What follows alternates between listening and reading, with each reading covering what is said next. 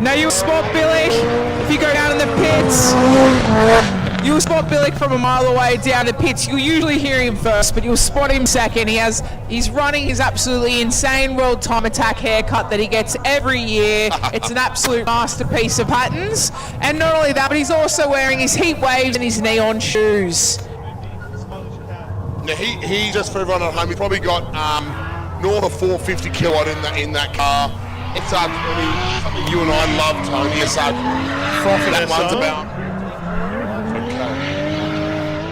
All right, and we are just bringing our live stream on board, guys. So welcome to SUPERDRIFT Round 3. You're at Sydney Motorsport Park. My name's Torzy. I'm joined in the commentary booth. My friends Tony Bishop, Jess Shembry. How are you guys? Hello. Hello. Welcome. Love having you on board. Thanks for joining the live stream. The wind has well and truly picked up on the hill here, north course at Sydney Motorsport Park. We've strapped the tent down. We nearly had a bit of mischief earlier.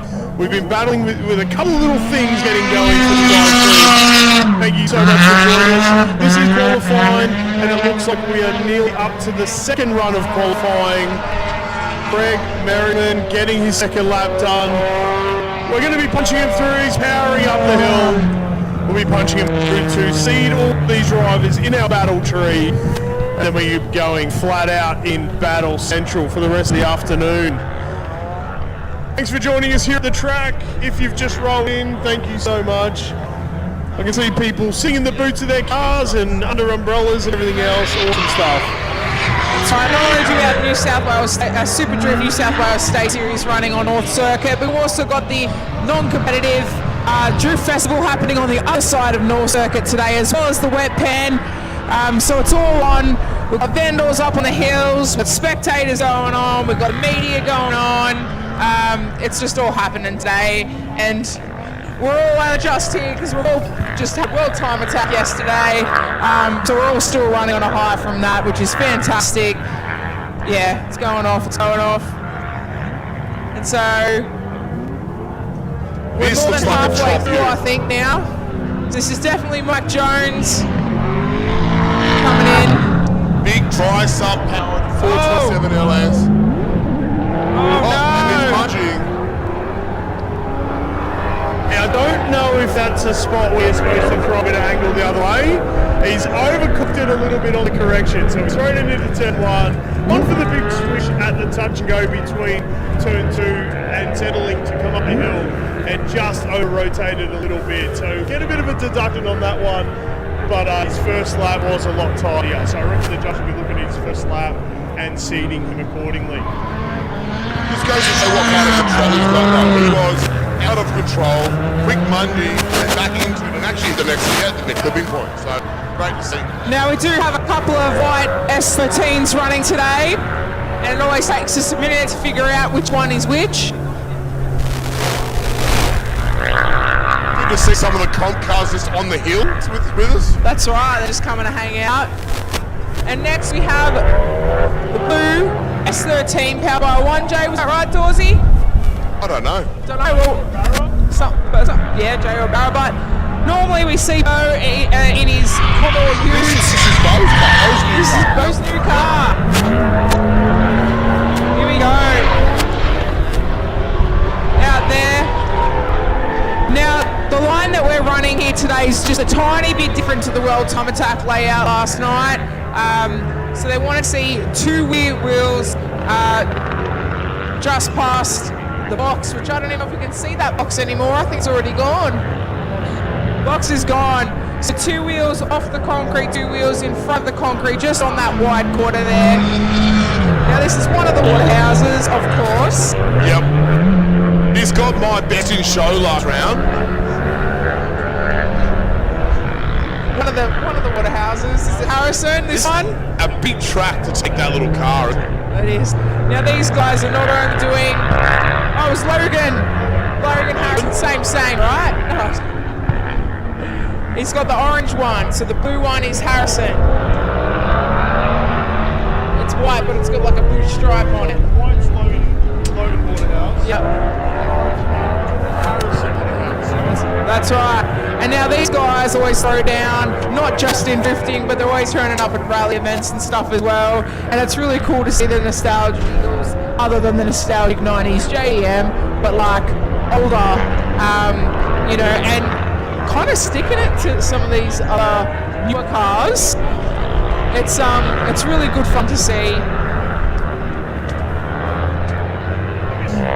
I guess the point is with some of the smaller, maybe lower powered cars, they've got to use a bit more road speed and momentum to get up the hill.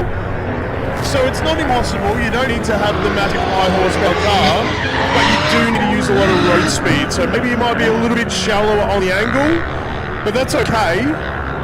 Oh, Benny Mears come out of the drift.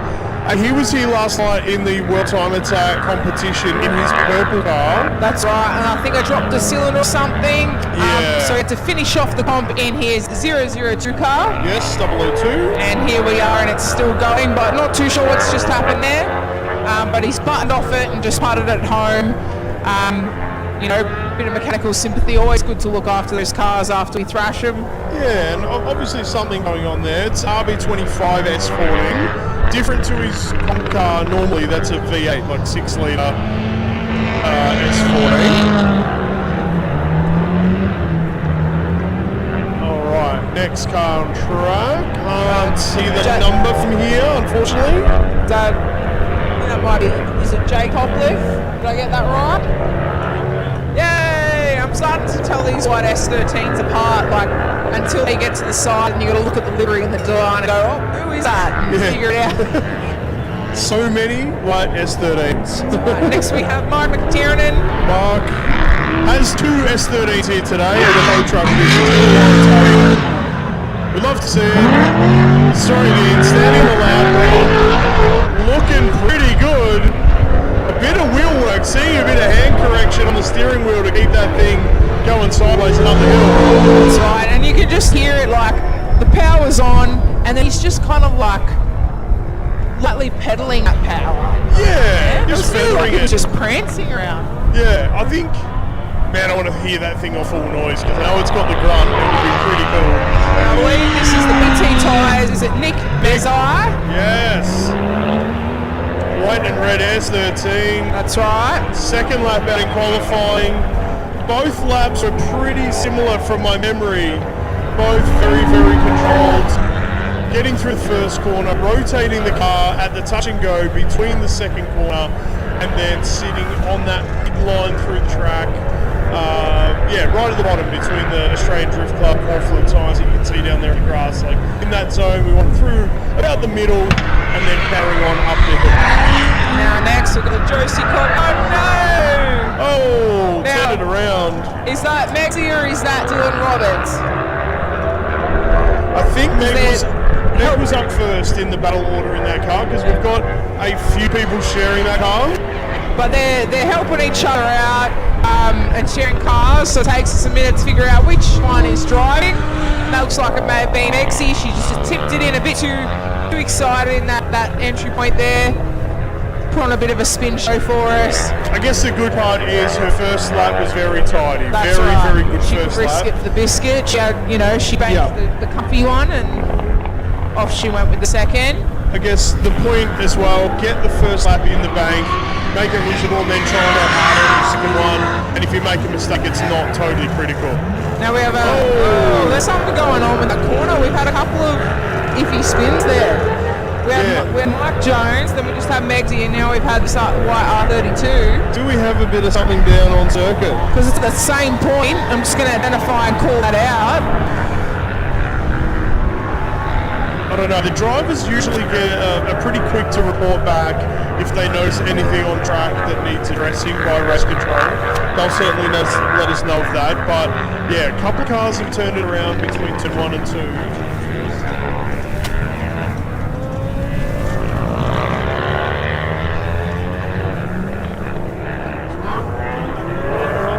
Jack Gibbons, is that one alright? We're going to make note. Now Burjo, we know this. We know this car.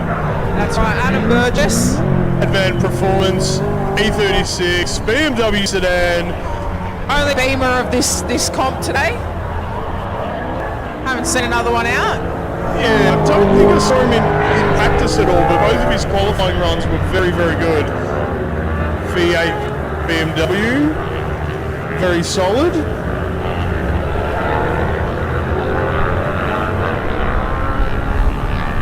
Also pointing out the white Camry just parked in the centre of the field there, that glorious white Camry. Love a good Camry. Oh, is that like, that's like 95, 96 or something, or a bit newer. Ooh, that's a nice Toyota Camry. That's right. Also a big shout out, that's our mate Christian. Christian is the mastermind behind all our live streaming and tech, so we want to give him a massive shout out, doing his part. Love it. Without him, you wouldn't have that live stream. Absolutely. Oh, Stream team. I just got report through from the pits. Benny Mears' second car, the white S14, it's blown turbo, unfortunately. So Leah's just sent me a little message there saying turbo's gone, home time for us. So unfortunate weekend for those guys. Both cars needing some attention. Then back to Newcastle in a workshop. Sounds like overtime. That's plenty of work. Sorry to hear, guys. Always got a great attitude, Ben and Leah. Love your work. We got coming up next. It's got to be one of the S17s. We're going to try and figure out who it is. No, it's the 86. Oh, Colin Keogh, here we go. This car had a 4AGE 7 days ago, and now it's got an SR20 with an RE25 gearbox. They did the engine swap before World Time Attack. Colin was doing, he was one of the backup drivers for the World Time Attack competition last night, and he did get subbed in at one point. I can't remember who he jumped in place of, but he got to do a couple of laps. Flash, yes, he did some laps with Flash. However, he did end up going up against a car that had 4 times the power. And that's pretty intimidating. 3 to 4 times the power. And look, the car just ran out of legs just a little bit. He didn't have that 4AGE because I doubted he taking around that foot corner properly. But next up, definitely someone who can, Mr. Damien Tanti. Ooh, fast on the line. Very controlled, steady up the hill. Now, Tanti was second in the Championship Series 2023, so last year. And this year, he's currently sitting 4th for 2024 overall standings. So another very top contender. This looks like a Drift Mob 350Z. Anthony Lastrina! There it is. Thank you! On the gas, son, up the hill, get absolutely everything it's got. Hold it flat. Flat knucker! Hey! We're just happy he made it! Look. He made it around corner. Look, 350Zs are not light, and they don't have a lot of power. And this is a very power-driven layout, so very, very well done to get up the hill in a reasonably stock. I don't think it's boosted or anything, right? It's reasonably stock. Yeah, it's not boosted. Mr. Jamie Layton coming out of Barra Park S13. On the gas, here we go. Come on, push that Barra. That nose heavy S13 Barra powered. That car is a lot to handle. I've driven that car and it's a handful. In that front end, it's just. I think it's a challenge to get the balance right. It is. You know, you've got to increase the power to manage the weight and how it feels in the front end, and obviously then getting used to the extra, you know, everything that's in the front end of that car, like 4-litre barrel. It is. Up next, Anthony Billy. What's going on, buddy? He's come out of the drift on the touch and give go. us a wave. AAA Tyre Factory, hectic Billick. He's buttoned off, which means that something obviously wasn't quite right there. Whee. Sounds like the car's breaking down. Don't pick on the SR20, alright? Don't pick on them, please. I'll get upset. Nah, it looked like it was misfiring or something there a little bit. I think between you and I, we've got all of them, 6 of them in our sheds. Yes.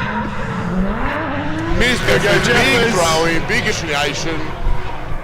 Gearbox Masters, Esser, Cook, and just massaging the rev limiter on the final corner. Nice qualifying run. Yeah. The judges have taken their shirts off for that one. There was a Mexican wave that flipped the table. That was awesome stuff.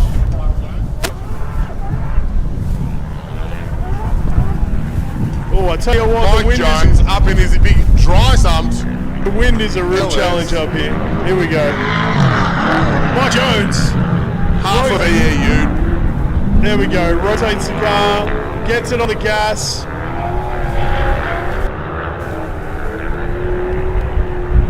Nice wide line on there in the last corner. Yeah. I think both laps from Mike were both pretty good. They're always lazy. Yeah. Oh, he did have that little bobble in the first one. He did have Yeah, that I think little... probably better on the second run. Oh, for sure, for sure. Cool.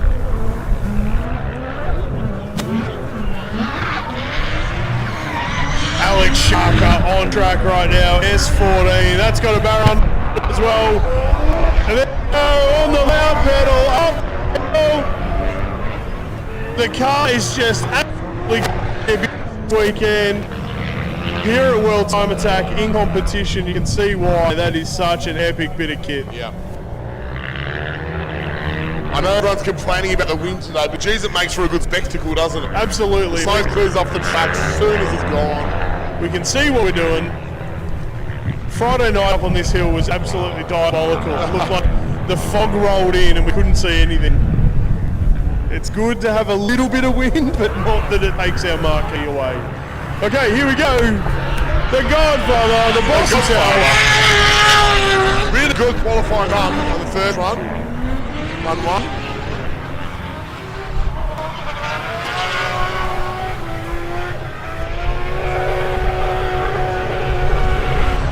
He's backed it up again. Absolutely. So we're talking to the judges. Qualifying here is 2 runs, and then they're going to combine those 2 run scores. It's not best out of. It's a combination of your 2 qualifying runs. Someone like Sam combines a really solid 2 runs. He's going to qualify quite high. Got ya. Okay, so it's important to put 2 good runs You've got down. to put them both down. That's You don't good. get a freebie here on Drift.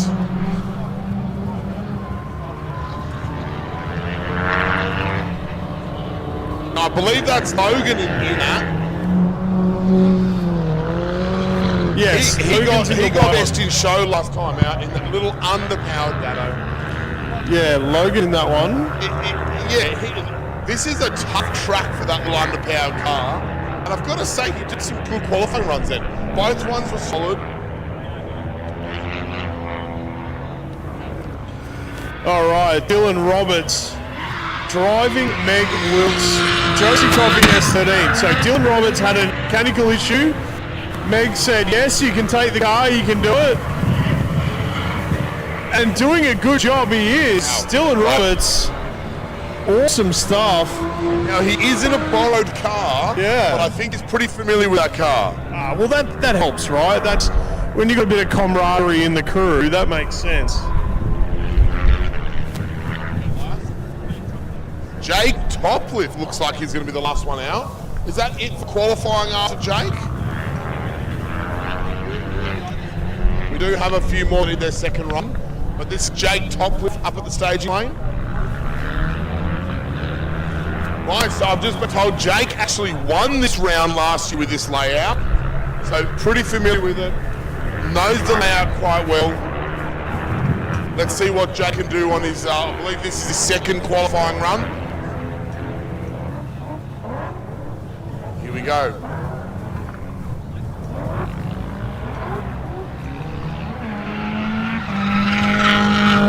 Nice line.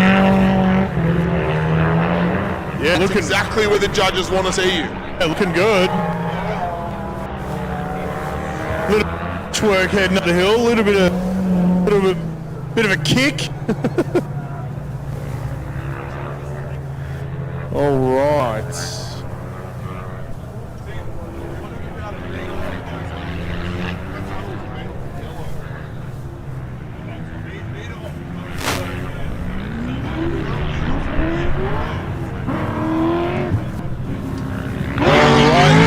And here we go for another lap out in quali.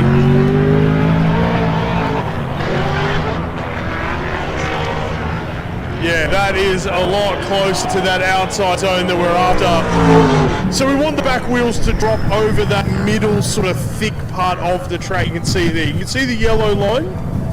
And then there's a small part of track, and there's the thick part of the dark track there. We want the back wheels over that.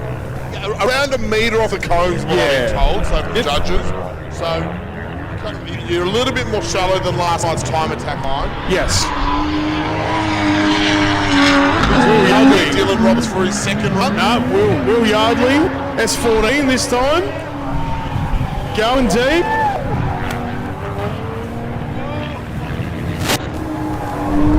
Occupying a lot of the racetrack. Will Yardley absolutely blazing for lap number 2. We're going to grab the marquee up here again because we're going to win.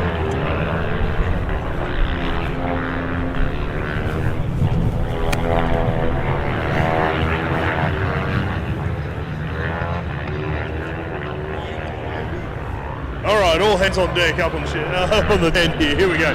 Okay.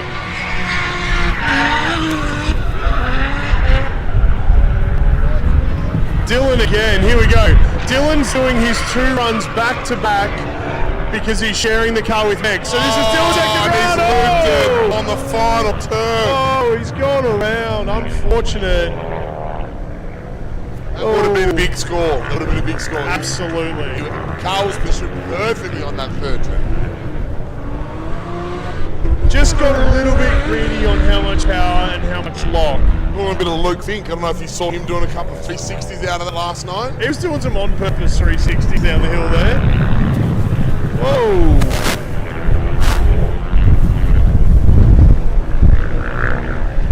It is literally all hands on deck up here. We're a team. The Australian Drift Club, we're all a team up here, holding down the fort. Literally.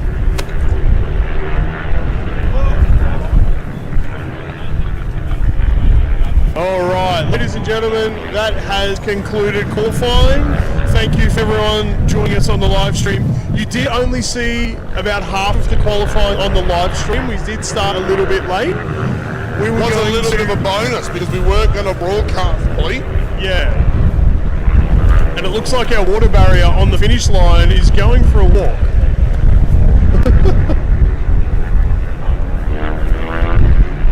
So, we were going to just do live stream for the battles only from about 11:30. Unfortunately, we did have a little incident at Sydney Motorsport Park, so it did get delayed a little bit. So anyone watching on the live stream, thanks for sticking with us. And we are going into battles very, very soon.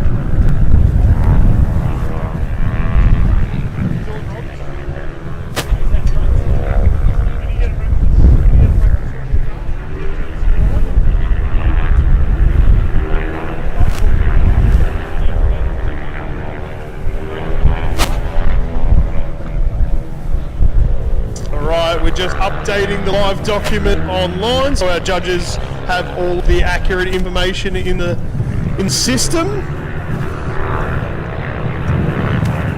That will be then published through the live stream as well. So if you're here with your phone handy, you can certainly check out the live stream as well, and that'll have the information on it. Alrighty. Alright, the weather is certainly challenging us a little bit. We asked for a little bit of wind, but not this much. How do you turn it down up here, Sydney? How do you turn the wind down? We turn rain on. Oh, okay. That's the only way you get the wind down today, and we're not doing that today. No, I would take this wind any day. Yeah. We want dry running. Route 3 in 100 mils of rain. We want dry running, that's for sure.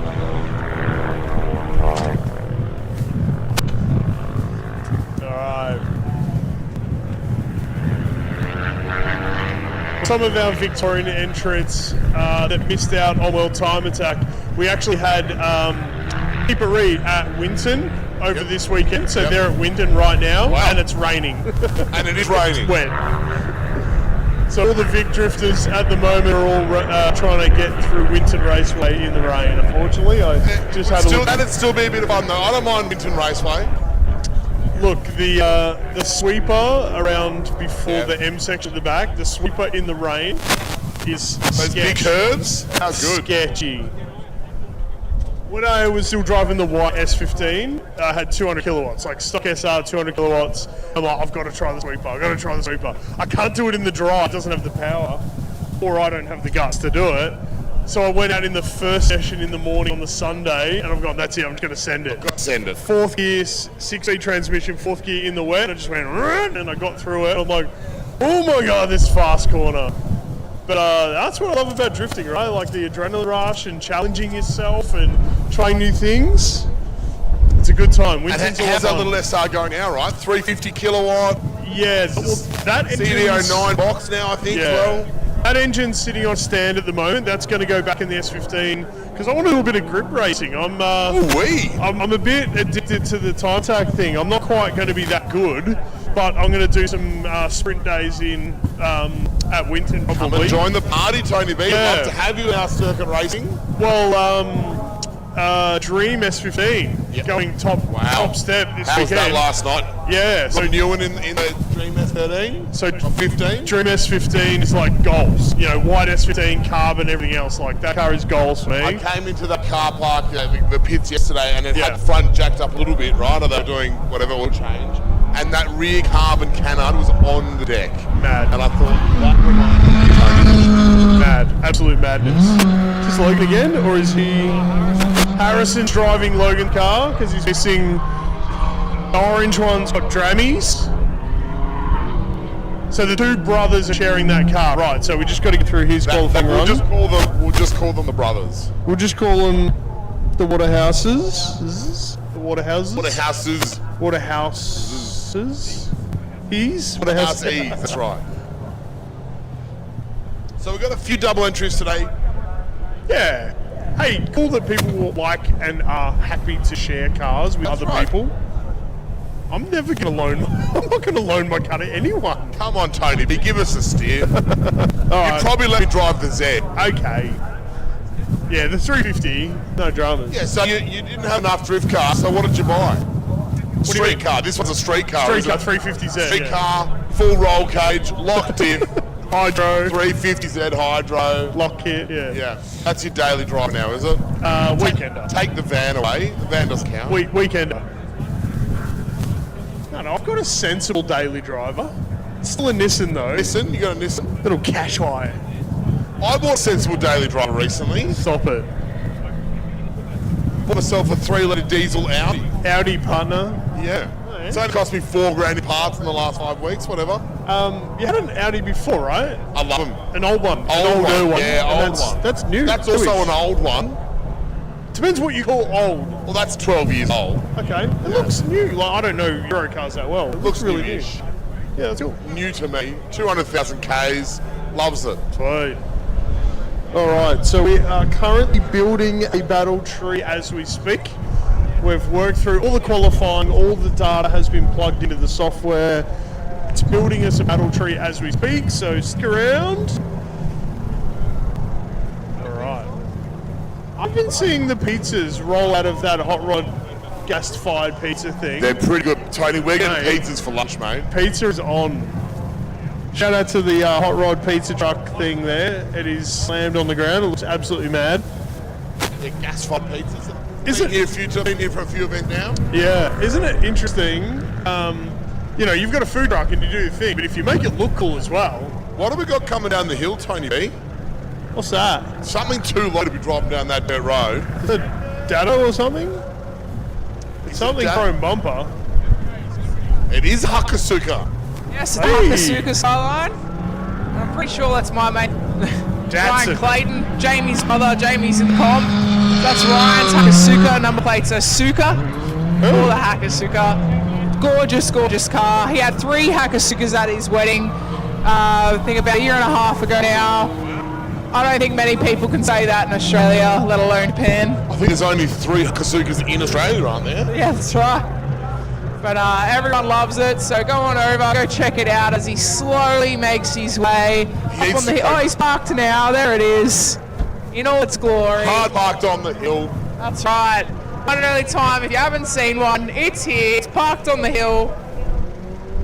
Now, do you know much about the Huckers? Oh, 2 doors, 4 doors. Yeah, there's 2 doors, 4 doors. So I got to make Kevin stand that had a Hamasuka, I think it was GDR replica or something. I went for a drive through the city one night. They are a wild piece of kit. They don't have 1,000,000 horsepower. There's obviously no power anything, no power steering. But what a wild ride. That's right, and they feel like they're going faster than what they do actually go, because you can feel the airflow going through the car. You can hear the, you can see the road noise coming through running. the floor with all That's the rust. right, yes, and you feel like going so fast, and then there'll be someone in their Tesla that's just like, phew, straight past you. But I personally prefer the Canary, I've the been model told there after. was a beautiful Haku in the sunshine yesterday. There you go. Airbag suspension. My favourite colour in the world, yellow.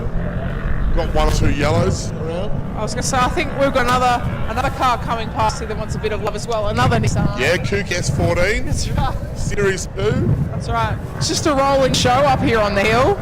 Just casual pro class car cruising through the dirt at the back here. Guy Russell's joined in too.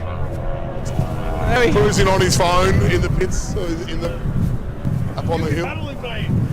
Yeah, he's going to race back down because he's battling now.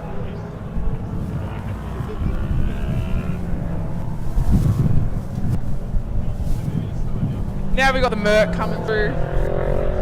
Watch out for pedestrians.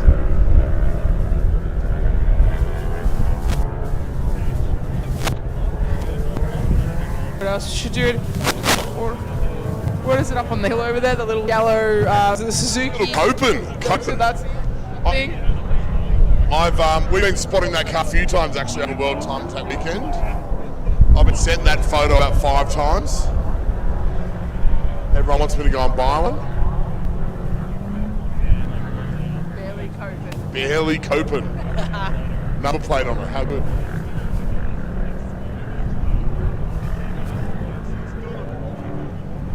Oh, we've just been told he's with our media guys for the weekend. That's why we've seen him all weekend. That's right. So big shout out to our media guys. Hanging out in the sun all day. Taking photos of your cars. So give them a big thank you next time you see them. I tell you what, the photographers here are a different breed, aren't they? They're very friendly at the start of the day. And now they're all day in the sun. It's hard to crack a smile.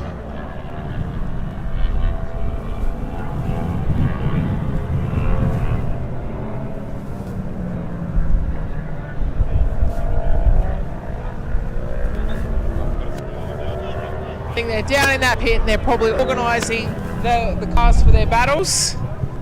We're going to go straight into top 32 battles. Now that qualifying is done. Judges. Hello, Frank Walker, National Tales. That's Isaac Get. Personality of Ping Pong Productions. If you want a good laugh, he's a good one to watch. Next we have the Russian, Ian Bianco from Drift Mob in the Falcon. Ian was a top contender last year, I'm pretty sure. He ended up on podium once, I think, last year in the SUPERDRIFT New South Wales State Series for 2023. Ian was one of the top contenders. Round 1. That's and then we've got another Drift Mob member that I'm just going to say it, barely see on track these days. Isaac the Boosh. Yeah, FA round 3 was the last time we saw you in a comp. Yep. Running a convertible 350Z VQ. What's going on, Isaac? What's going on with the VQ? When are we one-jing that thing? Mate, it's blown. Are you going to buy another Macedo VQ and pop it in? No, I'm going to keep buying RBs. RBs. We're going to RB swap 350Z. 350Z chassis? Maybe. Maybe. It's not giving much away. Sounds a bit broken, doesn't he? He's sad watching everyone else. Yeah. Got to get them go-karts. It's all right. Rods happen. It's fine. But no, so these guys, the fellow drivers, which is good because when they judge, they're judging it impartial and from a driver's perspective, which is really important. and that's what we like to see. It's not an easy thing to do, Jess. It's not an easy. You or I don't want to be doing it, right? We don't want to be a judge all day. No. Or we haven't been asked either, so that's probably another point to add. It is a really tough job though, but it is good to get drivers to do the judging because it's not an outside point of view, it's inside looking out. So all our judges are also current drivers. They have competed in this series as well, and what a day for it, how good. That's right. We're all just waiting for those cars to come around for that battle to kick off.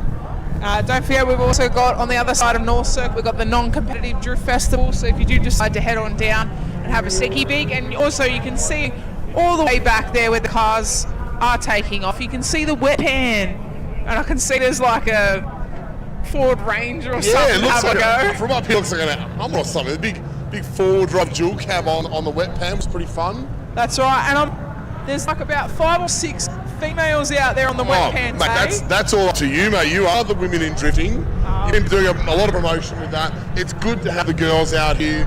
It's a lot of fun, and we're very welcoming here. So it's really good to see women in drifting taking off in New South Wales. That's right. So our last event we just had on the 10th of August. Yeah, massive. That was a massive event. We had over 40 female participant drivers in the actual wet pen itself, and then we had 6 VIP invited guests.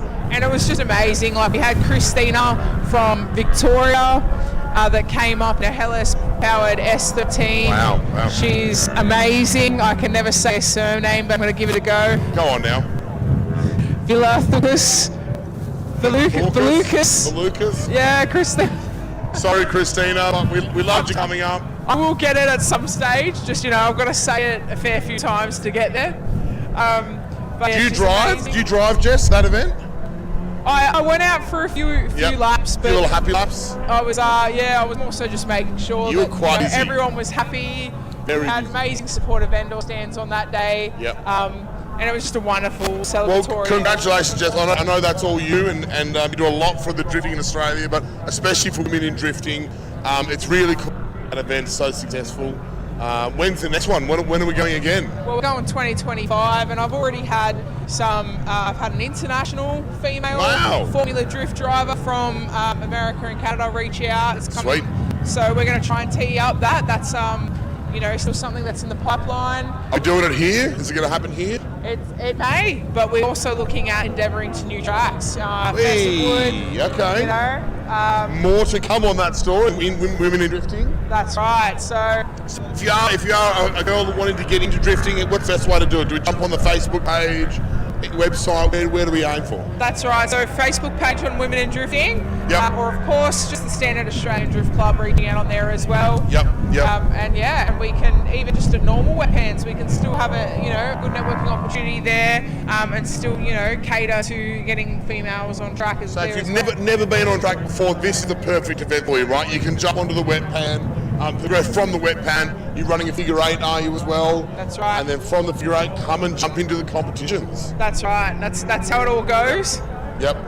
We'd love to see more girls out here. I know Megs is a regular at these events, and she drives the doors off that thing. So unreal. We need to get you back off the microphone and into driver's seat, I reckon, Jess. Well, you know what? If this hop wraps up, I did see your car on the trail here on Wednesday, I think you arrived, Thursday? yeah, I was here from Thursday night. It Yep. was on display at World Time Attack Well on Drift done. Hill, so it was pretty stoked for that. Yeah. And then I went down there this morning. I've changed my race tyres on. I've done my fuel filters. It's loaded up, ready to Right. go. So if I get a chance, I might head out and cut some laps. Well, let's get this top 32 over and dusted so I know. see Jess Jember on the track. That's what we're all here for anyway. That's right. We just want to see a sparkly Cressida go That's around it. with a That's it. Camgoda. So Camry-powered Cressida, Yeah. bit of turbo on there. You must love fabricating. Oh, the husband does. You must love watching fabricating. Yeah. I don't know if I could watch it. I'd be a bit blind by now if I kept watching.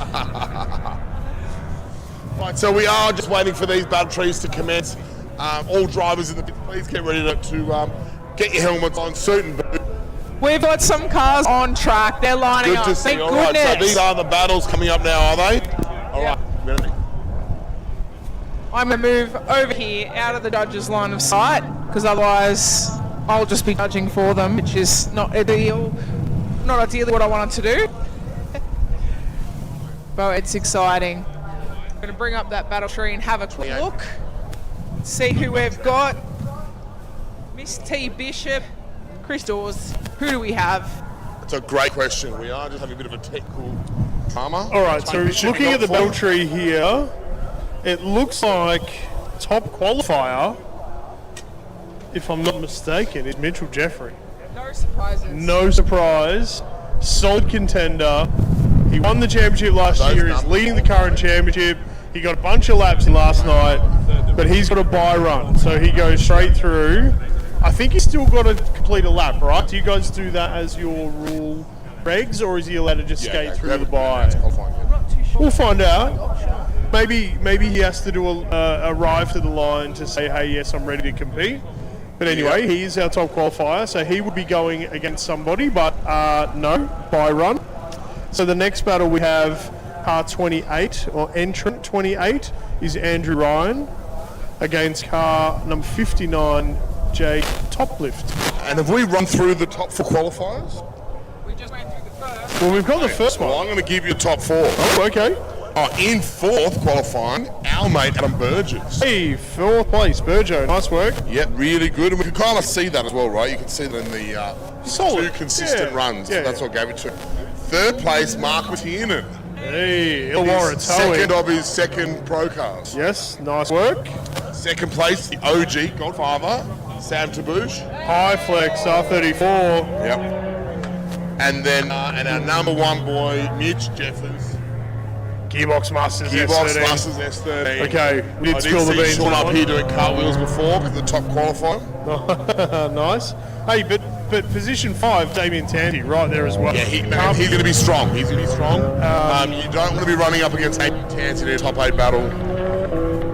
But All when right, 6. Bo Ibanez in a new car. Nice, Wow. tidy. How good's that? So we got it wrong before. It's not a 1J powered. It's Barra powered. I think it's a 1 gear. I think it had a Sylvia for 180 front end on it. Sylvia rear end.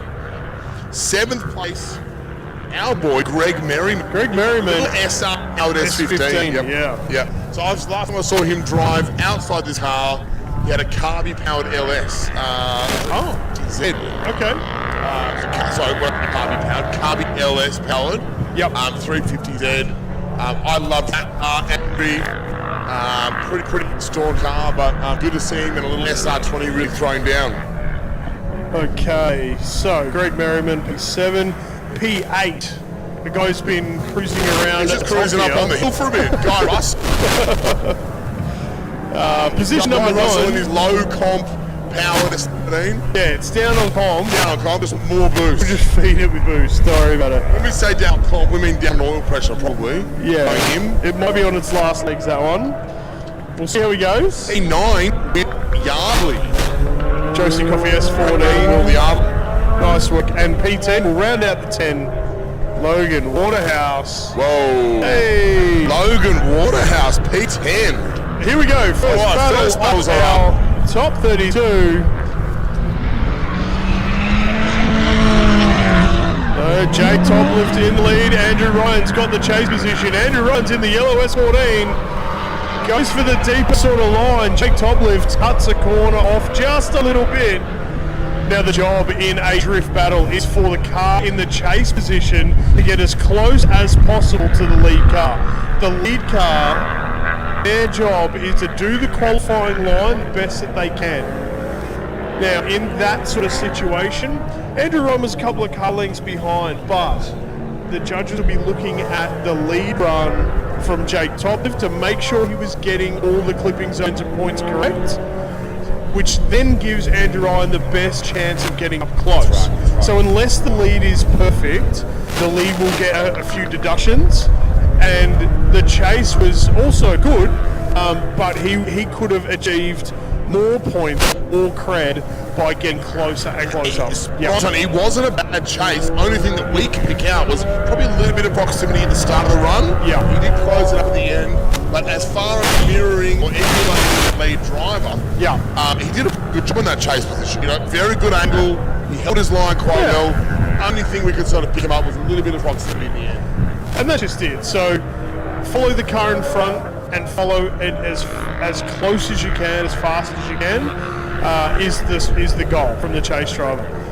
But if they're given a lead run that isn't chaseable, that's when the judges will pick on the lead car. So if the chase doesn't have the chance to get close because the lead's come off the line or whatever, that's when they get penalised. Sometimes that's quite hard to see on a live stream. If you're only looking at a certain camera angle, these judges here have a full view of every end initiation. Every point.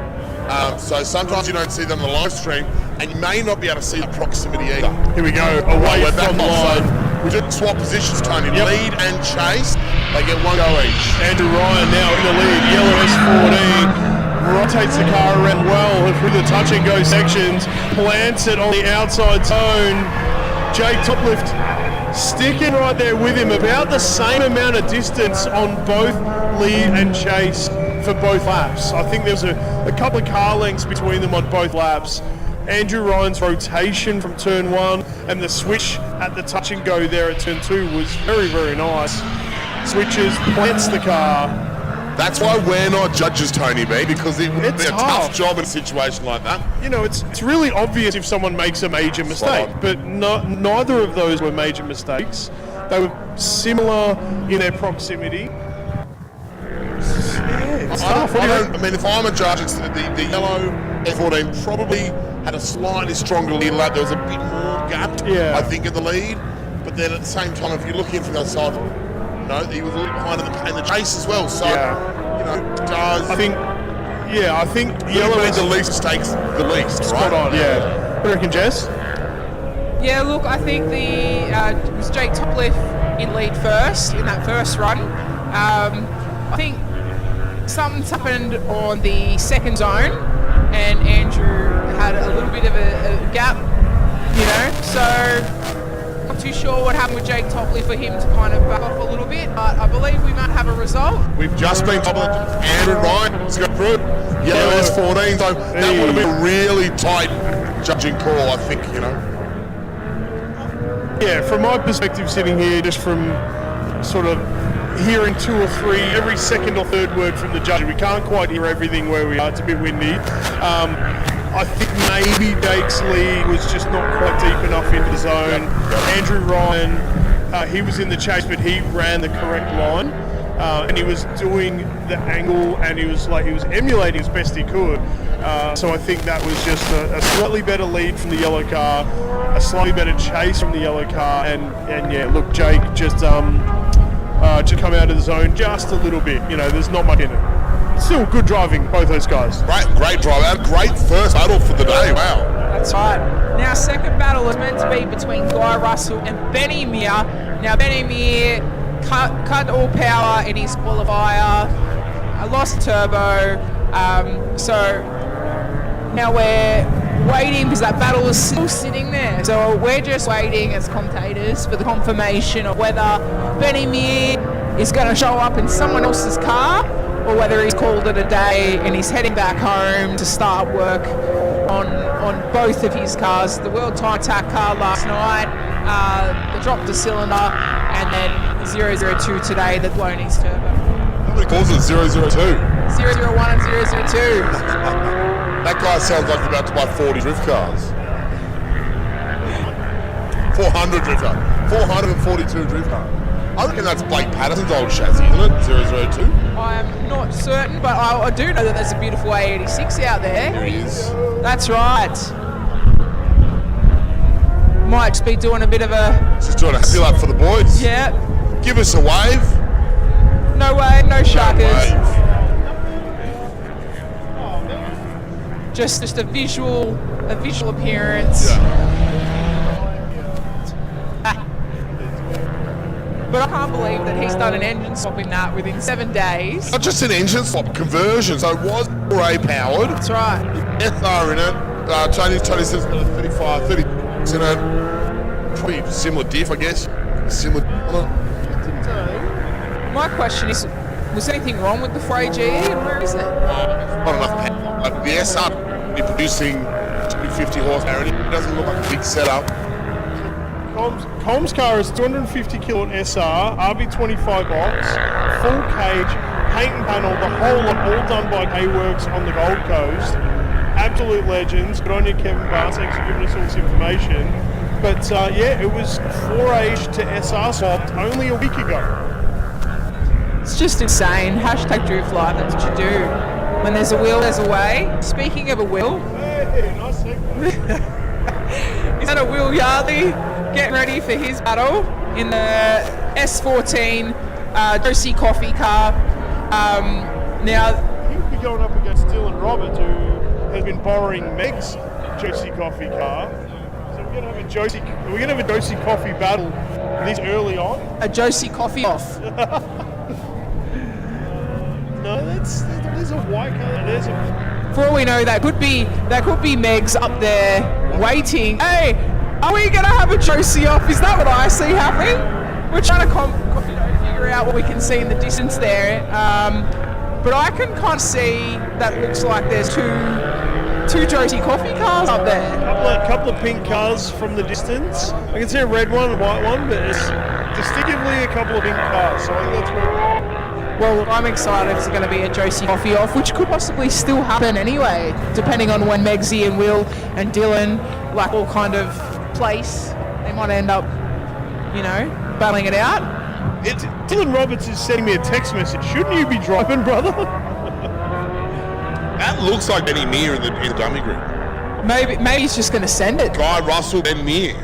Is that a thing? It's meant to be Guy Russell and Ben Meir, so that is a great possibility. That could be a red S13 sitting in the distance and the white S14 sitting in the distance. So as commentators, we do not have the officials' radio. So We're actually seeing less than you are on live stream. So if we're making it up. So let's just wait and see as they get a little bit closer. I'm pretty sure that's a definite Guy Russell. That is a Guy Russell with the big high spool on the door. He's waiting. He's giving Benny the opportunity, the temptation to step into that battle and go head to head and have drift off. So, but I also think Guy will just be wanting to cut laps regardless as well. I saw him last night at World Time Attack. He was beaming, smiling from ear to ear, so excited for today, and all he wanted to do was drive. So he's probably going to take every opportunity to cut some laps. And we can see some cars scrubbing in up back there. It's just Guy Russell. He's taken out, walking pace around the track. Guy, if you can hear us, give us a wonderful wave. Give us a wave. All right, he goes through. Unfortunately, because give us a wave. Out. Wave for us. He definitely can't hear us. We are not priority. All right, I can see you guys on the live stream. I got Shembry picking on me. Apparently, I sound a bit tired. Come on, champ. Which Shembry? I'm Shembry. Another Shembry. Scotty Shembry. All right, Jai. Brother from another mother. Yeah, with tack comments. Okay, yep, good one. Waterhouse. All right, hello from the UK. All right. We've gone international. Yeah, living the drift life. Hello from England. I think we got our dream. We got a Josie Coffee off. All right, here we go. We got Will Yardley and Dylan. So I think Dylan's in Meg's S13. Will Yardley, look at him. They're in for the party. Will stayed in it, as you do when you come up against your close mates. You're there to rock and roll, and we all know Will enjoys rock and rolling, but come on, sympathy for those cones. You're from Bars Munch, but he probably doesn't care. Dylan backed off in the S13. That's Megs' car. He obviously had a little bit of respect there, so he's gone, as much as I probably want to stay into it, I've backed off, I've done the right thing. Thanks to a track official. Hey, thank you. Thank you. Look, obviously, Will Yardley's going hard. We love how Will battles. He was going absolutely red hot on the transition into 2 and then pushing wide into the zone there. Now that outside zone 3, which is where our marshal is setting up the cones, you're not supposed to hit the cones. You're right. supposed to be a metre off the cones, so that will certainly be, I reckon, all wheels off track and well out of the zone. He just came in well too hot, and Dylan Roberts has every opportunity to back out of that, because that's not a chaseable run. That's right. So good on Dylan Roberts for not doing any damage and not throwing it in too hard. But yeah, Will Yardley, I think he's just overcooked it. We love his commitment to the corner. And if he was at World Time Attack last night, that would have been mint. Yeah. But yeah, for the line that we have offered the drivers up today, he's certainly gone a little bit too hard. Speaking of wonderfully coloured drift crews, we've just seen some of the Spicy Boys turn up. Now, that's another eye candy team that we love to see. And we'd love to see them getting down and dirty down here at SUPERDRIFT New South Wales. Spicy Boys DC? That's right. Yeah, okay. And they also need to get the Spicy Girls going, I reckon. Just saying. Hello. Now we're getting ready for the second part of the battle. All right, second part of Will Yardley and Dylan Roberts. Dylan Roberts will be leading, Will Yardley being the chase. That's right. Dill. I'm just Call him a Dill? Dylan Will. Dylan is in Meg's S13, 1JZ powered. Will Yardley's in the S14. He's just had an absolute meaty rear end put on that S13 by Minifab and Mechanical. I've seen the photos of this. It is an absolute piece of work. It's an eye candy piece. It's amazing, and I don't think that anything is going to make that rear end bend. It's just insane. It's solid. It's definitely solid. All he has to do now is just keep it on the track. That's the problem now. Dylan Roberts is going to go into this battle knowing full well that he has the advantage. So, we're just going to let the starter get going.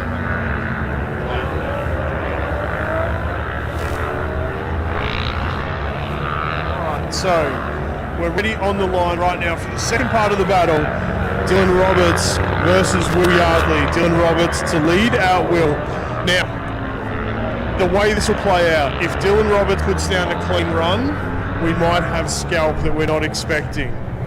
I don't know how the judges have called Will's wide run over the cones. I think that was a pretty significant offline excursion, but we'll wait for them to understand how many points of deduction that is, whether that's treated as a 0 or whether that's treated as, X amount of points off. I don't know the criteria yet. I'm going to find out from the judges. Now, if Dylan Roberts comes through and does something similar, we might be in a position where both drivers have done the same thing and we've got to rerun them. Or if Dylan Roberts puts down a heater, then he might get the win and we see a scalp early on. We'll see how this plays out. We'll wait for a starter to get going. I don't mind it one more time. I don't mind More it. action. All right, just reading comments on the live stream. Hey, I want to see you guys commenting all day on the live stream. If you guys are watching, we really appreciate you there. All right. Give us a shout. We're always open to shout outs on the live stream. And I'm only gonna talk about the positive ones. I don't want any filth.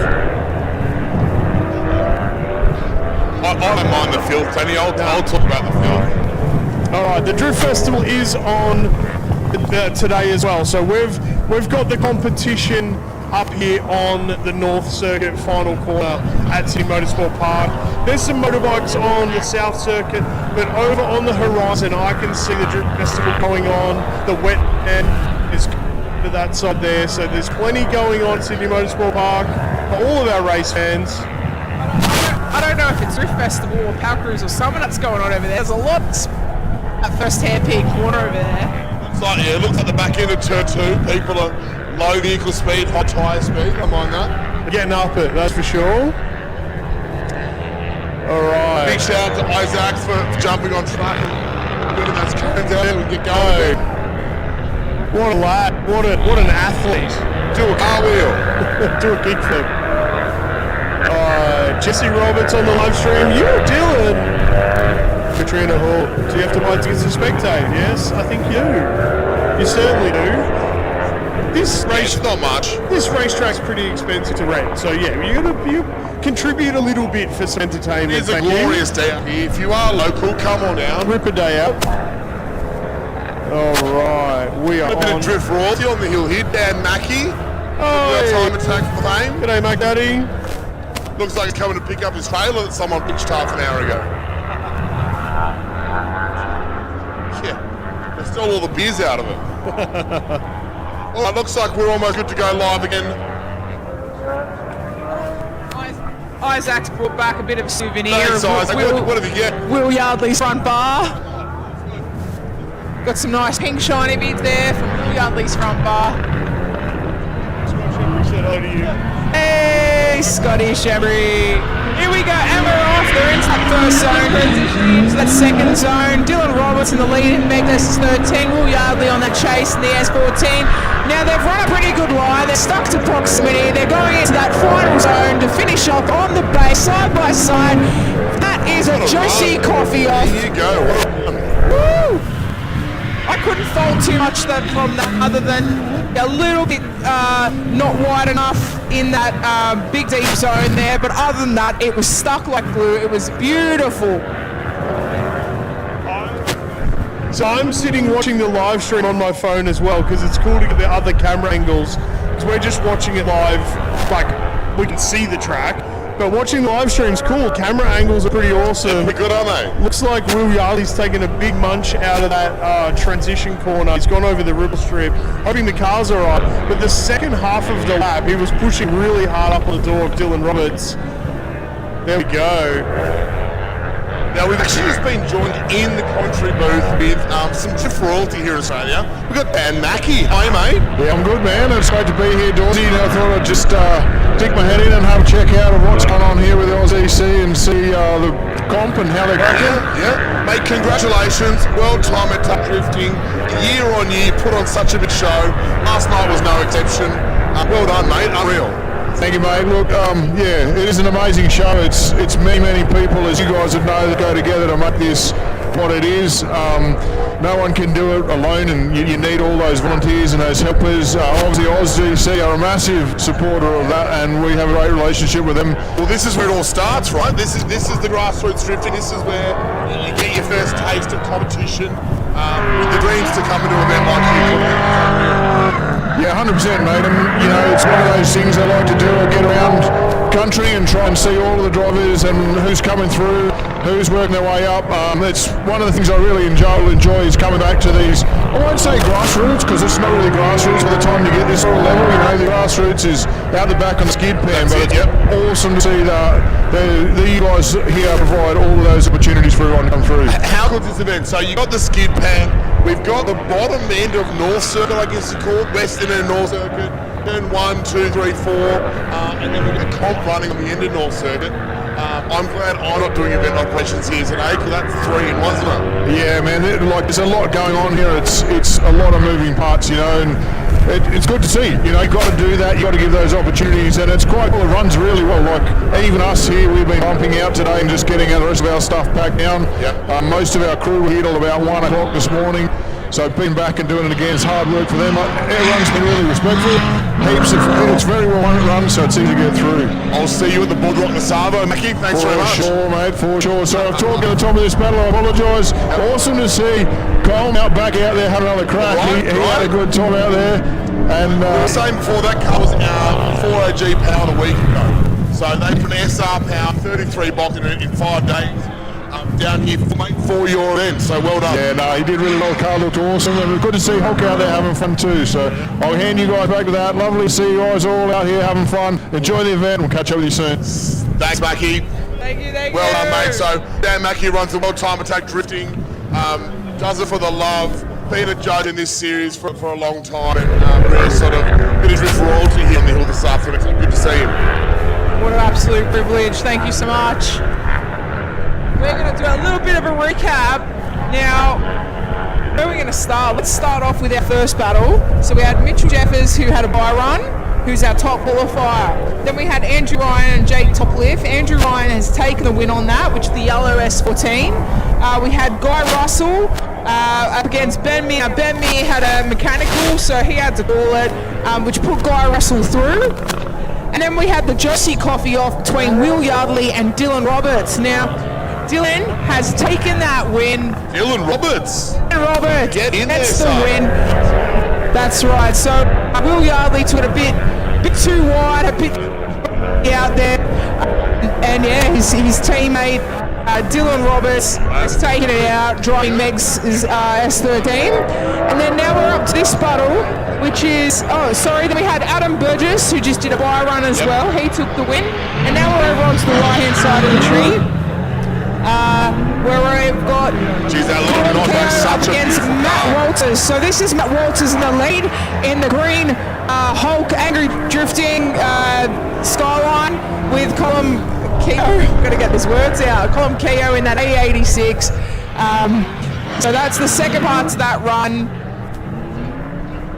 And now we get to pick that apart, or the judges get to pick that apart, and see who's going to take the win on that. Now, it's good to see Matty Walters out. His events have been far and few in between, but he is in it for everybody else. He's a fabricator, and he's out there fabricating a lot of our drivers' metalwork in their machines. And he does a lot for our community here at LSDC, which is amazing, always helping when we need it. So it's good to see him driving. All right, Shaka on track next. So do we have a result from that last battle? We haven't got a result yet. Great Kia has come through in that little knock. There we go here. All right, here's Sharks. Shark in the lead. Anthony Lestrina on that chase. Poor little VQ trying to keep up with the Shark. How good's the XT Falcon just rolling across the... Oh, I still much prefer that Hakasuka. Just saying. That's true. All right, I forget where I am sometimes, yeah. Right, Sharka did build a bit of a gap on that first run, didn't he? Absolutely. He left that VQ for dead.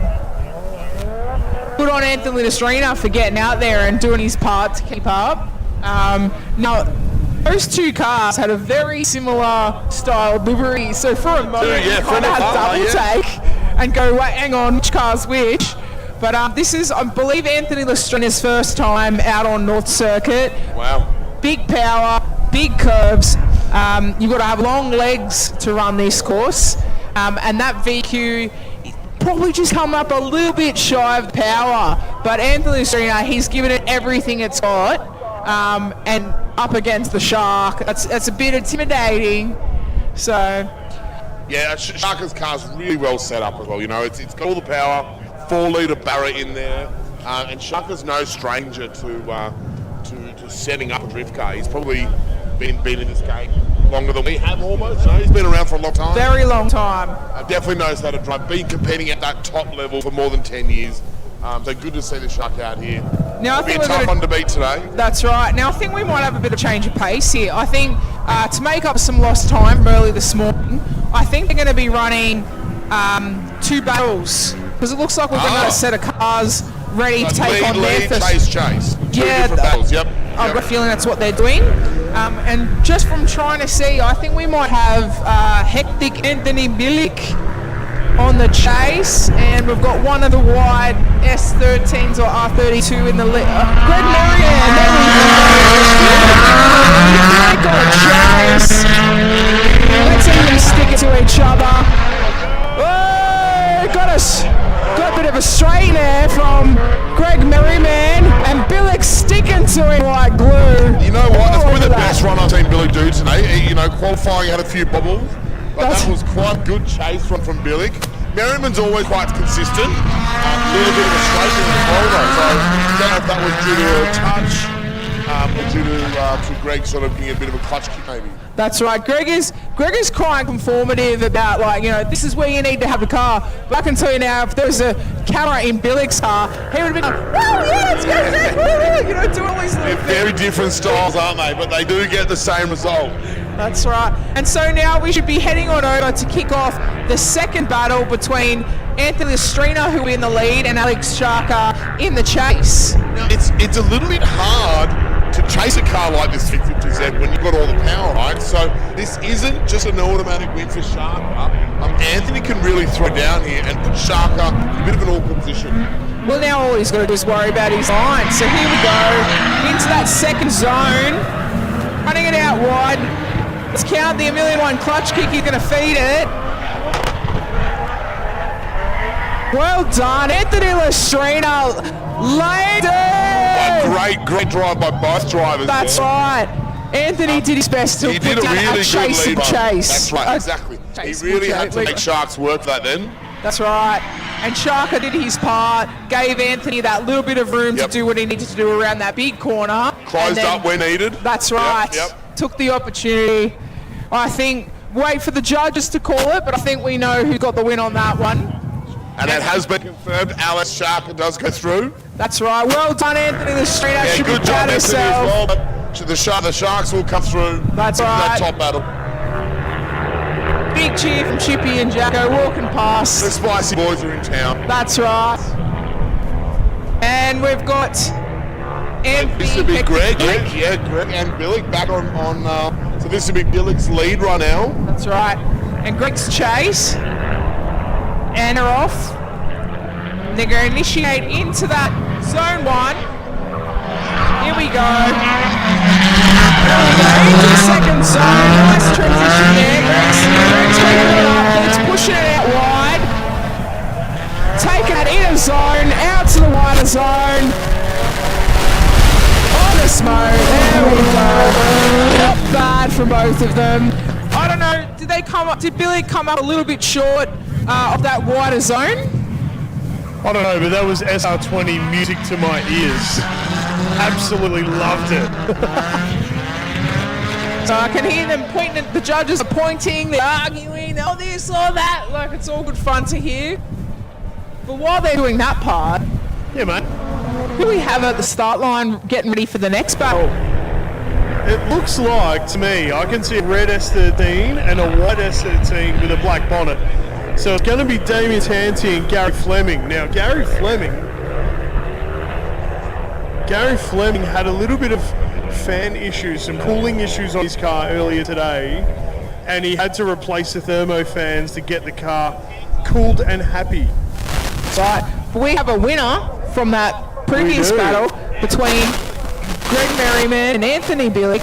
Anthony Billick has taken the win on that. Greg Merriman, very good stuff. The Billick's taken that win. All right, ripping in straight into the next part of this battle. Here we go. Damien Tanti in the lead.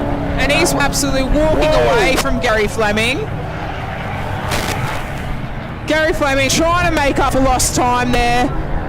Looks like he was fighting with the car a little bit. Yeah, just a little bit left behind off the start line. I know Damien Tanti's car is going to be pretty well gripped up and plenty of horsepower to get going again. And look, Gaz was definitely dealing with a couple of mechanical gremlins before, so he didn't get a chance to do a lot of laps. So yeah, Damien got away from the line pretty efficiently and then got into the drift straight away. Gaz's run was good, it was just fell back just a little bit.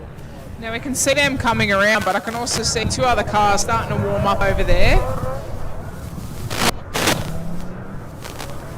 So we're just going to wait for them to come around and see whether they're going to run that battle or run the second part of the other battle.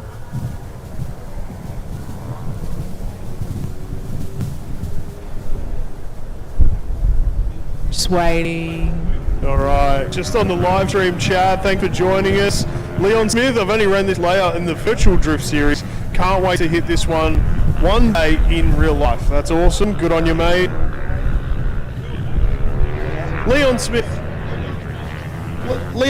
on the virtual series. All right, we've got That's awesome. Tanti and Mr. Fleming coming back up at the second part of the battle now. So it's going to be Gary Fleming in the lead, Damien Tanti on that chase.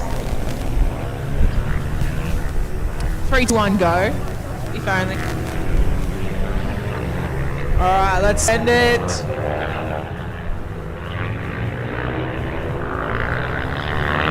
They're rolling off out through the gate.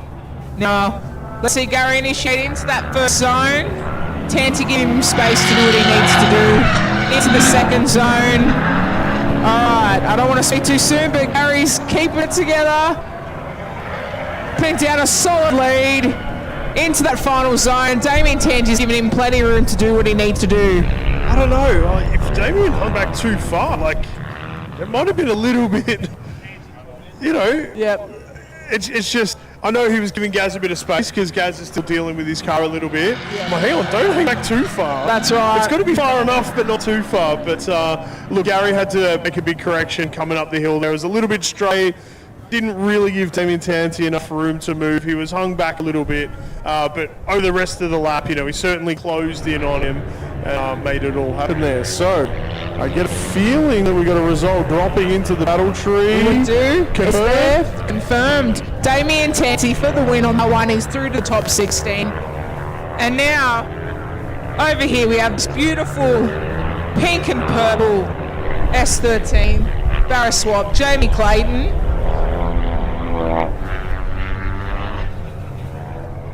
Pretty sure that is Jamie Clayton at that start line from this distance. Looks like and then Nick. one of the white cars. It's a white Nissan. It could be an S13. It could be an R32, but it's one of them. We're just waiting. They haven't been moved up into the gates yet, so we're just waiting to see what's happening over there. But is that the next battle on the battle tree, or is it not? No, we should have. Well, on the left side of the tree, we've still got one more battle. Jared Sim and Meg Wilkes. We've got that on the left side of the tree. And on the right side of the tree, we've got a Logan Waterhouse, Jack Gibbons battle. Mark McTiernan's got a bye run, so he's going to go through anyway. And then we've got Harrison Waterhouse and Mike Jones. Right, maybe they got to push back Meg's one because of borrowing a Sharing car. That's right. Look, I think they're doing that on the other side of the tree as well, because I'm pretty sure Logan and Harrison Waterhouse are both sharing that same car as well. So maybe they have brought Nick and Jamie Clayton through just to space it out a little bit because of who's there and ready to go and changing tyres, all that sort of stuff. So it's a credit to everyone in the pits down there, sharing cars and allowing their competitors to still compete even though they've had some mechanical issues. It does give us a little bit of a challenge with our battle tree here, but we'll keep you as informed as we possibly can. But it's going to be... I think, is that Meg Wilkes that's just rolled up in the S13 there on that start line? Yeah. Up against a white. 42, Jared Sim, against 18, Meg Wilkes. All right. There you go. Jared in the lead, Meg Wilkes on that chase. That's it. Throwing it in. All right, let's go into that zone 2 S13s. What's going on, Megsy? Jared's walked away with that one, I think, in that first one, but we're not judges, so we can't make that call. But Megsy's just gone out a little bit too wide, had the bobble, lost a bit of speed. I was going to say, look, it looked like Jared was a little bit too inside of the zone, and Meg was a little too outside of the zone. So, who's at more fault? Like, is going too deep, more of an issue? Is running the inside line. I mean, Meg made her issue, she wasn't interrupted by Jared's line, but they've both made a couple little errors on that outside zone. That's right, and 2 wrongs don't make a right? I think they can, maybe? Jacko has the pizza. Do you have pineapple? Thumbs up for the pizza. No pineapple for Jacko. Gas-fired pizzas, we are getting involved with that very soon, I can tell. So look, I think Jared, because he was in the lead position, the lead run was pretty good. Maybe a couple of little points we can pick on, but look, overall a good run.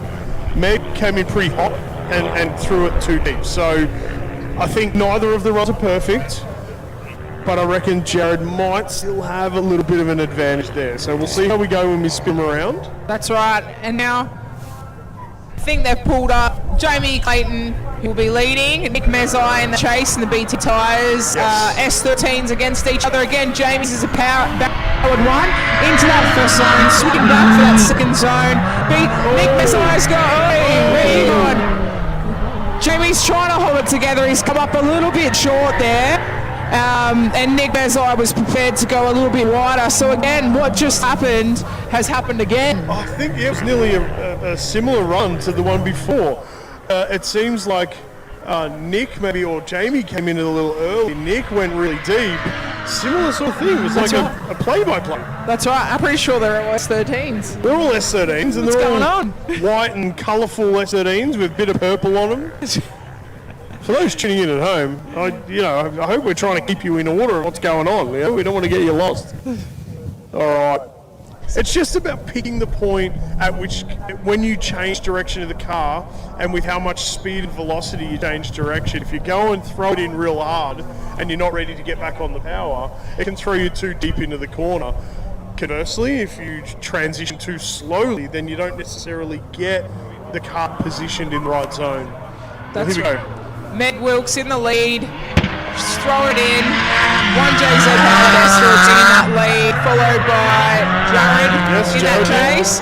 Now Megs has gone out. Jared's coming in. He's trying to get on a door. Little bit of a cut off there for Megs, and then out wide and back on in, finishing that run. I think when they came through turn one and transition, both had a similar rate angle. They both sort of rotated at a similar speed. That was pretty cool. Meg went pretty deep though. They're supposed to be a metre off the cones, and I reckon she was about 10 centimetres off them. Yeah. But that's not too bad, right? Like, I think she seems more confident going harder and faster. Oh, definitely. Megs definitely tips it in. Absolutely. Yeah. And it looks good.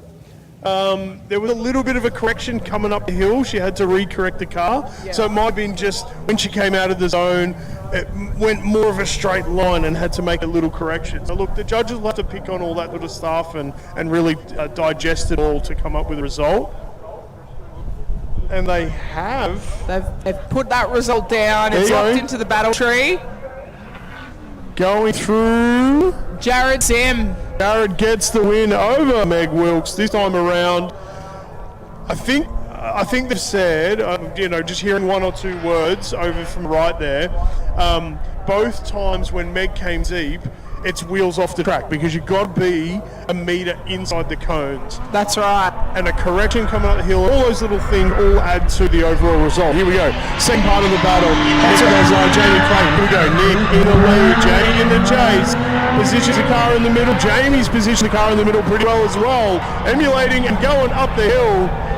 Not too bad overall. We'd love it to be a lot closer. I think Nick was a bit closer in his chase. Jamie was hanging back a little bit.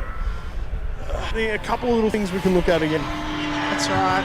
I think by the look of that though, Jamie was just waking up. He was just warming up. That was probably one of the best laps that I'd seen him do this morning. I think if he just had a better lead run, it would have been okay. But we do have a result of that battle. We do have a result. It's Nick Mezai In the S13 white and red BT tyres, goes through to the next round. That's right. Now for those up on Drift Hill, we did see Will Yardley drive past in that S14, Juicy Coffee powered, giving a wave in his Putty Boy suit over there. Now go walk over, check out that meaty rear end that has just been beautifully fabricated by Minifab and Mechanical. It's a wonderful spectacle to go check out. Well done, Will. It's a work of art. Very nice. Rear end, yes. It's a good rear end. You're full of them, aren't you? It's made out of very heavy tube. It's thick, heavy tube over there. Look, shout out to the R31s cruising through the hill. Hey, go the tide. The thing looks too high. Never seen an R31 that high. They normally are just on the deck. It's got a nice little ducktail on that. Beautiful. Now we can see the blue S13, 1VR. Barra powered. That's right. So Bo this Ibanez, a new car. That's right. Now everyone knows Bo Ibanez running the Commodore Ute. Yes. And I remember us having this conversation talking about how that is one of the only cars that we would see getting around with the factory motor in the factory car. Greg Merriman, S15, SR20, probably the only other one. That's right. A couple of SRs will be here. Yep. But yeah, you're right. This is probably maybe just get seat time in this thing. So it's a buy run, but he's just having a bit of fun, I suppose. Becoming one with his vehicle. I think he was looking at that cone as his clipping point. Got him. Got a Hioto doing a couple of burnouts on the hill. Hey!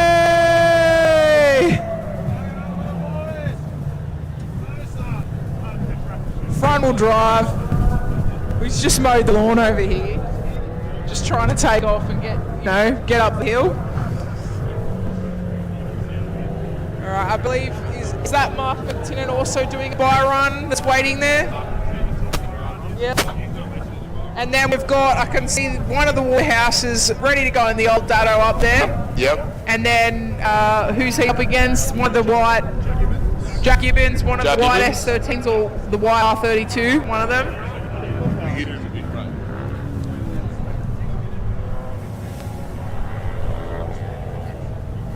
Thank you to our track officials for fixing Bo's clipping point. Muchly appreciated.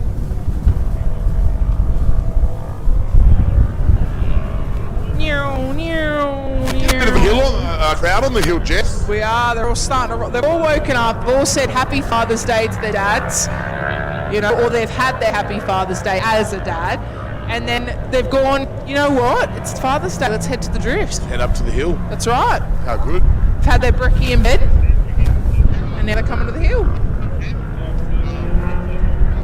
And yeah, so over on the south, we've got the bikes are going for the day, so that's what we can hear up on the hill, the little meow, meow, meow. I just like making that noise on the mic. It's just the thing about the sound frequency. Alright, here's Mark Martinen's buy lap. So it's up to him whether he just wants to do it. No, he definitely does not. He wants to let that beast let loose. Show off all the rocket angle and the bow that just can keep on it, keep it going.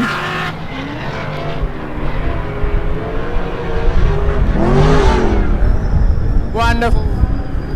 For those who don't know, we also have another wet pan happening next Saturday, 7th of September.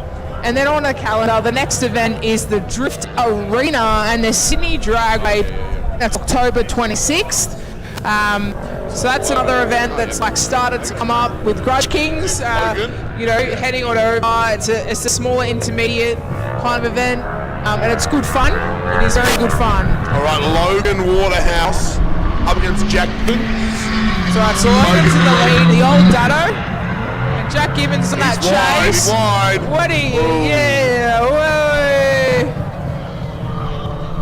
Now it will look a bit more dramatic on the live stream than intended, but Jack did a really good job avoiding contact there. He did. Now, again, we don't know the criteria of the judges too much, but I don't think that they're going to penalise Jack Gibbons for having that spin there because he was trying to avoid the contact and he was trying to, stop what was going to happen there. He was trying to stop T-boning a little Datto. Correct. And so I don't think they're going to throw away that run as a spin or a loss. I think they're going to look at it more as what did the lead car do to make that an unchaseable chase and judge that accordingly. So I really think it's going to come down to the second battle, or the second part of that battle, to really determine who's got the advantage in that one.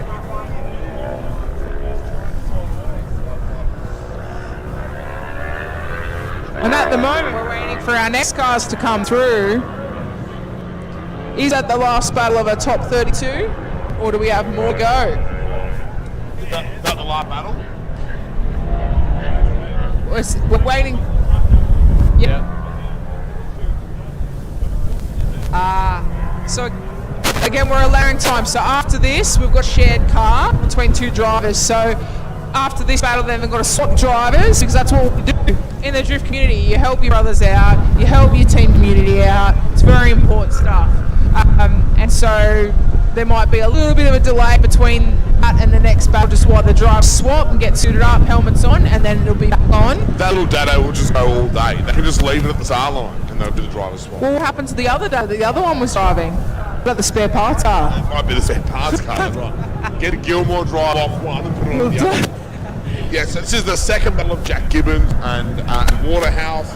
We then have his brother Harrison Waterhouse battling Mike Jones. So a bit of a David and Goliath battle there. With a 90 horsepower car versus a 900 horsepower car. That'll be fun. It'd be interesting to see. So taken off of the line, would Dado be able to keep with the, I think it was the after. Here we go. Let's go, buddy. Throw it in. He's doing his best to stick it. Wow. The grip that must be in that Dado. His foot would be pinned. It'd be through the floor and onto the gravel is what I It was a reckon. good effort from Waterhouse, but I think just that first mistake on his lead one has cost him, and it's going to go to Gibbons. All right. So now Gibbons moves through. and we've got the driver swap now happening. So the other Waterhouse brother is going to hop into that Dado and take on the big chopped Commodore Ute, Mike Jones. Will that Dado be able to keep up with Mike Jones's power and weight reduction versus weight reduction and grip in the Dado? I don't think so. I But love your optimism, Jess. it's just, we'll stay hopeful. And anything can happen. It's one thing, is that anything can happen in these battles. I've seen all sorts of things happen. I'm sure you have too. I've even seen like Ford Ranger on the wet pens in the distance. Tradie decided to have a day of work and a wet pen in the tradie ute, I think. And then don't forget, you can also head on over and check out the non-competitive part of Drift Festival on the North Circuit, on the west side of the North Circuit. I have to get my directions compass out. But yeah, every now and again you'd see a plume of smoke from the hairpin corner in turn 2, where someone's obviously power cruising it or something over there, having a good time, which leads into, the competition layouts eventually. How many? I haven't been over there yet. How many cars do you think you're down? Or earlier, I reckon there would have been about 25. Okay, 25, not bad. So what's it? You can just come and drive with your mates there. Yep, so obviously Australian Drift Club have the licensing system to ensure that we're not just letting beginners go out on the main circuit and cut loose, because that would could potentially turn into an unsafe situation. So as long as you hold an advanced license, which means you've gone through the correct steps to be assessed and upgraded, you can then purchase your Drift Festival ticket, which is a non-competitive entry How good. to the main circuit. So that'll be a great stepping stone between what we're seeing on the skid pan here today and sometimes the figure eights and what we're seeing here on the end of the North Circuit. So That's exactly right. Yeah, great. Yep. Give that opportunity of growth. That's what we're all about, this drift community. We want to grow this sport. Unreal. Might have to start building a Civic drift car. Again. That's right. So what happened? You had a Civic and you were doing roll racing? We had an SR20 Civic, so we rear-wheel drive swapped it. So it's got S15 running gear in it, shock towers, cradle, brakes.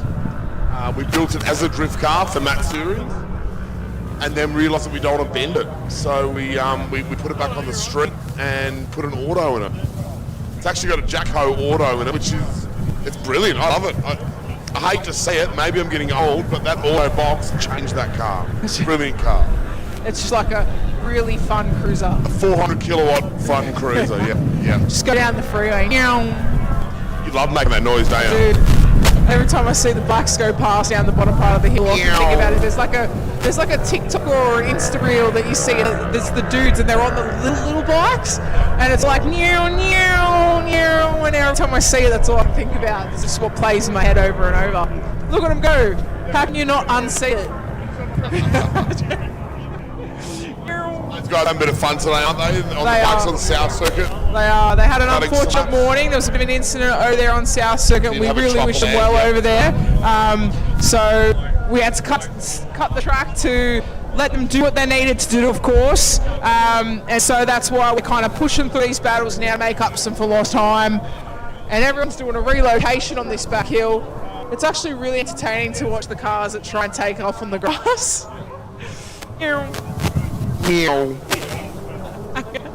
Right, so we're just waiting on this driver change. I've just seen the cars come out of the W. Here they are. They're coming around.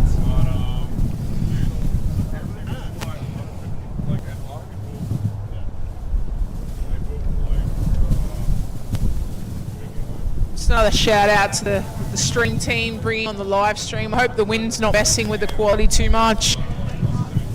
And also checking out that glorious white V6 petrol Camry on the inner field. Do they make a diesel one, do they? Is that why you have to specify V6 petrol? Oh, just like to make it known, you know, the glorious power of a 1MZ. The benefit of making a turbo one of them is that when you buy the motor, engines are only $100. That's right. Yep. And they usually come with free tissue box on that past shelf. Yep. One motor, $100. Two motors for $50. That's right. Yep. Because I need to get them out of my shed. That's right. You got some? I saw some of the drifters selling tyres across the weekend at Time Attack, and the sign said one tyre, $25, or 4 for $20. Because they want people to walk through the pit trying to carry 4 tyres. That's all there. It's all crowds of people. Mad Mike and the internationals didn't want to take any tyres home. Now that was a good time.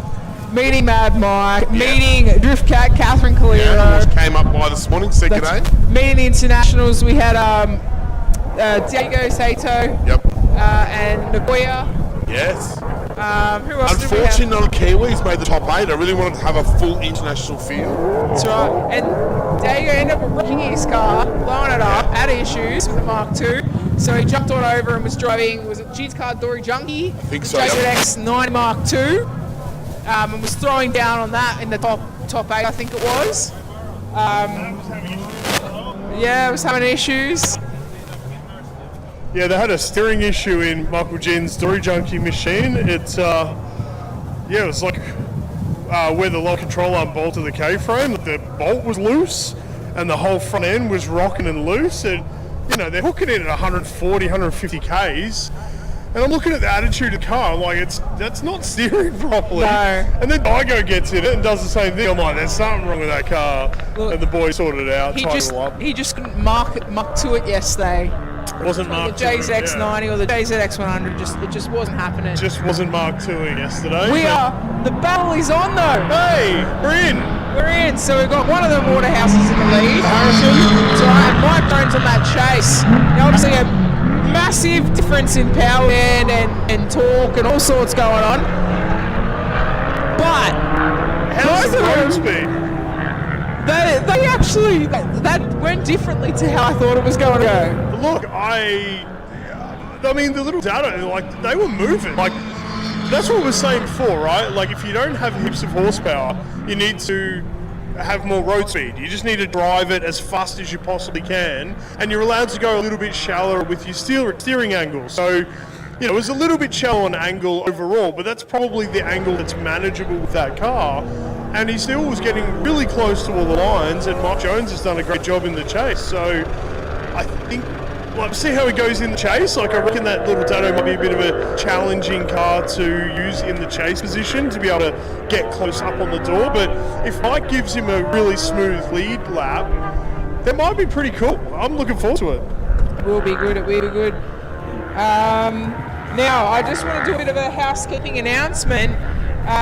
Any of the comp drivers that have been knocked out, just so you know, you can join onto the Drift Festival. Just saying, you can continue the party within the Drift Festival. Hey, that's all right. Yes, and still drifting on the other side of the track. So if you've been knocked out, That's right, and you can see the smoke. Look, come up over the hill. that's mad. Over on the horizon. That's cool. Through the chute. You can also see another dard turn off on the hill. Dade. Just a flying wedge. They look like a wheel chock. That's right. A wheel chock for a monster truck. With really nice wheels, just saying, like. I like it. I'm saying they're It was bad. gorgeous. Now Mike Jones is in that lead. He's had now Waterhouse is trying. He's keeping it up there. He's trying to get it gone hard. Hey, He's hey. got deep. Had to give it absolutely everything. Mike Jones. Oh, he's run wide again. He's gone in the barrier. Oh. He's forgotten what event he's at, and he's gone rally. That's right. Because that's what they do at Waterhouses. They do the rally, they do the drift, they do it all. Mike put down a very, very good lap there. And you can tell Waterhouse was just on the gas to keep that speed because he knew that there's, a massive power gap. So he's gone flat knacker, just couldn't keep up. I was nervous. When he ran wide at the last corner heading onto the straight, I'm thinking he's going to launch that thing into the water barrier. I started to hold my breath. I'm like, oh no, he's gone wide, he's gone to the barrier. And he went around it. I'm like, oh, thank goodness. All right. And he probably would have been like in the car just like... Oh no, on the dirt, and he's more comfortable. He's like, yeah, Scott, that's where I was going with it. He was just like, hey! But look, full commitment coming out of turn 1, the switch at turn 2, holding a lot of momentum, which was very good. Just a little bit misjudged, and it sent him a little bit deep. Just tagged one of the cones with the rear bumper. That is still pretty deep. He's got to be a metre off those cones, so it's pretty deep in the zone. The judge will certainly keep that in mind. Now, quick shout out to Sean from Gearbox Masters. He's in the inner field there. He's walking from base to base. We love Sean. Sean's doing a wonderful job for our community, keeping our drivers going, our events going. Thanks for the tents, thanks for the waters. What an absolute legend. That's right. And I think that concludes our top 32 battles. Is that it? Do we have? We better summarise. Let us summarise. Okay. The summary begins. Summary begins. Summary battle. Going through to our top 16. Mitchell Jeffrey, Andrew Ryan, Guy Russell, Dylan Roberts in a borrowed car, Burjo, Adam Burgess, The Shark, Alex Sharker, Damien Tanti, and Jared Sim on one side of the battle tree. Dawsey, who we got on the other side? All right. The Godfather Samson Boots is going to come up against Colin Key. That's going to be an interesting battle. Yes. Really interesting battle. Our boy Billy that's against Jack Gibbons. Mark Tiernan up against Christian. That's going to be a good one as well. And then Bo Ibanez in his new car versus Nick Mazai. Not Christian. I think his cursor is on the screen. There we go. That'll be going up against... It'll be Mike Jones, my bad. It'll be Mike Jones. Yeah, there we go, Mike there. Jones. Yep. That's right, Christian is our live stream. He is managing the document. Tell him to get out of the document. Get out of the document, mate. Your cursor's over our document. We can't see that. We know it's Mike Jones. So Mike Jones did get the win in the VE chopped. He got the win. Who do you think is going to be the battle of the day there? I think Billick's going to have a good crack. Billick against Jack Gibbons. We go to the other side of the tree. So Guy Russell versus Dylan Roberts, that'd be a good one as well. Not too bad. I reckon up top here, Mitchell Jeffrey and Ryan, that'll be good. Actually, there's going to be a few ones here. Absolutely. Burjo, Sharker, that'll be awesome. Burjo versus Sharker to get into the top. Then Damien Tanti versus Jared Sim. Wow. So there's a few good battles in there, but the other drivers going through to the top 16. We're just going to allow them to change tyres if they need to, re-prep the car for the next round of battles. We'll make sure our judges are ready to score them, and we will be ready to rock and roll again.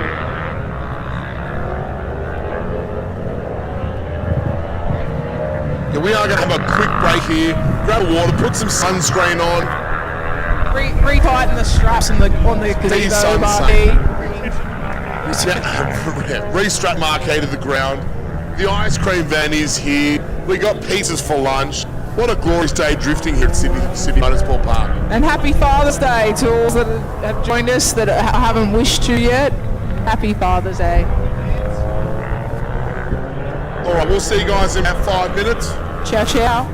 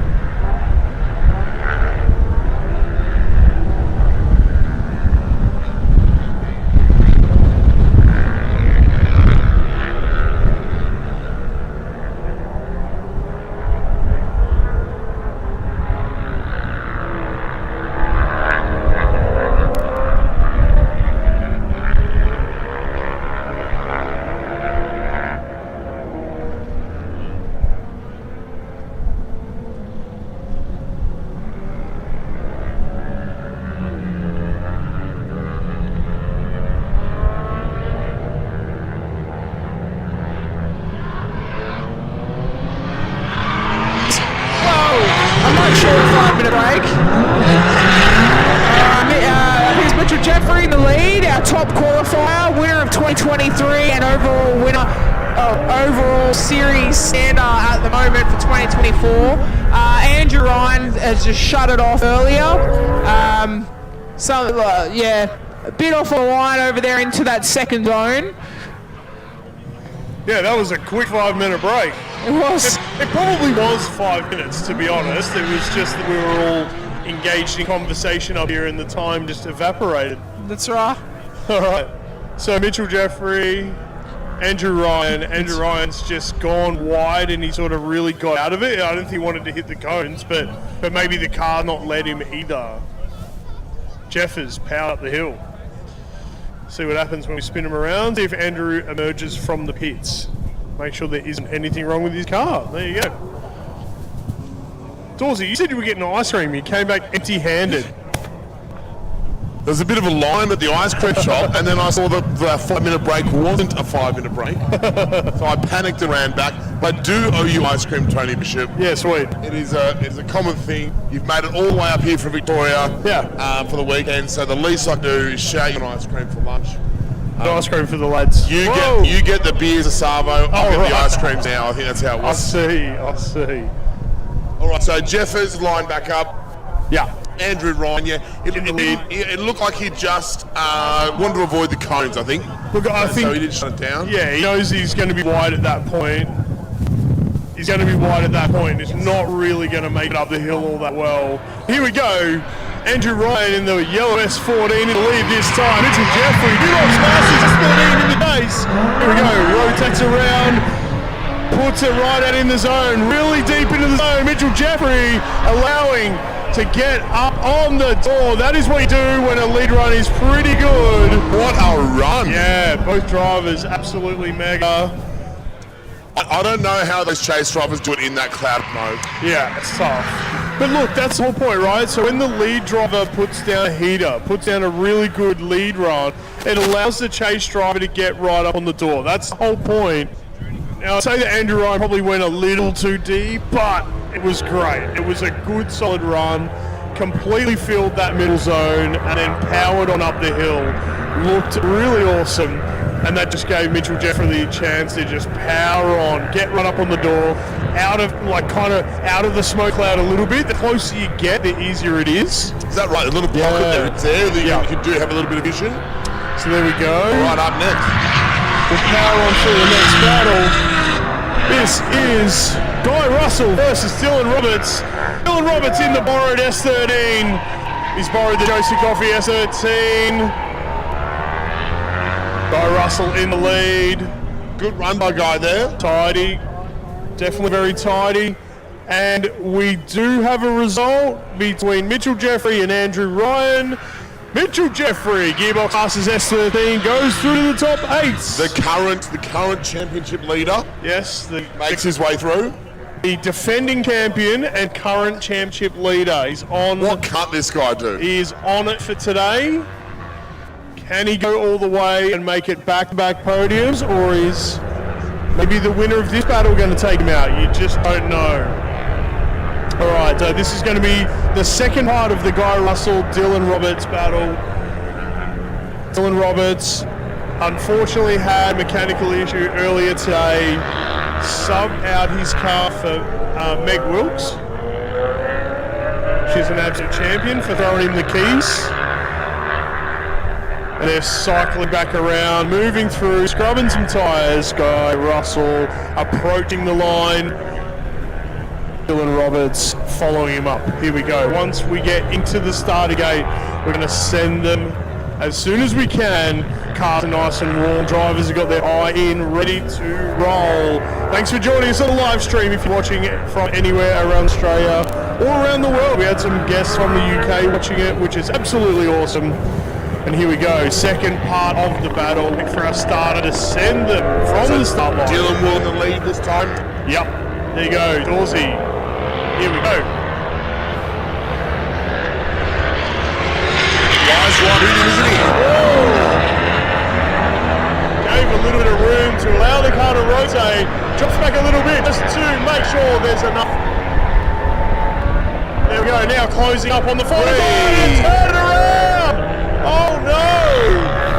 contact though, no contact. Great job by Guy Russell there. He got off it. I don't know what happened to Dylan there because he looked like it was right under control there. It was looking really cool, and then he just lost it. I think that happens to some people. Maybe they just get a little bit greedy on steering lock. They just get stuck on the lock. Maybe bring your hand back in the window. Stop celebrating, Yeah, Dylan. stop fat arming. Oh, thank you.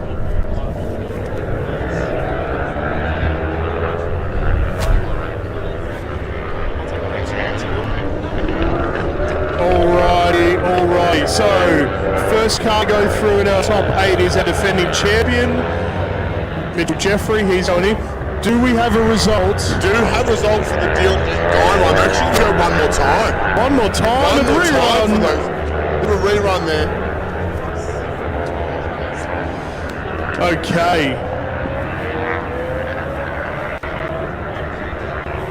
This looks like the Damien Tanti run. Yeah, so Damien Tanti, Jared Sim. Damien will lead out first. Alright, Damien Tanti in the red S13 to lead out Jared Sim in the white S13. It's got a bit of a pink graphic on the side of it, and you can tell who it is. Okie dokie. Here we go. Okay, cookies? We've been giving cookies in the commentary. There's no cookie up here. I'm not. No. Alright, here we go, ladies and gentlemen. Start here. Damien Tanti got away from the line really quickly. What happened, Jared Sim? Jared, he bobbed on the line. Possibly a misshift. We saw a little bit of that yesterday. You know, this is a competition round and people do get nervous sometimes. Even Mitchell Jeffrey last night at World Time Attack on the Friday, had a big couple of misshifts in one of his battle and got absolutely walked away from the start line. Coming off the line, was it? Yeah, just didn't get the shift from second to third. And yeah, it was really disappointed. So I don't know what happened there, but it looks like Damien Tanti got away very comfortably. Jared Sim's getting a bit left behind. We'll see if we can find out the goss.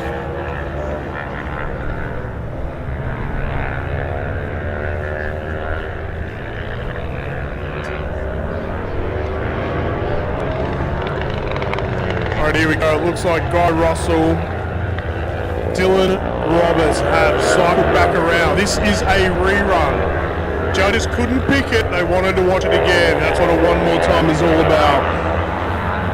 Rerun, we have Guy Russell in the lead position. Dylan Roberts in the chase in that borrowed car. Thanks, Mixie, for the borrowed car. Appreciate. Here we go. Initiates. There it is. Outside of turn one. Rotates the car. Both cars similar. Oh, looks like Dylan Roberts is working the wheel. Tags it goes. He's gone very deep in the zone. Guy Russell looking really solid. Good lead run. Comes out of the drift there towards the end of the lap, but that's not going to face it too much. Yeah, Dylan Roberts gone really deep, tagging those cones. You've got to be a metre off those cones. Stop looking at them. Not a metre behind the cones, a metre in front of the cones.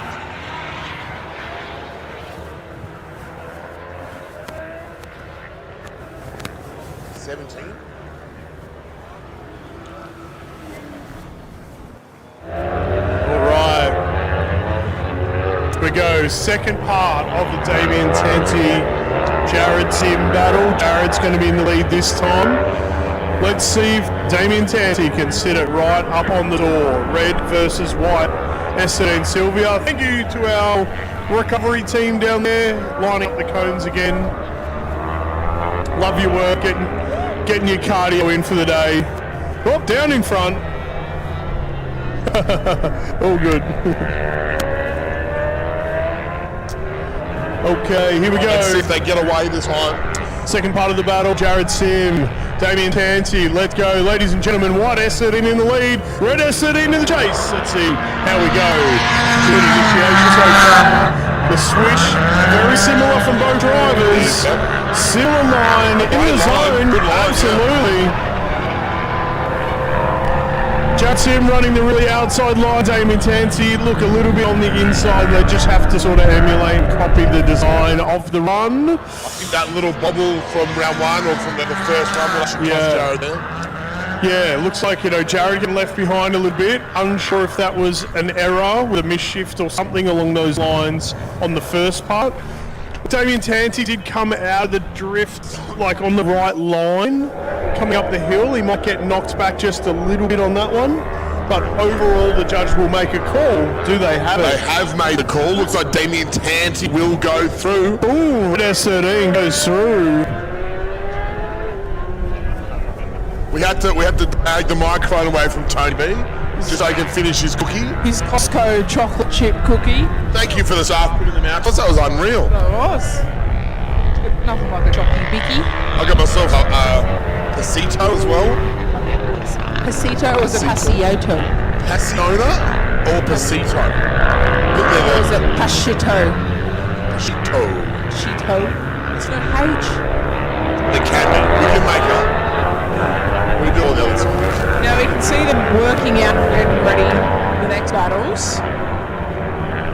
Come on, come on. Remember, we've got to give them a little bit extra time because we do have a couple of cars that are shared. So, they've got to do like a swap and That should do. Someone's doing a bit of summer at the outside of turn 2 there. So I reckon they've looped it and then just stuck into it and kept going and just done the donut and take off. Dylan Roberts in that last one, wasn't he? Yes. But if the camera person, like the media crew, get that photo right when you're coming out of the big smoke after the loop, on like full angle. You look like a hero, don't you? Oh yes, you do. That's right. You are in that photo. It's all for that 1 second shot. You're there. You were present. You drove like a champ. That's how it goes. And a big shout out to all our media crew. They're in the sun all day, taking shots for your cars.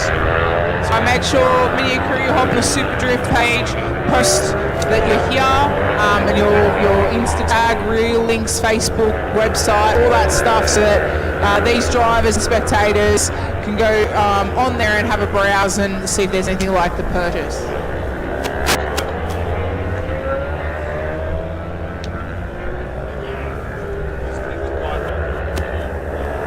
What's that? So Guy Russell, Dylan Roberts, second run. Third run or fourth run if you include their first. That's why I'm getting lost. Second part of their rerun, thank Tony. So Dylan Roberts in the lead, Guy Russell in the chase. There's an initiation, Guy Russell's on him. Oh, what's that bubble? Bit of a bubble there, bit of another bubble. Hey, something's going on with his car. And then on the bake.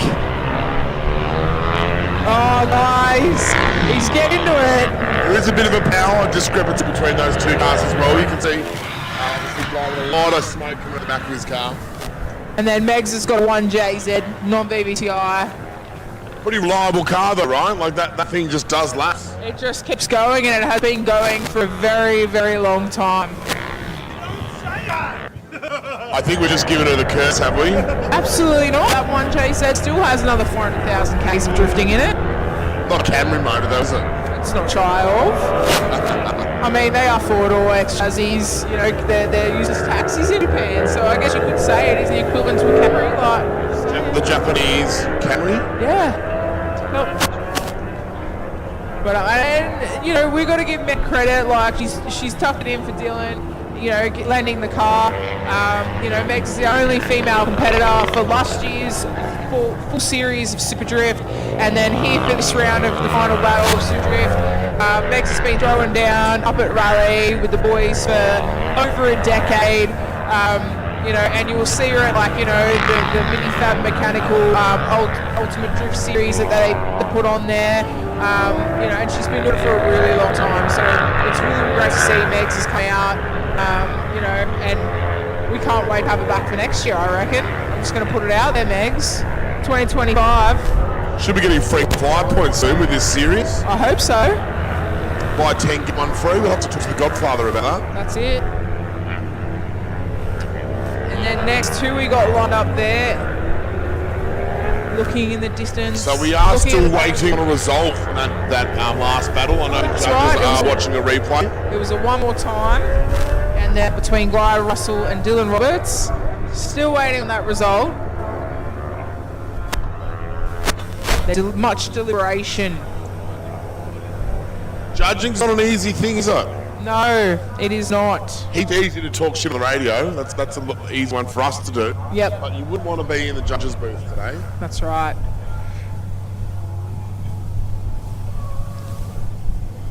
I think that Ford Ranger, whatever is on the wet pan up there, if he's all into the distance behind where the drivers are getting ready to come out for the comp, you can see the wet pan going on. And if you look, there's like that Ford Ranger Trader Ute thing that's going on. He's flicking around, spinning it everywhere. Wow. Oh, there Looks he like the is. recovery car, doesn't it? It does. He's just going. Bit of entertainment.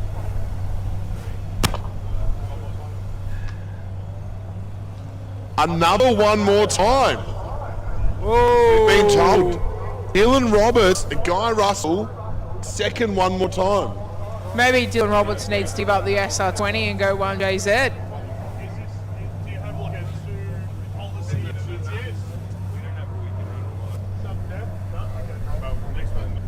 I think we're just going to keep going until there's a mistake. We just want to see Dylan and Guy go all day. Yeah. Poor Megsy, lend her a car and things on 150 Ks in 20 minutes. It's probably going to start get toasty soon. Just be like, hang on, give me a break. Let me cool down. All right, I think I see on the start line Adam and Sharka. Is that what it looks like? Now, this is going to be on like Donkey Kong. This is one of the early battles of the day, I reckon. This is going to be a really... Now I've just given it the curse. They're both top drivers that you would want to see in like top 8, but one of them is not going to proceed into that. So here they go. Sharka's in the lead here. Birdo in the Always chase. aggressive in his race with Sharka. He's Birdo's going. there though.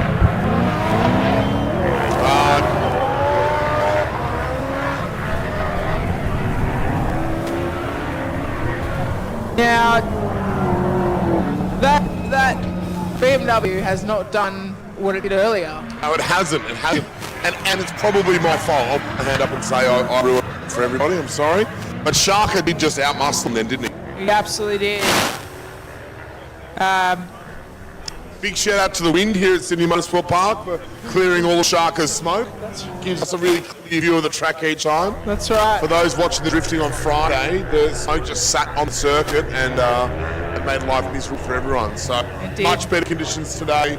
Track temps are up there, but a bit of wind around was really keeping that smoke away. Unreal for spectators. I hope the vision on the live stream is great. Big shout out to all the live stream watchers, Yeah, viewers. give us a shout out. Yeah. We'll have to bring up the chat again, have a little look about what's going on, who's talking what. Everyone give Tony B a shout out for coming up from Victoria. Yeah.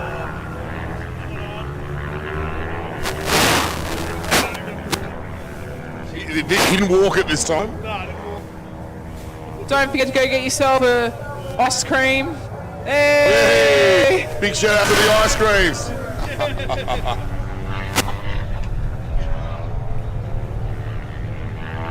The darts going forward driving over here on the right hand, or the, I don't know what you call it, the north side of the track over there. All right, so this is the second part of the Burjo and Sharka battle. Now Birdo's tipping it in. Shaka's just got to do it himself. Yeah, Shaka's just got to do a nice clean chase. That's all he's got to do and he's banked it. But anything can happen. Snap, crackle, pop.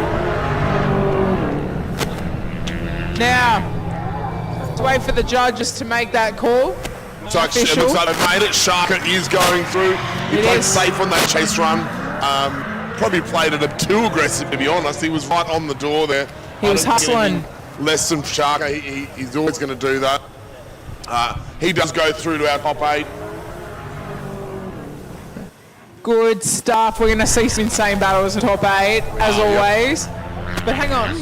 Oh, Do we have- I think this is the third run. Guy Russell. No, this is the Godfather. Oh, this is Sam. The Godfather, Sam DeBouche, R34 high flex powerhouse, up against Colm Kemo. Couldn't even get that out. Colm Keo. Okay. In the A86. Godfather does lead out. This little notchback's pretty cool car though. Hey! Wow. Colm sticking it to the Godfather on his door. Oh, controversial all over. That was a whole controversial thing going on there. What a run. Woo! He bring it. The Hutchie has to get style points there, right? We'll split the judge at 50 just to get him through. Just get rid of the Godfather. Let's bring that Hutchie through. The Godfather, you can't beat the angle on that though, and he has the best time, flicking it. Doesn't he? Loves it. Big angle, huge power. Yeah. I mean, it's Winter's quick change in the back. He's obviously geared that thing right up, and it just smoke shows. So I think it's, after such a massive weekend at World Time Attack, this is all he needed was to come out and cut some fun laps. Because that's exactly what he's doing in there. He's probably not even competing. He's just having a good time. Come and cut some laps, and then also help us pack up. That's right. Yeah. Waiting for the Hachiroku and the R34 to come back around. The key part there really is a solid lead. I mean, some of these battles could be won and lost in a lead. We want to say that the chase driver's doing a better job chasing, but I mean, he did a great job chasing because Sam put such a mega lead run. So let's see how we go. Spin him around the other way. I'm sure Tom Keogh's a mad dog as well. Can Sam tame the wild beast and chase just as good? Let's go. It's almost harder to chase with a big power car like that because that Hutchie produces so much speed. So it's going to be a difficult one here for Sam. Alright, here we go. Colm Keogh in the lead. Sam's on his door though. Sam's... He's coming in with the aggression. Look at the distance! I could fit a piece of paper through that gap, but now there's a bigger gap. He applied the pressure. He put the pressure on him. Maybe he went a bit early though, right? So that's the thing, that little Hutchie has so much mid-corner speed, Sam had to get off, reinitiate, and that's why the gap built out.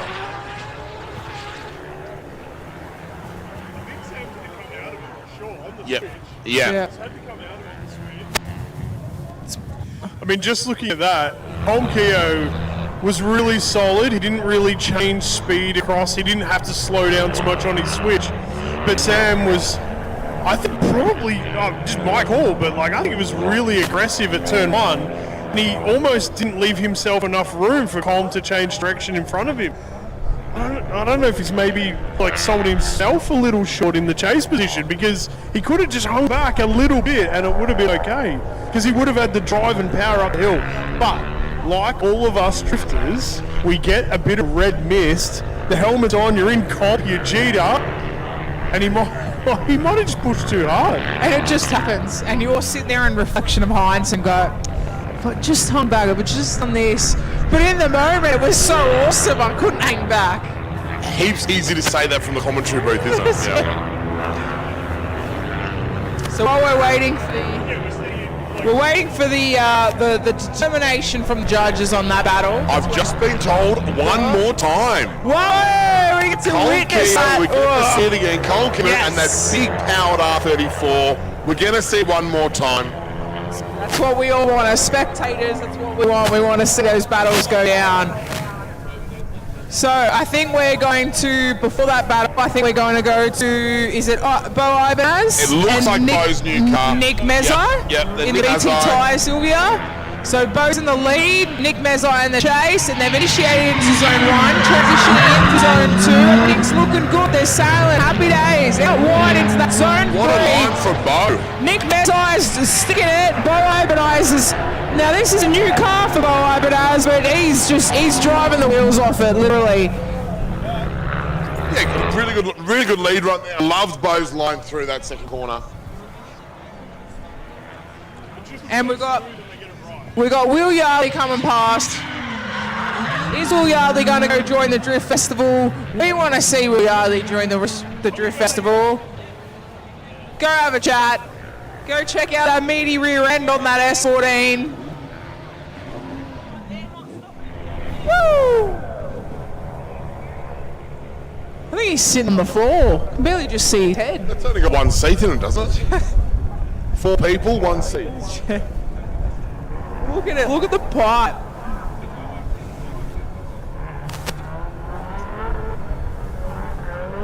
This is your solid rear end, isn't it? This is the one you like? Yes. Yeah. You're right about that. If he backs that into someone, he wouldn't even notice. That's right. He'd just like keep going, and the other person like the whole vehicle just like destroyed.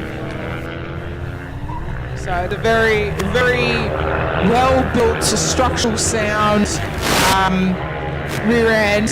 However, I do put out there, is it adding a lot of extra weight to that rear end? But then it provide like the extra the weight, the squat, like, you know, for that rear end weight. Look at it. Wow. I didn't realise it all dimple dyed and everything.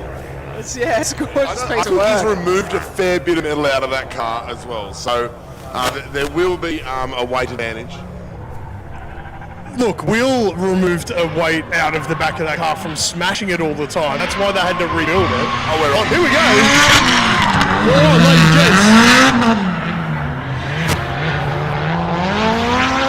Anthony Hectic Billick, Jack Evans. Here we go. Oh, so much limiter coming out of the last corner.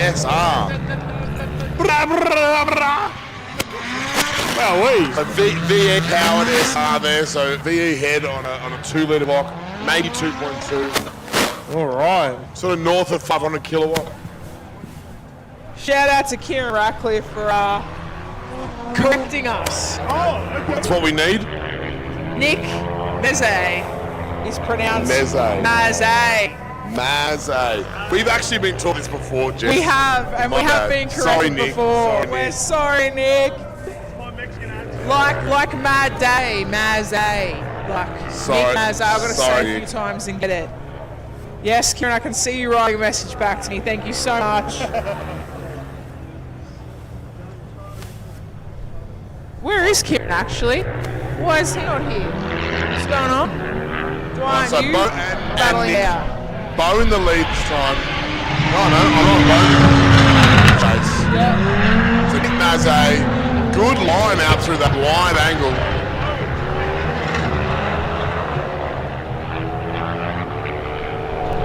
Really good run there from Nick Maze.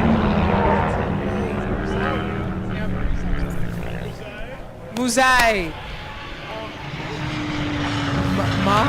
Mahzay?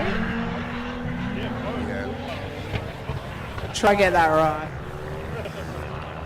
It's like my surname. Everyone says, you know, all sorts of things. Shemburai, isn't it? Yeah, or Shembury. Shemburai. It's just Shembury. Shembers. Woo! There we go. We got a thumbs up from Kieran. Thank you, Kieran. See Appreciate Billy it. coming back into the staging lane.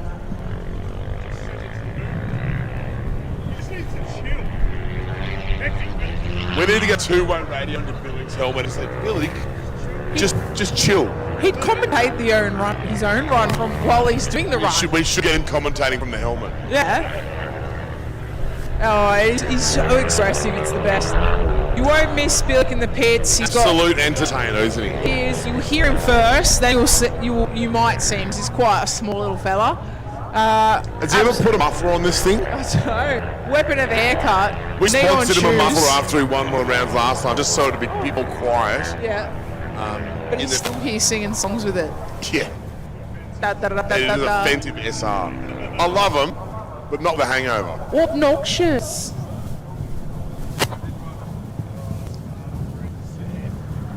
Right, so Billick in the lead, Jack in the chase here.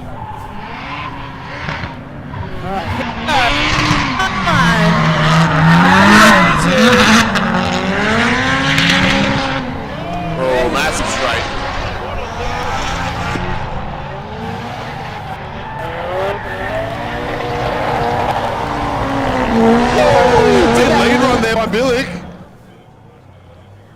little bit wide there though in that wider zone, I think. He was.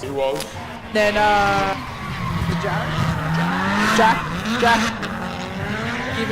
Jack Gibbons was a touch short, which then caused a bit of a cut off here as they came in together. So. And that's why we're not judges, Jess. We can just sit here and wave. That's right. And prepare for the next one more time. I think it's going to kick off. That we're waiting for, which was the R34. We just have had word through. Billick does move through. He takes the Well win. done, Billick. So that little wide push didn't hurt him too much.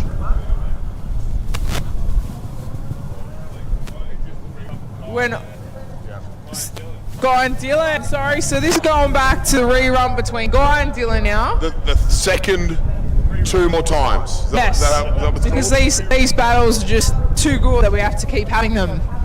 So we've been told, we hope to see a result. Pie tread soon. That's right.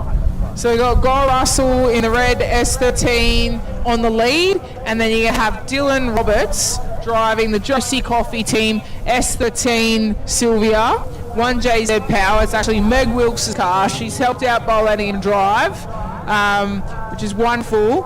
And it's just the whole S13 situation. So it's no Camry though, is it? No Camry. Nothing's like a Camry. Nothing like a 1MZ. Kluger, 3MZ. Is it Kluger? Old Kluger, yeah. Here we go, they're off. Initiating into zone 1. It's a guy in the lead. The Dylan Roberts in the chase. Out to zone 3. He is a bit wide. Oh, it doesn't matter. Dylan's right Dylan's there, sticking to him. Dylan's having the time of his life. What a run. Oh my God! Guys on the hill, put your hands together. How That good was was that mad. for a That run? was mad. That was mad. Look, I'm not a judge, right? We have a criteria, but I don't really care when it's that cool. That's right. You can be a bit wide if you put on a show like that. Look, he didn't hit the cones. Okay, it was deep in the zone, but that was mad. We can see someone else going on over there, getting ready. Look at it, smoke everywhere. Scrub it up, dub. Back in the tub. How good is fire Tires. smoke at Sydney Motorsport Park? And that's a big shout out to the venue for having us down here today. They've had a big event here on the weekend with World Time Attack, but a world-class facility here at Sydney Motorsport Park. We've got drifting on North Circuit, we've got the wet hand running. Across the way we've got motorbikes on South Circuit, and then you've got the Drift Festival on the west side of the North Circuit. So That's right. You've got 4 different categories going on today. It just shows what a facility this is. That's right. Imagine Sydney with... Can't. Nothing. We'd probably be down somewhere near Appin Road, wouldn't we? Sunday afternoon? Oh, I think that was the old days. Oh, am I showing my age now, am I? Oh dear. Big shout out to the Ford Ranger, Tay slapping it on the wet pan. Yeah, it's lifted on lifted. 33s on the wet lifted. pan. How good. I'm in the front gate, and he was like, "Yeah, I'm here for the wet pan." I was like, "In this?" He's like, "Yep." I'm in the recovery for the wet pan. I was like, all right, "Alright and then." we're off. So Dylan's in the lead lap. The guy in chase, right at his door. He left him room though, didn't he? Dear left. Oh no, a bit of a straight from Guy. I think he's made the mistake. Has he made? Oh, and he's wide, he's wide.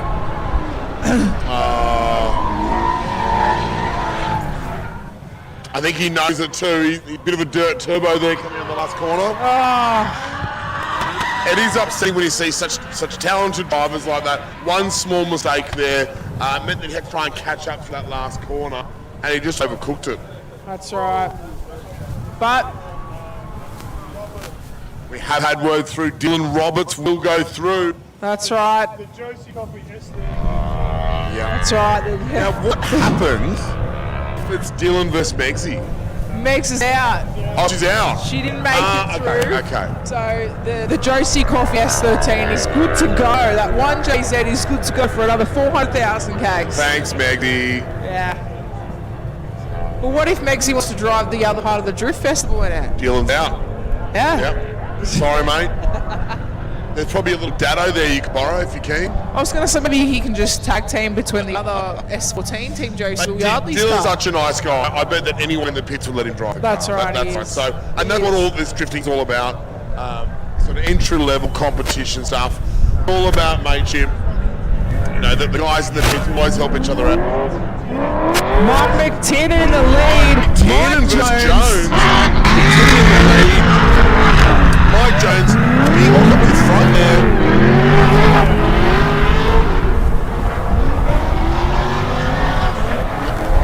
Two big LS-powered drift cars. Mark pulled away Jones. So, coming in after, into that zone 2, so Mark McTiernan, as we saw before, he's got so much power that he can just politely press the accelerator pedal. Politely press the accelerator. Yeah, and he just kind of prances around the power with it. And it looks like he's put on a little bit of power and gone, oh, that's a little bit touch, and he's just backed off. He's floated out, which is then slowed down, and Mike Jones had to hit the anchors to not to prevent a collision, so to speak. Which then, by that stage, Mark McTiernan's powered on. He was back on, that's right. He was back on. And then Mike Jones has gone, oh, hang on, got to get back on as well. So a little bit of a weirdo situation over there. But let's see what the second part of that battle shall bring. That's why we're not judges. Well, we just commentate on what we see. That's right. That's what I saw. Making comments. So we're official comment makers. And it's good to have you guys here today. So, first time we've had 3 commentators in the booth. I like it because it means I can have a drink and That's right. get some beers out. Have you got the ice cream? Oh, look at the ice. I do owe you guys an ice cream. I'll see what the light's like. He's just stolen the mic and walked Oh yeah, off. I should probably. Let's go and interview the ice cream man. Alright, I'm gonna get some ice creams. We're gonna head over to Jess. We're going to hang out here. Mike Jones is back to the line. Mark McTiernan back to the line. Illawarra Towing Services. 13. Here we go. This is a chopped up ute. Here we go, Mike ladies and Jones gents. initiates that first zone. Going right to that second zone. There's a bit of a gap there from Mark McTiernan. Mike Jones is walking away from him. Oh, solid. And then out wide into that final zone. Mike Jones! Oh no, Mike Jones Forward falls driving. off. He's gone four wheels off. It sounded like the engine was breaking down as he was going up the hill. He's come out of power and it's stopped drifting and it's just sent him off the track. And this is what, man, anything can happen. Oh, he was coming in, out zone 1, rotated the car, put it on the mid-line. It was awesome. And I think he would have had an advantage from his chase before because Mark McTiernan, did that big angle, had to slow the car right down. I reckon he had a bit of an advantage. But, the car's broken down and stopped drifting and it's just seemed wide off the track. Oh, no.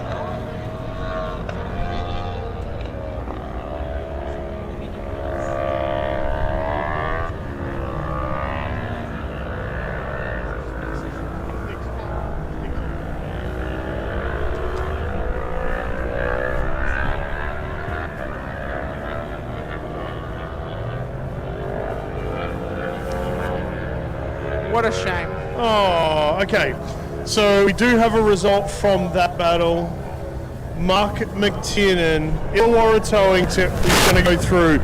Look, Mark's error going on the angle and slowing down is, it is an error, but it's not a four-wheel off error. And, 4 wheels off the track, completely off the track is certainly a worse problem to have. Really unlucky for Mike Jones. He was really controlling that battle, but running 4 wheels off the track, I suspect he's got some car issues. That is unfortunately why he was knocked out there. So we'll just do a bit of a recap. Here. In the top 8 so far, we have on the left-hand side of the tree, we've got Mitchell Jeffrey against Dylan Roberts. That's going to be pretty cool. A couple of S13s going battle. And underneath them on the left-hand side of the tree, Sharka versus Damien Tanti. So we've got Mitchell Jeffrey versus Dylan Roberts and Alex Sharka versus Damien Tanti. That's the left side. These battles so far are looking spicy. Absolutely, absolutely.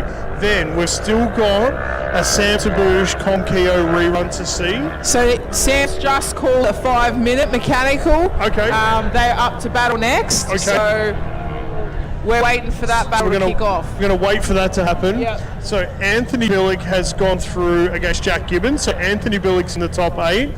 And then the bottom 2 here on the right side of the tree, we've got Mark McTiernan's gone through against Mike Jones and Nick Mazai. Is that right? Muzay.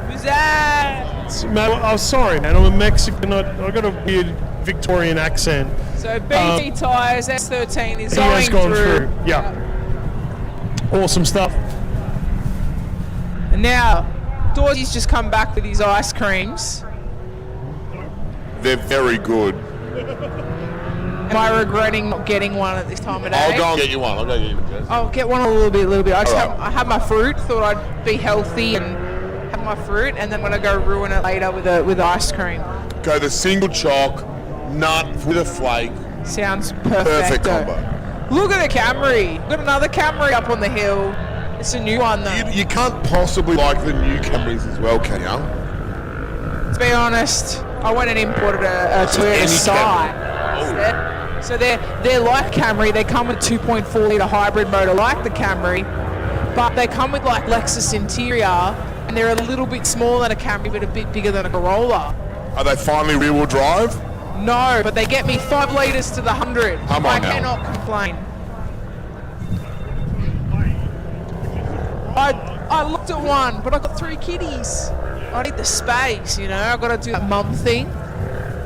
'Cause it's Dad's Day, so I'm going to talk about mum things on Dad's Day. Standard.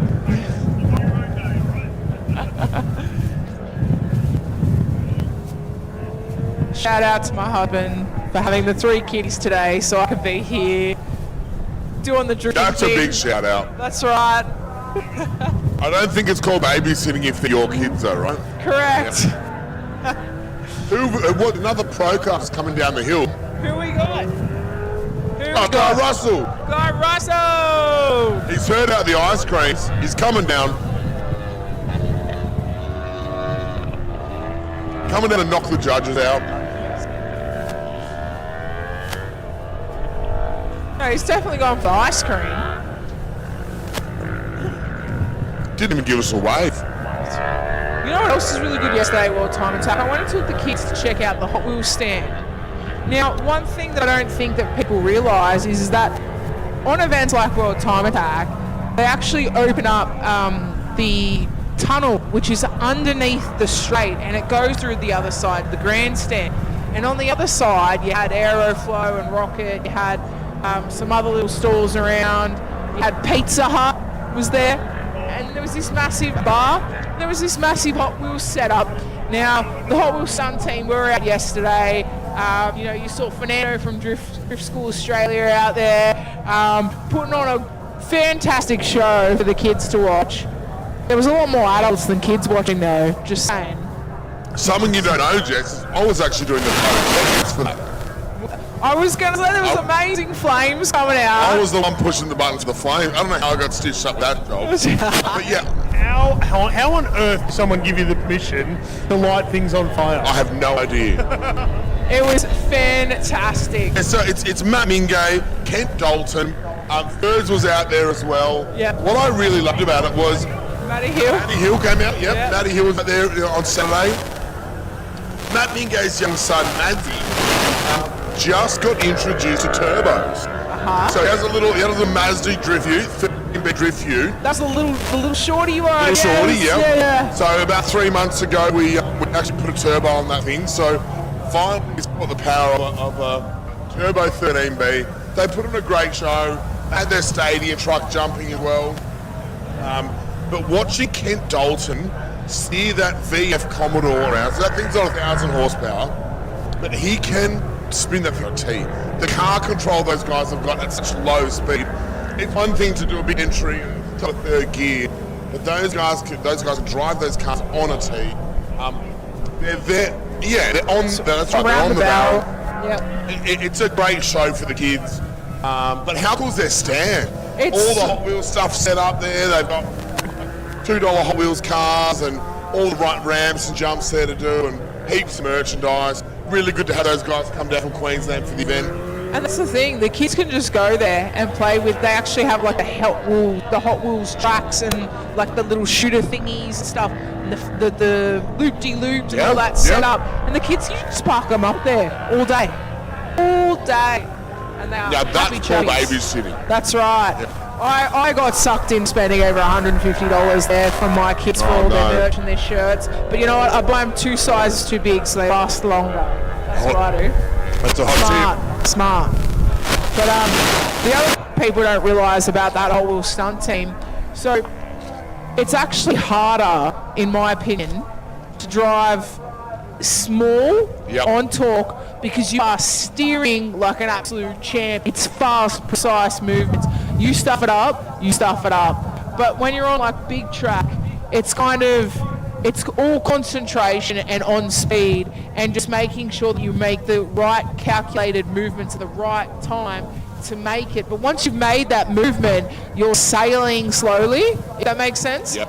But on that stunt team, it's fast, it's quick, it's all on. You're breaking a sweat to make it happen. It is precision driving, isn't it? You know, those guys, and Tony was just saying it before, you know, they were doing donuts around a barrel and they hit 5 centimetres around every time. You know, and it's a precision drive. Those guys are the hardest working guys in motorsport. They do over 26 events a year. They're at ag shows. They're at the Kyogle Kite Festival next weekend in Lismore. They do supercar events. They go to the MotoGP at the end of the year. So, they're 27 events in 12 months is more than one every 2 weeks. So great to get it down to Sydney last weekend or yesterday. It was amazing. My kids were very happy. And so was I. We're back online. We've got cars at the dummy grid. We do. We got a Godfather. He's here. He's had his 5-minute mechanical. He's hopefully fixed. I hope there's no let's just send it and see. I hope it's actually fixed. And they're going to kick off. So this is the rerun. Sam the Godfather against Cole. The A86 Hagiopoulos up against the A84. He's put it down, isn't he? Cole sticking it to Sam. Can't even see Cole now in the smoke of the R34. Listen to that RB on song. Woo! That was almost a textbook run there by Sam. But Colin in that little knockout, wow. You can see why those cars are such a cult following, can't you? The styling on them, just mwah. He's probably having the most fun out here.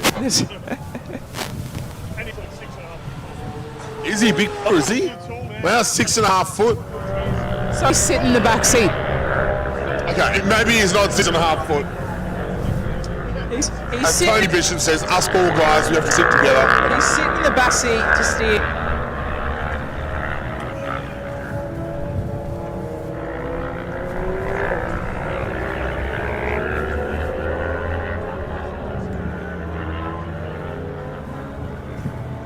Yeah, it's probably the smallest car we have on the grid this weekend. And I think he's about 6.5 feet tall. He's a big friendly Irishman. Absolute legend. Gets subbed in at the last minute at World Time Attack yesterday. And now he's out here driving laps today. It's absolutely awesome.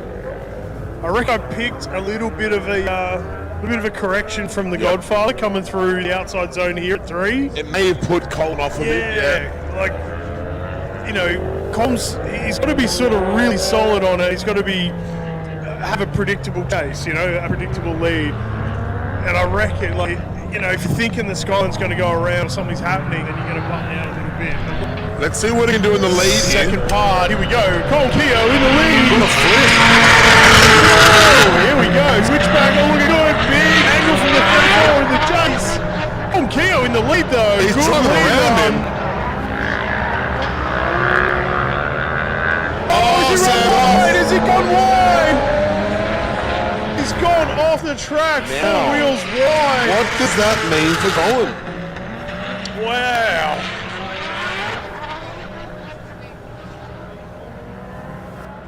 I think 4 wheels off. I think that's obviously something's happened. Is it It's had to was drop it past the judge zone? Well, this is what we don't know. Is the This end is of the- why we're not judges. So the end of the judge zone, that's the 2 cones that go across track, right? Yes, yes. So it's not the water barriers. End of the judge cone, 40 metres before that. So just before the end of the last corner would be the end of the judge zone. Yeah, start of the ripple. Yeah, just within the start of the ripple strip. So it's going. So the judge is in there rewatching the replay. Because you're right. If he's gone off before that, it's 0. Yeah. Or marked down, I guess. Right, it's 0. Heavy. A heavy penalty. But if it's after the judge zone, there. either way, I reckon Sam's had his fun. They're both having fun. Throw in the keys to that little notch. They're going to enjoy the weekend. At the same time, he wants to drive 500 kilowatt R34. Winters in the back. It's probably going to cost another 20 grand to run the rest of the At least the competition. rods are still in the block. That's handy. It's where they belong. I can imagine Alicia up there just head in hands, being like, "Oh my goodness, how much overtime is Sam going to have to do for this one?" Might not see him for a few weeks. That's She might be happy about that. yeah, live life in peace. Oh dear. Judges are just watching a couple of replays.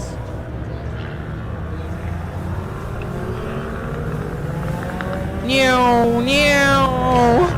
Like, I can't go over the bikes. I come up over the hill. It just does my head in. It's hilarious. So it looked like Sam may have gone on after the judge zone because the judges are watching the first run again. Okay. So if they deem to go off on track, they probably would be watching that one. So let's just wait till the judges deliberate. So depending on who gets through from this battle, who are they going to be up against in the top 8? Hectic They're gonna- Billy. yes, the winner of this goes through to the top 8, races Billig. This is gonna. Oh, there's some pretty awesome battles coming up. This is gonna be really, really cool. Mazai? Muzay. Mazai? Muzay. We'll never get it right. I'm sorry, Nick. On the other side of the tree, it's still packed as well, isn't it? Yeah. Mitch Jeffries, Dylan Roberts. Oof. We're gonna see some. Yeah, we're gonna see some good people getting If knocked Jeffries down. puts that next together, battles. he'll get him. But Dylan is so consistent. He's probably had more seat time here today than anyone else, so he knows the track. He's Alex right. Jarker, Damien Tanti. Ouch. That's an ouchie one. That's that an one. ouch. Both super aggressive drivers, but very consistent. There's- Probably similar power. I reckon Alex probably out horsebarring him there. But that Tanti Motorsport, Dandy Motorsport car, so well dialed, so much grip, and he's no stranger to the podium. So that's going to be interesting as well. It's a battle that you would see in the top 4. Yep. So, Yep. and it's sad to see it come through in the top 8. But at the same time, is it going to make them both dig deep within and pull out every ounce of their aggression, Okay. you know, and competitive nature to battle out? So, I've had word from the judges that they've looked at the replays. That off-track excursion was after the judge zone, and it's gone through. Sam Tabouche, the Godfather, So- has made it through the top 8. it's battle Billy. Oh, That's going to be a part of Anthony Tabouche Sam Tabouche and Anthony Billick. they're going to bring their egos to this one. They're not going to care. I might have to go home early. That's if Sam Tabouche's car is okay too, because he took it off track after the judge zone. For what reason? So, and he had caught a 5-minute mechanical prior. So let's just hope that he can bring that R34 to the party. The plot thickens. The plot thickens, and while we wait, we'll just do a quick top 8 recap for everyone at home on the live stream. Thanks for tuning in. Coming up in the top 8, up next, Mitchell Jeffrey versus Dylan Roberts. Very much looking forward to that one. Alex Shucker versus Damien Tanti. Very much looking forward to that one. And then you'll have Sam Tabouche versus Hectic Anthony Billick. awesome battle ahead. And last but not least, you'll have Mark McTiernan versus Nick Mazzei. Speaking of BT tyres, I believe not only is it Father's Day, but there's also a happy birthday. Oh, really? Now, I don't know, the messages come through that it's just BT tyres' birthday. Okay. So I don't know if that means it's Nick's birthday or BT tyres' birthday. Is Nick and BT tyres the same person, per se? Mazzei. Okay, all Who right. knows? But happy birthday.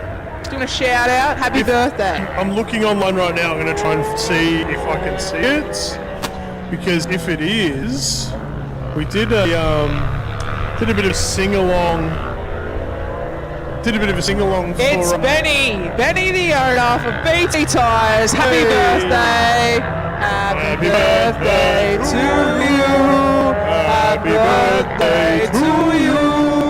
Happy birthday, BT Tyres. Benny.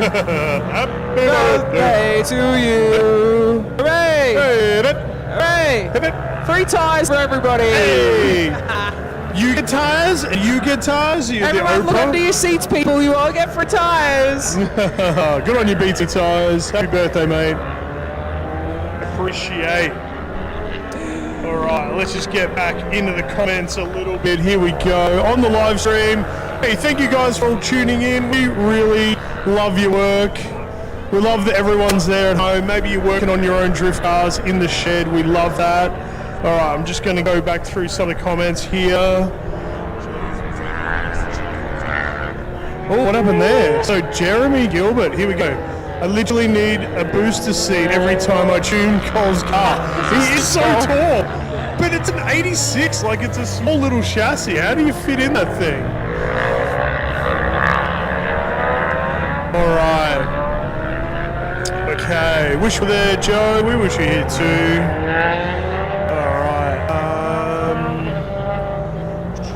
James? Yeah, James Keogh must be part of the Col camp, just questioning the 5-minute rule. They weren't actually ready for the battle yet. We were working through the rest of the cycle of that block. So he was able to call the 5-minute call at the time for his battle before approaching the line. I think if he'd approached the line and was ready to go, he couldn't do it. That's my understanding. Obviously, we get the judges to confirm that for you, but that's my understanding. We were working through the rest of the block. All right.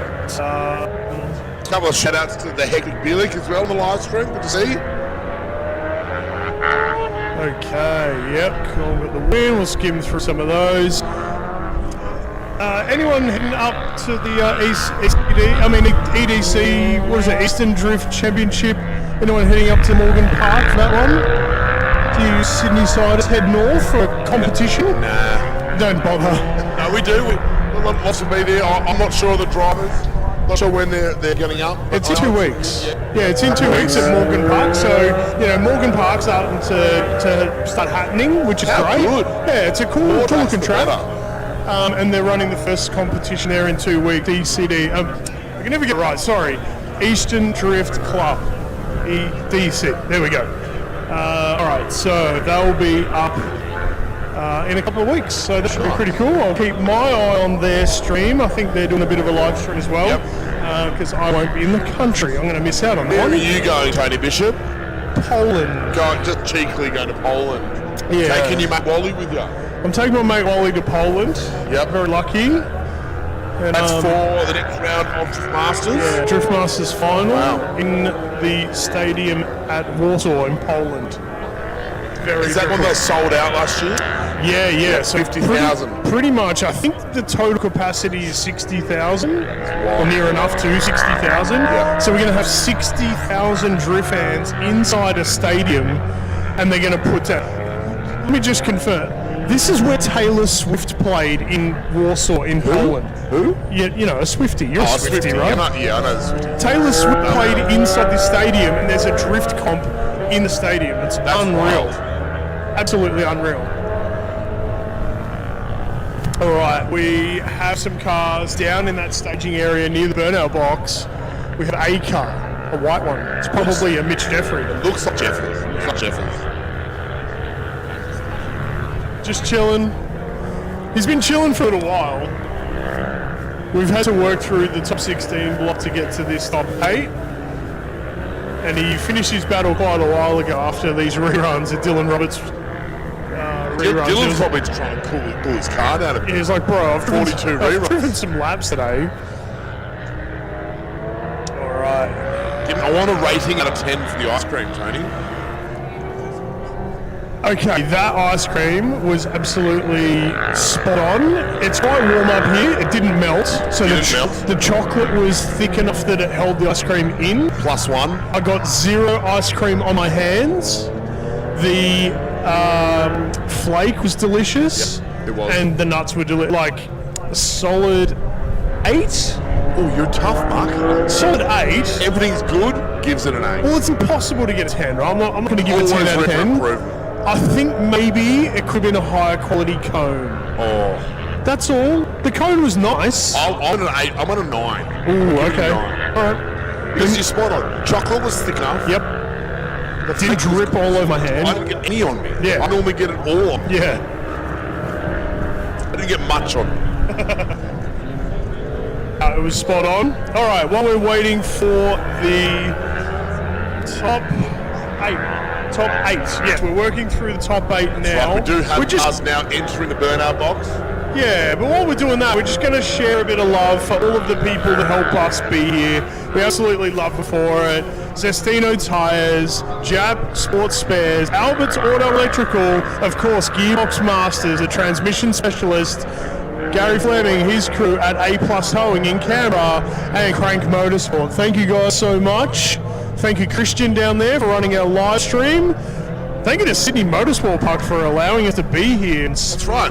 Absolutely sending tires. Yeah. Supporting local drifting racing. And big shout out to our judges, Ian, Isaac, and Isaac, getting it done there. We've got a bit of a battle tree graphic up on the screen. Yeah, awesome.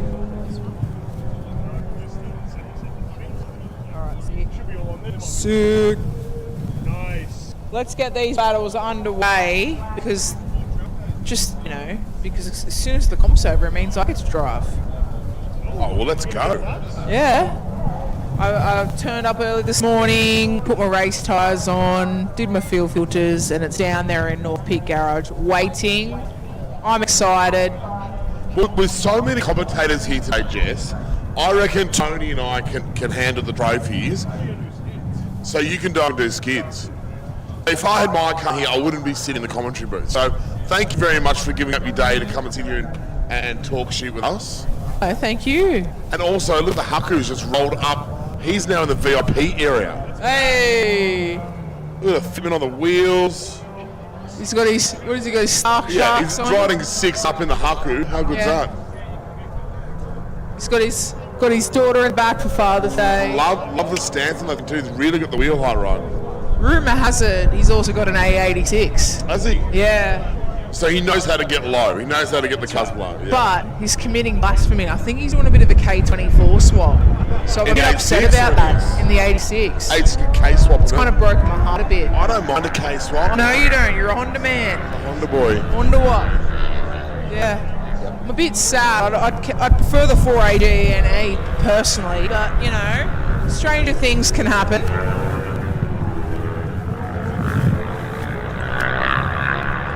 Moving on. Big shout out on live stream. We've got Reese McClintock watching.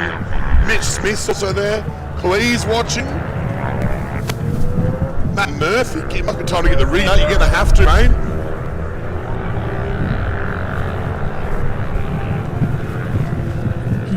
Be good to see Reese McClintock back here for next year in that 350Z. That's right. Well, no. He's got a Beamer now. Oh, he's got rid of it. He's got a Beamer. Well, yeah, he took the 1J setup out and he put it in his Beamer. He taught me how neat you can get those 1Js into those 350s. It's such a neat package. It is. But no, it's, I saw him out at the tuned event. Yep. I was doing a bit of R&D, just testing it out. Oh, we got this All right, kicked off. Here we go. So, first Top battle eight. of the top 8 is live. Dylan Roberts in the chase, but Mitch Jeffries in the lead. It's happening.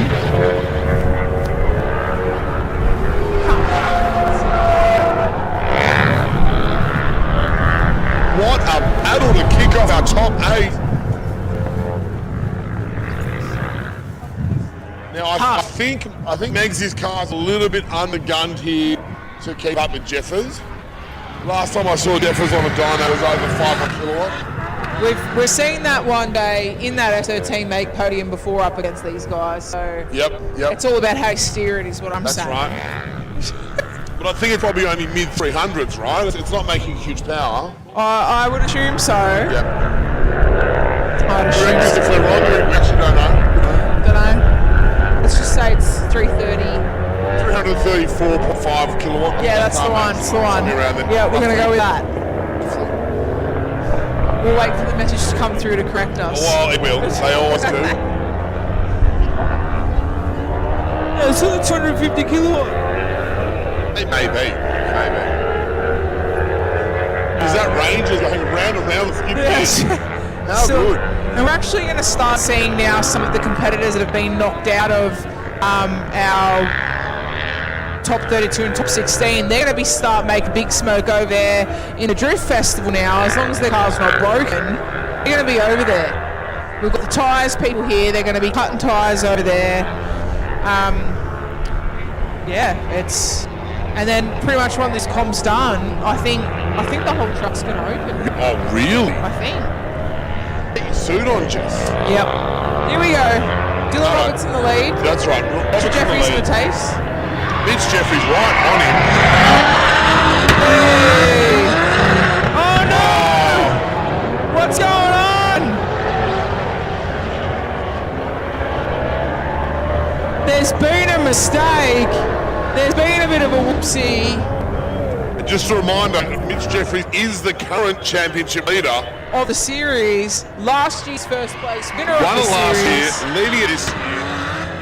Top Has he just been qualifier. knocked up in the top 8? Has he It just... has gone through to Dylan Roberts. Oh, So Mitch Jeffries, unfortunately, has been knocked out by the hard. It is your right. Just to confirm, Mitch Jeffries has been knocked out of the top 8 by Dylan Roberts. Dylan Roberts has done it the hard way, one more times into the top 16. Into the top 8, he's taken off the top qualifier. Mate, that is a big scalp. Big, well done by Dylan Roberts. And again, shout out to Megsy for lending him a car. 270 kilowatts and he takes him down. But here we go. Next battle, ladies and gentlemen. Damien Tansey in the lead. Alex Sharker in the chase. This was one to keep your eyes on as well, ladies and gents. Power on up the hill. Damien Tansey outside line. Sharker right up the inside. Run. How good. now this is a battle that we would normally see in the top 4, but here we are in the top 8, and they are cooking. That driving there, arguably, I reckon that was some of the better driving than we've seen all week. You look at the World Time Attack drivers the other night, that battle there was some of the best driving we've seen. So absolutely. Good job to Tanti. Well done for letting Sharka get on the door there. Yeah. That takes a bit of cooperation between lead and chase driver to make that happen. Absolutely. Let's hope that we can see Tanti make World Time Attack 2025. We can start that petition now if we want. I reckon that people would want to see that over and over. Tanti for time tack. Woo! So we're waiting for them to come around and do it again. Here they are. You can see them coming over the hill in front of the wet pan there. When are we going to see an Australian Drift Club entry into World Time Attack? That's what I want to see. Like as in Sam Bush? Like I want to see an Australian Drift Club car. You win the series, you get into Time Attack. Yeah? Now, we probably can't make it happen, but let's try. I don't know. I reckon this is Russian fella in Yankov. Yep. I reckon he's got a pretty reckon good he'll have a chance. crack? Yeah, and he's going to bring the Australia to World Time Attack in that Falcon. We have to AU swap front end that thing. Oh, sure. Here we go. All right, we're off. So this is Sharka in the lead now, Tanti in the chase. And Tanti's right there with him. Oh, hooks out through the smoke. Alex Sharka in the lead. Bit of a on strain. the lap pedal. Dane Tansey just fallen back a little bit. Oh. The switchback after one into the second zone there was good. He popped out through the smoke. and it all looked like it was going in the right direction. Then something happened. Look, whether he came out of the throttle, whether he couldn't see for a second, whether he blinked. You know, it's literally, you know, you could get a bit of dirt in your eyes and something could go wrong. But look, Shark was on the solid line. He just put his foot down and planted it up the hill. Just after we voted Damien Tandy into time attack next year, he's been knocked out by Alex Sharker. Whoa! So Sharker through the top 4. Whoa! A great battle. That was one of the best battles of the day. Awesome. Absolutely awesome stuff. So we still want Tanty in World Time Attack next year. We still want Tanty at World Time Attack 2025. Just putting it out there. Advocate a little bit for that. The comp needs a bit of a red S13 in there. Yeah, it's a very Japanese style car. There's a big wing on the back, low, S13. Is it LS now? What's in it?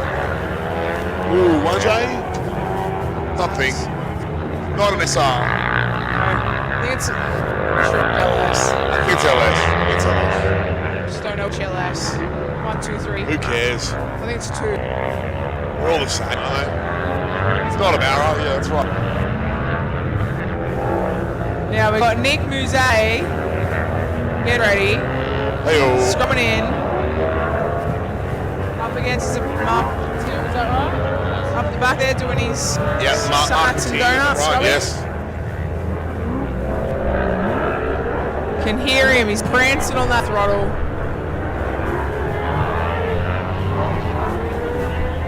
We're starting to see a lot of these spectators starting to head on over to the other side of Drift Festival, but just remember that after this comp is done, I'm pretty sure this will fully to everybody. So the party. Back, are we? I'm just going to say it, hope that it happens. No, Jess, you're the boss around here, so that's what we're doing. That's right. What we're doing. I am not the boss. I'm the boss. You are boss. Boss.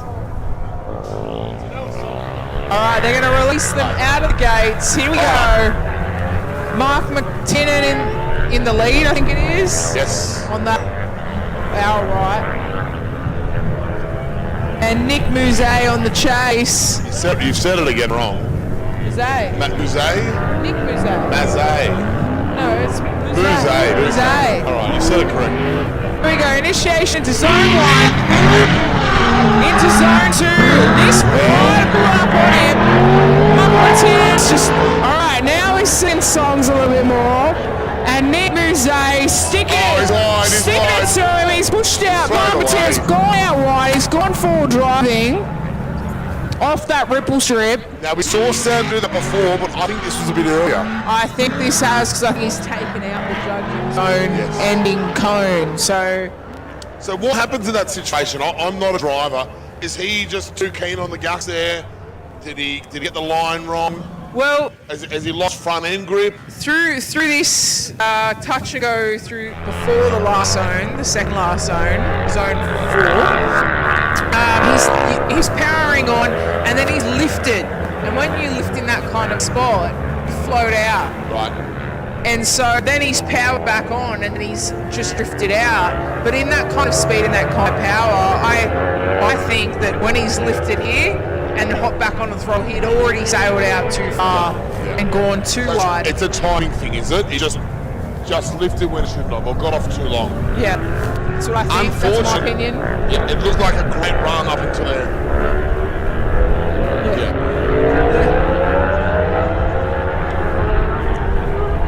So that little mistake on the end corner probably happened with corner 4. You're correct, yeah.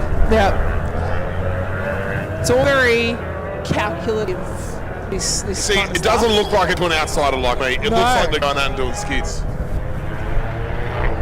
Okay, we've just had word from the pit that apparently Martin had a flat tyre in that battle as well.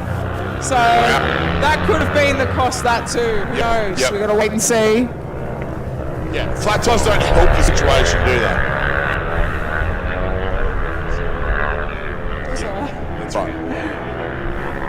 And we can see Nick is there, he's waiting, but I think Mark has possibly gone in to change a wheel or blow up his wheel or whatever is going on. I wonder what the low tyre pressure thing's all about. I mean, you know, we hear of comp drivers dropping the pressures down to increase the grip, to really squash the tyre into the surface of the track. but you want low tyre pressure, but not no tyre pressure. That's correct. That's where you get into DB Central and it's all a bit ordinary, but And yeah. poor rims. Yeah, and damaged wheels and damaged the track. We definitely don't want that. That's right. And no one runs reps here. We're all running genuine wheels, so to wreck a wheel like that would be very sad. We're good. Just shouting out to Chippy there. No reps here. All the online hate. Look, I like the idea that a company has created a design, built popularity, marketed their brand, spent all the years doing all that work, and then, someone comes along and just copies it. It really sucks because, someone spent a lot of time and effort to do the R&D, but then also you go out and drift on $2,000 each wheels or whatever, or $1,500. I can see both sides, but I always want, if you can, to get the OG stuff because it's cool. But not just because it's cool, because you're supporting heritage brands that built our ecosystem of drifting and the styling that we're all about. The genuinity. Genuinity? The genuinity of the product of the wheel. Yeah, I like it. There's something about having that. And about that consistent customer service buying customer product from those big brands, hoping to prolong the longevity of the company and keep them here in our world Keep today. creating good stuff. All right, Now, where are we at? We've just seen the battle of the day. Anthony Billick and Sam Bush. Now they are just scrubbed in and they've been pulled up to the chute. Oh, here we go. Are they going to release them, and what are we going to witness? I think they are. Sam Bush in the lead in the R34. Anthony Billick in the chase. Oh. Everyone, cameras out. It's in zone 2. They've been driving for years together. Here we go. Listen to the RB, the SR3. Oh my goodness. Applause, ladies and gentlemen. That was epic. I'm like, oh no! He was going off the track well after the zone, that's okay. But he nearly just launched over the water barrier. Could fit a phone book in between them towards the end there. That was so good. And that SR was on song trying to keep up with the screaming RB. That's two experienced drivers. Sam putting a good lead run. Anthony having the chance to actually get up on the door. And it just makes for an awesome show for all of us. So cool.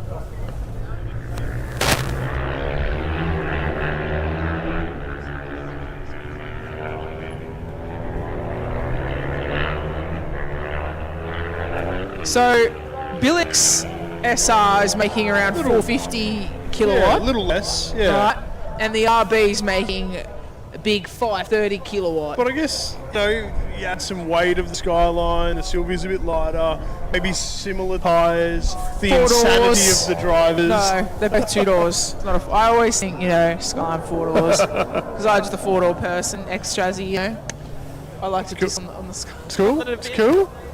Bigger car. Longer doors. It's not all about the total power. Longer chassis. It's about getting the power down to the ground, getting the forward momentum, the grip, when you throw it sideways, getting the bite and control of the car. All of that stuff plays into how the runs will actually play out. And that was good. I like it. It's good.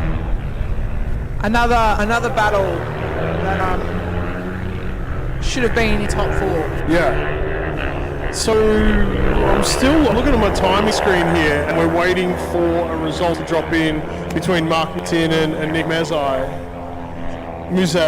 Sorry. I'm Mexican. Sorry.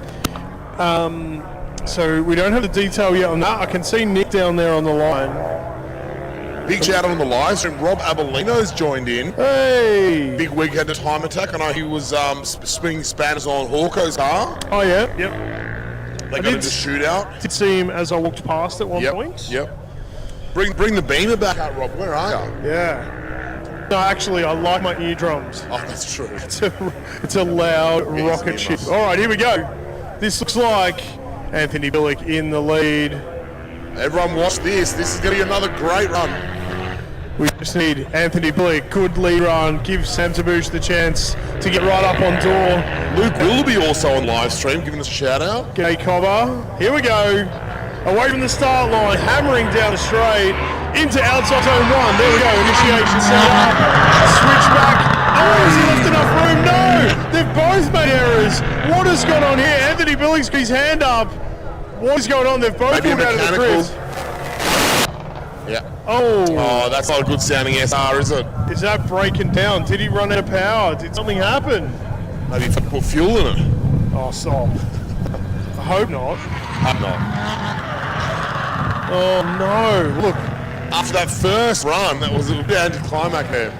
lead driver is in control of the lap at that point. The lead driver is in control. If the lead driver's error happens first and it stops the chase driver from being confident to push up, then that's where the errors all come from, right? There's something about being a chase driver and looking at the lead car, having trust in them, they're throwing it in those kinds of speeds, and your job is to keep proximity in front of their line. You know, what if something does go wrong and all you're doing is looking at their door? It was a good job from Sandan not to cause contact as well, right? Because you can quite easily get sucked in. That's right. And then you've got, as a lead driver, the responsibility of putting down a good, solid lead, you know, and making sure you're driving the correct line for that chase drive, because you know that they're following you and they're going to stick it on your door. We have just been given word from the judges. Sam Taboosh, the Godfather, has gone through. So he's come out here with some party laps. He's made it through the top 4. And we're on to the next one, just like that. Boom. So we got Nick Muzay and Martin in the chase. Nick's thrown it, big angle. He's taken evasive action to make sure Mark didn't come up on the rear or anything. And there was no contact made. Unfortunate there. This is where it all starts getting dicey. Anything can happen. Didn't phase Mark though, did it? He was straight onto it. He was. Oh man. Oh man. Oh man. We're just sitting here watching the cars come absolutely hooking in, and you watch the front end wash out, and then you're a bit of a passenger at that point. He did well to keep it off the fence though, didn't he? Because he was aiming at the fence. Oh, such a shame. But I mean, what happened with Mark before, and how the judges look at both runs? Like, what happened? I don't know. Did Mark go off at the end of the lap? Remember, he ran really right. That was the second run, that's right. So, there's a bit to digest. So you're going to have to work through both. I mean, look, I think if you stop drifting early in the lap, in my opinion, but if you stop drifting earlier in the lap, it's a greater error for the overall score of the lap, right? So, like, if you get through most of the course, and then it's right at the end, I mean, we don't grade it that way exactly, but I think that should be taken into consideration. If you can't get through the first corner and the first switch, it really does ruin the flow of the whole lap. So that's a pretty big part of it. So, look, they're going to look at the first run, they'll look at the second run, they'll really compare the two, and just sort of work on the deduction of errors.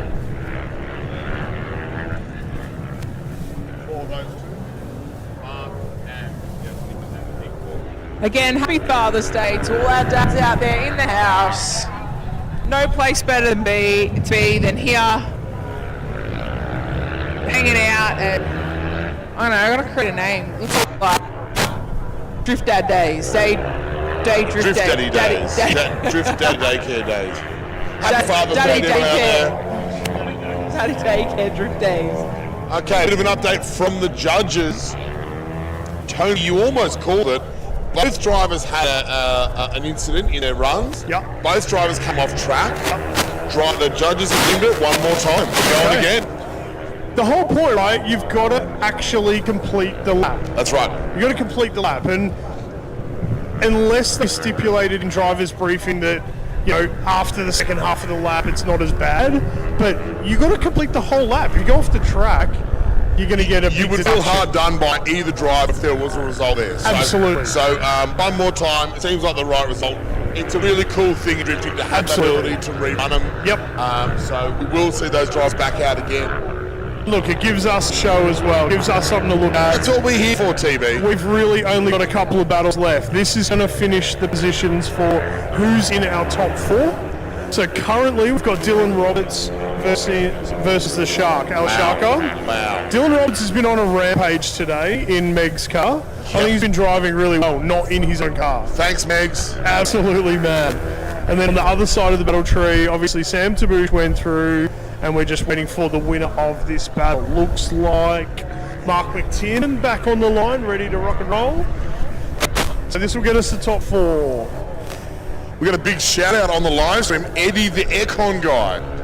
Eddie, the aircon guy. Big shout out to Eddie the aircon guy. Is he just plugging his business? I think maybe, yeah.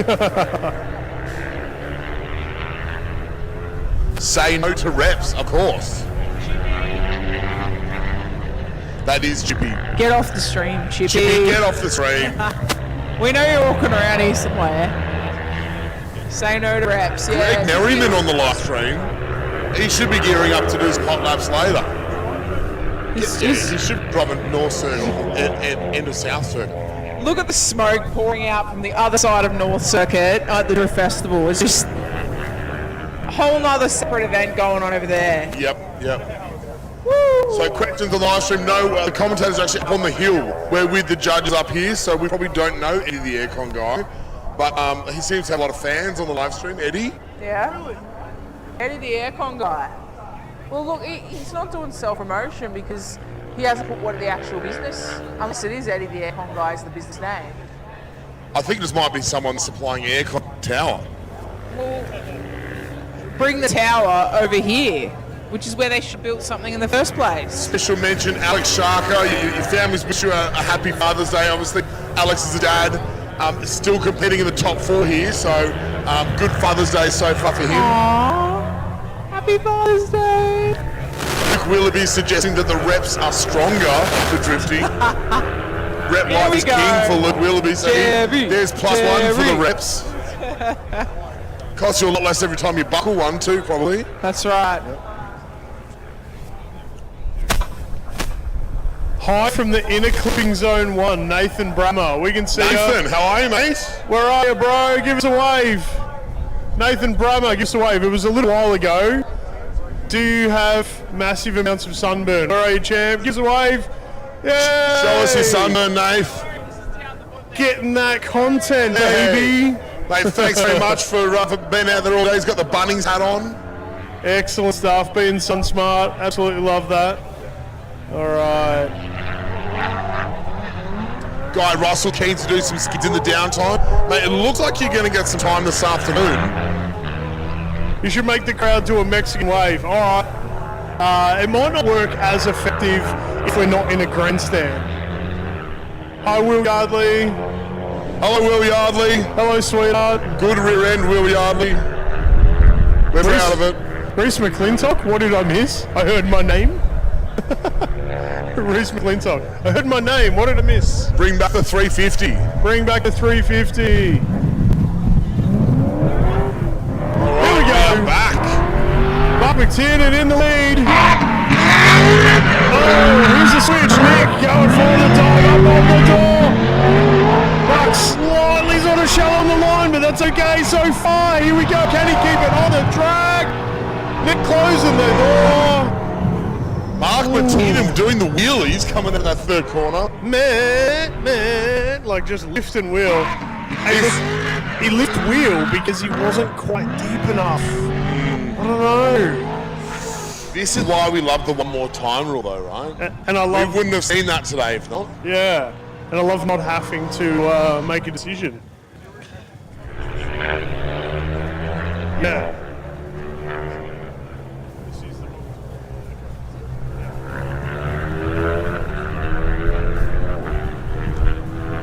Hi guys, I'm watching from the side. Can you guys shout at Eddie from the speaker? Eddie from the, am I shouting at Eddie or am I shouting out Eddie from the speaker? Is this the same Eddie, the aircon guy? Hi, E. We must know more. Watching from the far end of the track. Good on you. Love your work. Yeah, and a big shout out to everyone that's turned out today. What a crowd. Beautiful day to watch drifting. The wind's holding together. We're losing our tents up here, but at least it's clearing the smoke. So we got such a good shot of these cars. On top of the red barricades. All right, there you go. You've commented 3 times now. That's enough, right? You're taking too much attention. No, red barricades, right? Good on ya. We love you. Appreciate it. And they're off you go. Nick's in the lead. Mark's in the chase. What is going to happen here, ladies and gents? Yeah, switch by Nick. There we go. Mark's now going to chase it out. Nick's lead run is a lot deeper. It's looking a lot better. Gives Mark the chance to chase him up the hill. Can he get through the zone clearly? Oh, it's going to be tough. Put your hands together, guys. What a run. Oh, dear. Oh, dear. What are we going to do? That was hot. That's on fire. I'm glad we are not judges in that situation. Whew.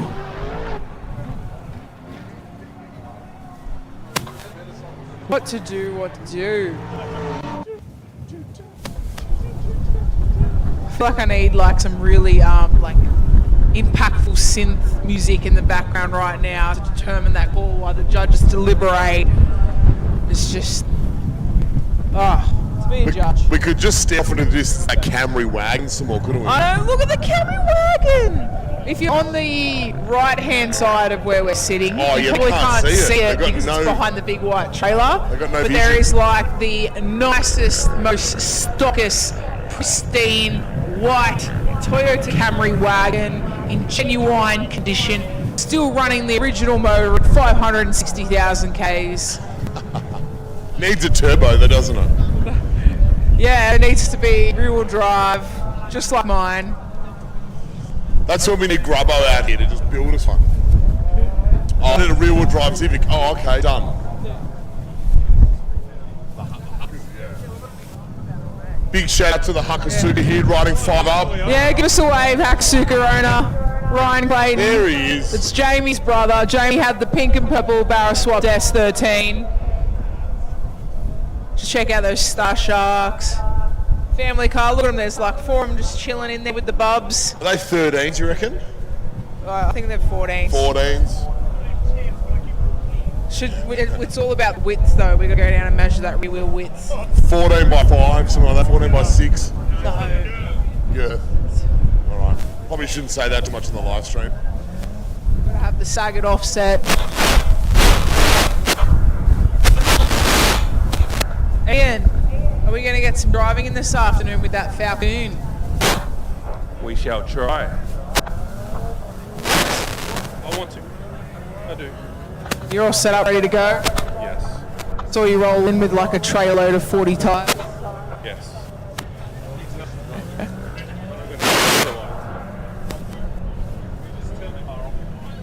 That's right.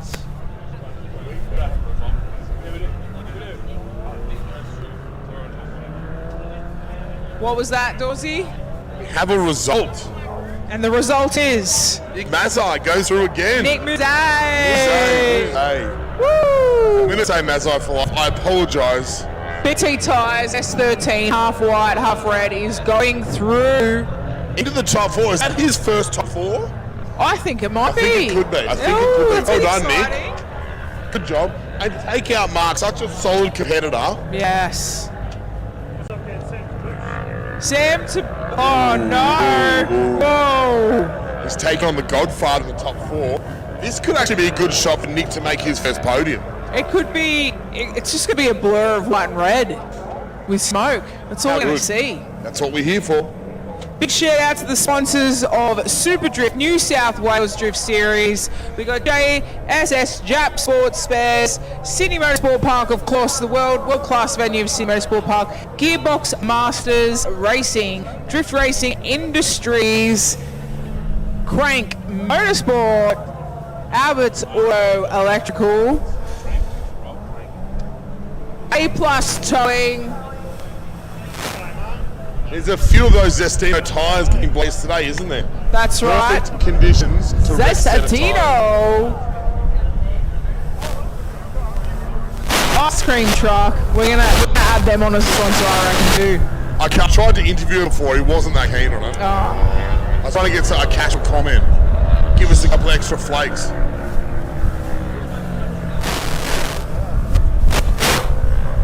Shout out to a couple of the boys on the hill doing right, laying up in the back of the FGU. Put a bit of a bit there, how good. They got it right out of the sun. They are having a romantic time. They're up there. How full's the esky? Like 6 dudes in there. I think I got Crocs on as well. Yeah. Hey, we got some. I'll never be a fan of Crocs. I got 2 sets of glitter ones. I love them. They're like standing on an anti-fatigue mat. Yeah, but you're drinking the Kool-Aid. Yes, you can't be wearing Crocs. No Kool-Aid. No. No, thank you. Appreciate that. People just offer me beers already.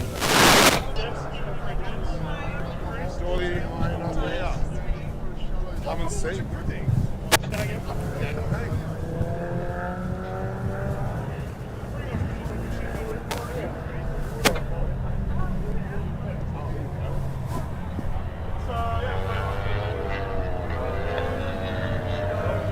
All right, so we do a slight delay. We are going into the top 4 now. We're going to give you a bit of a run through. We just had some battles that should have been in top 4 just happening. That's right, in the top 8, yeah. So, you know, it's like I think it can't get any better than that, but it's going to be better than that. So, all right, so our top 4 drivers: Alex Sharker, happy Father's Day, Alex. There's Dylan Roberts, also father, happy birthday, Dylan. Into the top 4, and then other side of the tree, the Godfather Sam DeBush up against Nick Mazai. Did I get it? Mazai. Fuck. Muzay. Sorry for those languages. Into that top 4. What a great afternoon of drifting we got here. The sun's out. The wind, does it feel like the wind's died down a little bit in the last half hour, Jess? I think it has, just a touch, but I bet you within saying that, within 10 seconds, it's just going to go woof. I'll hold on to the tent.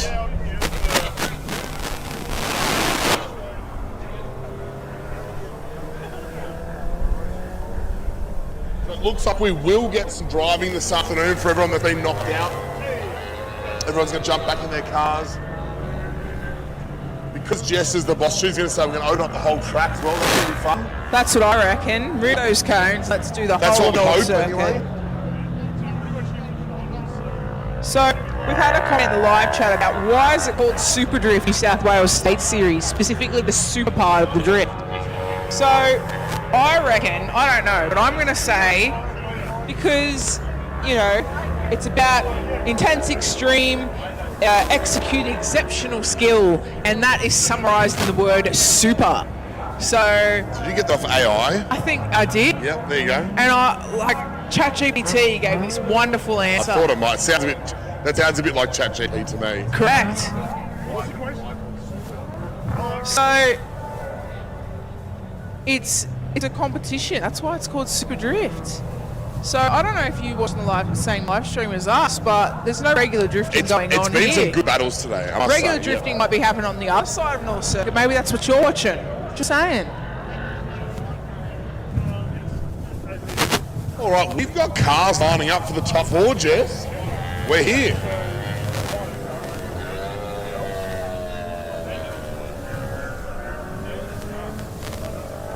All right, Dylan Roberts and Alex Sharker Dylan up Roberts, into the staging lane. Mubble team drifter from Newcastle. In a red car. He's in Megsy's car today. That's right. He's in Meg's Milk's Team Dosey Coffee's car. And we've got the Shark, Alex Sharker, who stuck it last night at World Time Attack. Let's see what's going to happen. Here we go. Shark in the lead, Dylan in the chase. Initiating into that zone 1. Now that 1J, stay in there. Oh, here we go. Zone 2, out wide into that zone 3. Dylan's pushing that 1J up on that LS Power at S13. out wide through that zone, final zone, and through the gate. What a run by Alex then, right? That's it. The 1J, I think, was just trying to keep up. Dominating lead run, Alex Sharker putting it on the line. You see the weight shift as he flicked into turn 1 or outside zone 1, flat out on the power, rotates the car around, gasses up the hill, sits right in the perfect line. I don't know about you guys, but for lead run, mega. Mega. You know, Dylan had a lot of work to do to try and play catch up, but really, really mega lead run. But we know Dylan can drive that car. I think it's time that Alex Sharker retires the Sharker name, Yeah? you know, and goes to like Megalodon. Hey, all right. How can you go bigger in your prehistoric creature overlords? If you guys know the Sharker family, you know the older brother drives supercharged outlaw drag cars. Of course. So it's going to be tough to get Megalodon off his brother, I think. And the old man as well. I know he's moved to Goulburn recently. But they're dealing with like 5,000 horsepower, methanol breathing, supercharged drag. I think they drive a Lambo at the moment, don't they? So are you saying Alex is like the least power? Yeah, like he's the baby of the motorsport family. What? Producing a run like that, it's mega. wild. Absolute mega. Here we go. Let's see if they'll do an engine swap. Remember, they'll put the old. Yeah. All right, here we go. Dylan All right. Roberts to lead him out. Let's see if Alex Sharker can get it up on the door and take that prize. All he needs to do is play it safe, and I bet you he won't. No way. Here we go. Out of the gate, shifting through the gears, entering into turn 1. Dylan Roberts enters, steers the car. Can he rotate it around? Yes, he can. Alex Sharker dropping back just a little bit. Dylan Roberts in a good position, powering on up the hill. Sharker all over the back of him. Put your hands together, guys. What a run. Dylan Roberts, Alex Sharker. What do you reckon, Jess? Woo! Sorry to say, but I think Sharker's got the win, but we're going to wait for the judges to actually confirm that. That dominating lead run is very, very hard to beat. Yep. Good on Dylan, because remember, Sharker has been here since Thursday night for World Time Attack, Yep. and this was the same layout as World Time Attack, just a slightly different line for SUPERDRIFT. So he's been driving this layout all weekend. In comes Dylan, his car's broken, he's gone and borrowed exes and jumped straight on track and has made it all the way into the top 4 to battle up against Sharker. And to pull out runs like that, big shout out to Dylan for that one. And we do have a result from judges. Sharker has gone through, so he'll battle up for first and second. Dylan Roberts, what an amazing effort. He will battle for third place. Fourth. Yep, so third and fourth. So the unique top 4 in drifting. These guys, even if they lose, they will go again to battle for third place. But Alex Sharker goes through to battle for first and second. And now we're moving on to the next. We've got a bit of a false start here. We've got a stream on the track. Well, this is Nick Muzay in the BT Tires S13. He's singing songs, doing a glorious lap right there. But where's his contestant? Sam Tabush, he's up there. He hasn't made it in the gate. The question is why? Why is he parked up there? We're going to assume that maybe it's a mechanical or something's going on. But I do not have confirmation yet, so I'm just making assumptions here. But he hasn't moved. So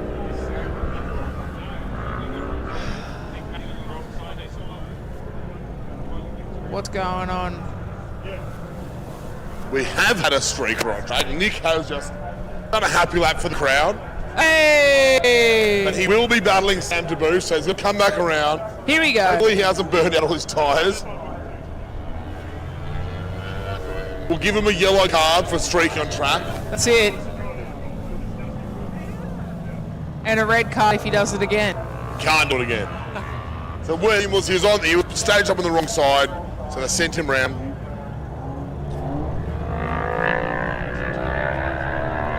All right, Sam Tabush. in the lead. Here we go. Initiating into that first zone. Nick Mazzei on that chase. Here we go. Transition to zone 2.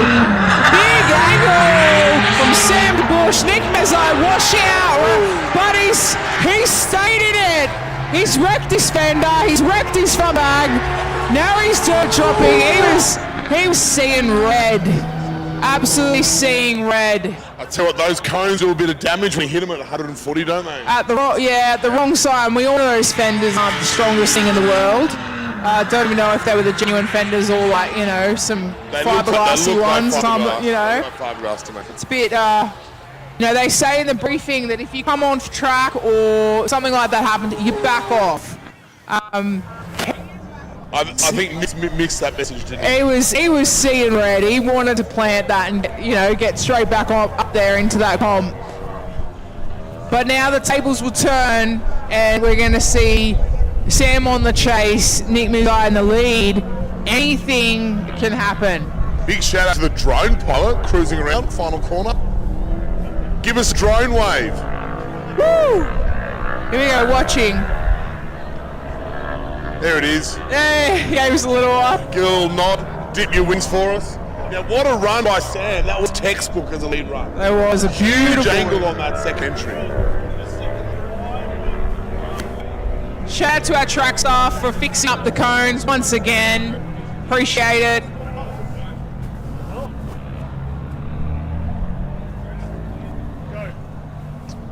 All right, I've just itched the drone pilot up because we're actually not allowed to be flying drones here. So if we can park that drone up, we'll find you. If we can catch it, we get to keep it. That's the rule. Yeah, if we can return that drone home to its owner.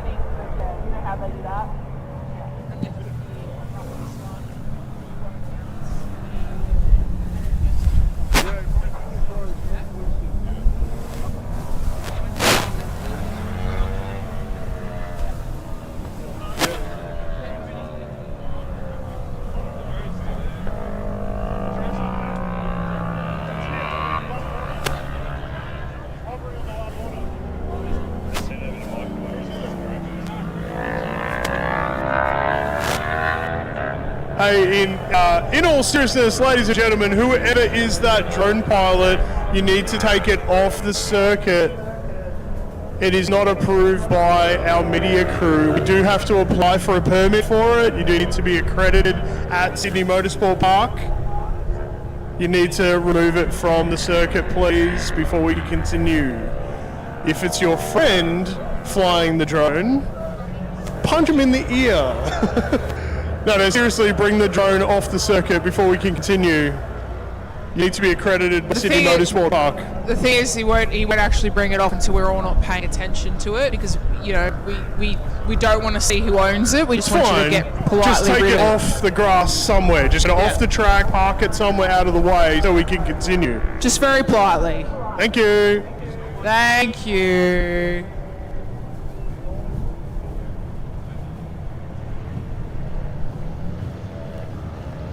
And look out on track, over there. I'm slowly deterring everyone from looking at where that drone just went, and we've got Sam to push over there, lined up, ready to go. Nobody saw it, it's fine. No one saw nothing, and we can get on with our day now. Thank you very much. The security guards aren't watching. All right, into zone 1. Transition for zone 2. Sam's creeping up on Nick Mazzei. He's letting that bull unleashed. Full send. Nick Mazzei is laying down a pretty reasonable lead here. Sam on that chase. He's bobbled across the back line there. Not sure if he's shut down or a bit of a tech issue properly. Something going on. Mechanical issue, tech issue. Weird things in drift mechanical vehicles. Woo! Woo! The bikes are now going up the hill. Tough call. Obviously the judge is going to go through both of those runs. A couple things that I spotted. It looks like Sam had made a couple of little corrections. He's had to sort of really steady the car after the weight shift. It seems like the skyline comes around and he's got to just manage the steering just a little bit. Once he's back on power, it's mad. Like, the car is absolutely epic. But then Nick as well, he pushed out really wide, collected the cones. You know, is he going to claim that maybe Sam put him off a little bit? You know, there's going to be a little back and forward there. The judges will be certainly having a look at both runs.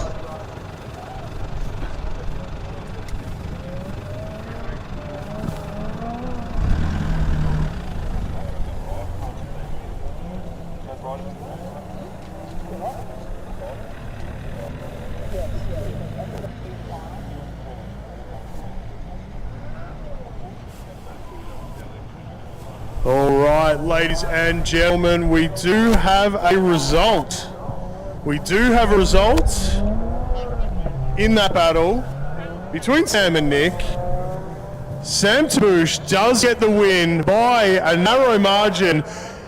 Now, Sam's made a couple of small steering corrections, ran a slightly wider line in the final corner. They are minor deductions. They're very minor deductions. Nick's chase run would have technically been 4 wheels off the track. He might try and argue that, hey, Sam's small correction, made me go deep, but he was going really hot into that corner anyway. He was trying very, very hard to catch Sam, and he's run really wide, taken out the cones, and that was well 4 wheels off. He was not going to be able to pull up the car, even with Sam's small correction. So the judges have made that call that a couple of small errors doesn't outweigh the major error of running 4 wheels off the track at mid part of the corner. So there we go. That is the clarification. Sam Taboosh goes through the battle for the win. The first and second. Ooh. So from here on now, we will not be announcing No. any winners. We will find out at Podium. But now we're going to move into a battle of who third and fourth. So it needs to be We third can't and announce. fourth. So all our drivers, if you can hear us down in the pit area, please prepare your cars for the final 2 battles. Fresh tyres, fuel if you need to, the whole lot. We're going to go through right to the very end and through to the podium. So please get your cars ready to go and make your way out to the staging area. That's right. And other drivers or anybody else down there in the pits, head on over to watch these final battles. And then I haven't even asked where the award ceremony is going to be. I don't know, where are we going to do the podium? Where we're doing Podium. Down on track? Anyone know where we're doing Podium? In the crowd, put your hand up. So you don't have to move. We should do it here, right? Wherever we can get camera access is where We we're are. going to do it. We're gonna do Podium at the Down on end the of track. the main corner of North Yeah. Circuit here in front of us. Okay, cool. So that is where Podium will be. We're just going to hold this tent down while we're at it. That's right. Getting a free blow dry in the wind. Okay, My glorious hair, you know. this is where us 3 that are sharing the microphones here are going to give it everything we've got. We know the drivers are going to give it everything they've got because they want to win. We want to make sure you guys are having a great time here at Sydney Motorsport Park. And everyone on the live stream, another shout out to all you guys on the live stream. Thanks for hanging out. This is going to be our battle for third and fourth. And then, of course, the final battle of the day to determine the round 3 winner of SUPERDRIFT. And then, depending on the winner, hey, I haven't even thought about championship implications. What do we got? There's going to be numbers going into a spreadsheet. There's all sorts of stuff going on. Do we know? It's going to come down to point. Because there's a few drivers in the championship hunt that are still in the game here. Ooh, but even some of those other drivers that may finish down the order a little bit, they're still going to gather some points. Ooh, it's going to come down to the wire. I like it. Thanks for reminding me. I've got a lot of admin to do right before the presentation. And I suggest now is time to have your toilet break, grab a snack, grab an ice cream, and be sitting here ready for these final battles. Oh, cars coming up over the hill. Too late. It's too late. Too late. Don't worry, it'll take us a little bit of time to do the podium, so maybe that's your chance. Anyway, we're going to get into it. This is what it's all about. Ladies and gentlemen, the pointy end of the day, the battle for third and fourth. So Here we go. Dylan Roberts and Nick Muzay.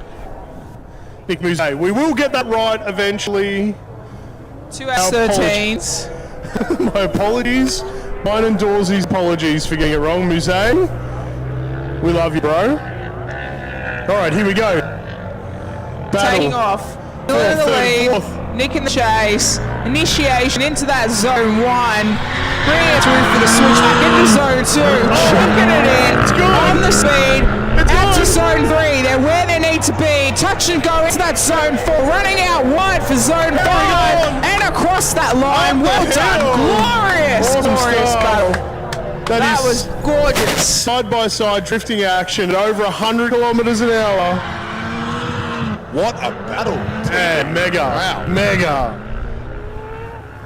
All right, mega. Control. Look, they've been... Is that drones? Is that drone there again? Come on in here, little fella. Come on, drone. Come on in here, little fella. All right. Yeah. Okay, first half of that battle. Now we switch places. What's your hunch? Where are you feeling? Where's your energy at? My energy's always 1JZ. I can't help that. Okay. It's just the gene. What's in the DNA? What's in the BT tyres car though? What engine's in that? No, Yeah, I'm not sure either. but Anyone else? Is it Barrow? Barrow? Okay. Ford versus Toyota. Hey, the Barrow is the new 2J, right? Isn't that a thing? The No. Ford 2J. no, there's no The nothing. Aussie 2J, huh? 4JZ. There is no nothing.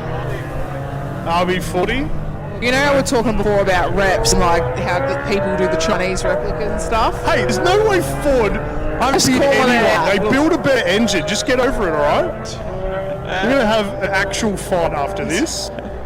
Fist fight. Toyota versus Ford. It's on.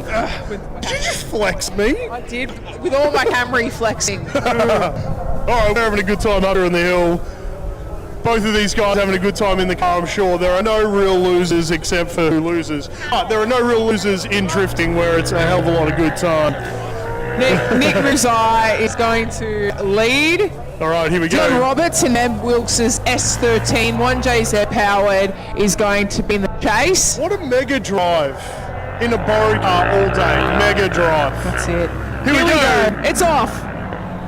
All right, initiation into that first zone. There we go. Now we're going to go back for the touch and go into zone 2. That Barrow power is coming in. 1JZ power keeping out a little bit wide on the zone. Into zone 4. Touch and go. Running out wide. That was a clean battle. Woohoo. First and second clean battle. Dylan Roberts doing a bit of a booty shake across that finish line there. Woo. Wowee. That's going to be a tough one to call for third and fourth. We will not know that result Yep, until we wait. do podium. That's Wait for it. the podium. That's it. We will get a little envelope. It'll be sealed and sealed, and that's it. And we will not know until we deliver that result at podium. Yeah, there is a result. It is final. You will find out at the podium. The spectators at the home, watching the live stream, everyone here, depending on your perspective of the track, because everyone's got a slightly different view here. You might have a reasonable hunch, maybe, I don't know. Because if you're watching from over there, way on the left-hand side, that's a different view from up here. So you've got to be watching from the judge's seat, because they've been the same spot all day. So this is where we're judging from. That's very important. So we've got to make sure that this is the perspective that we're looking at.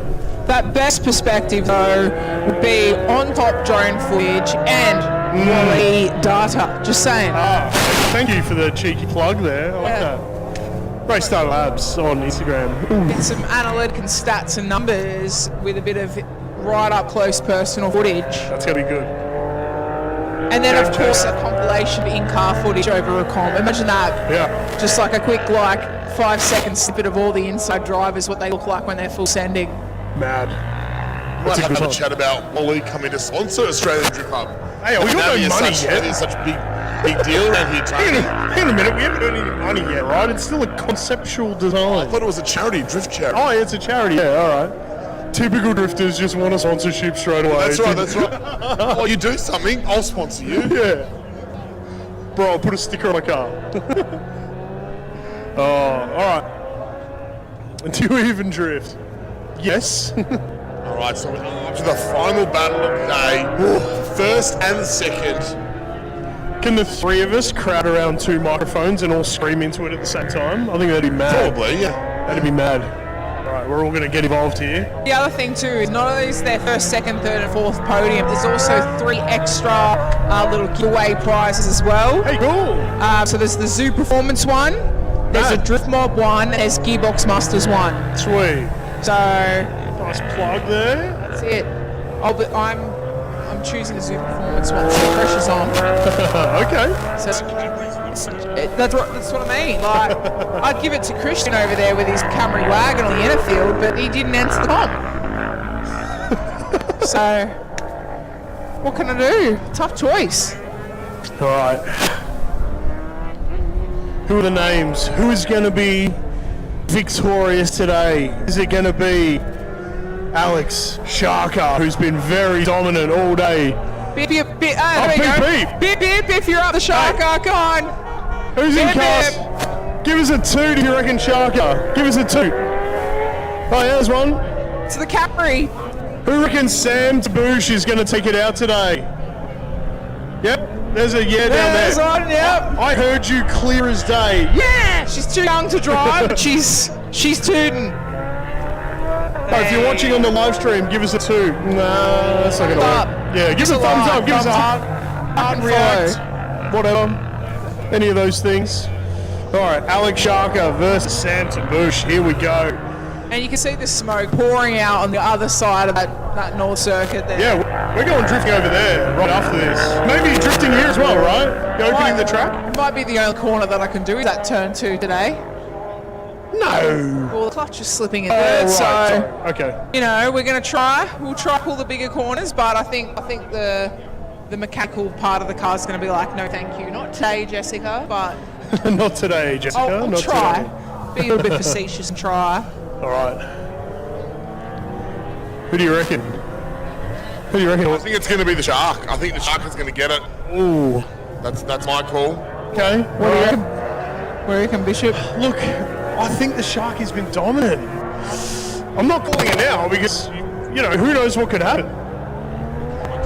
I'm not saying nothing. I'm not saying anything about anything. All we're going to do is we're going to watch it, we're going to say what we see, and it's going to be what it's going to be. I'm going to make the trifecta. I'm going to say that I'm a I poet, think I it's didn't Shark as even well, know. but just for, you know, AusDC purposes. What was that, sorry? She's picked the Shark as well. Also, so everyone at home listening, Sam's our boss. That's correct. So that's where I was going with this. We've all That's where gone I was against the going to boss. go.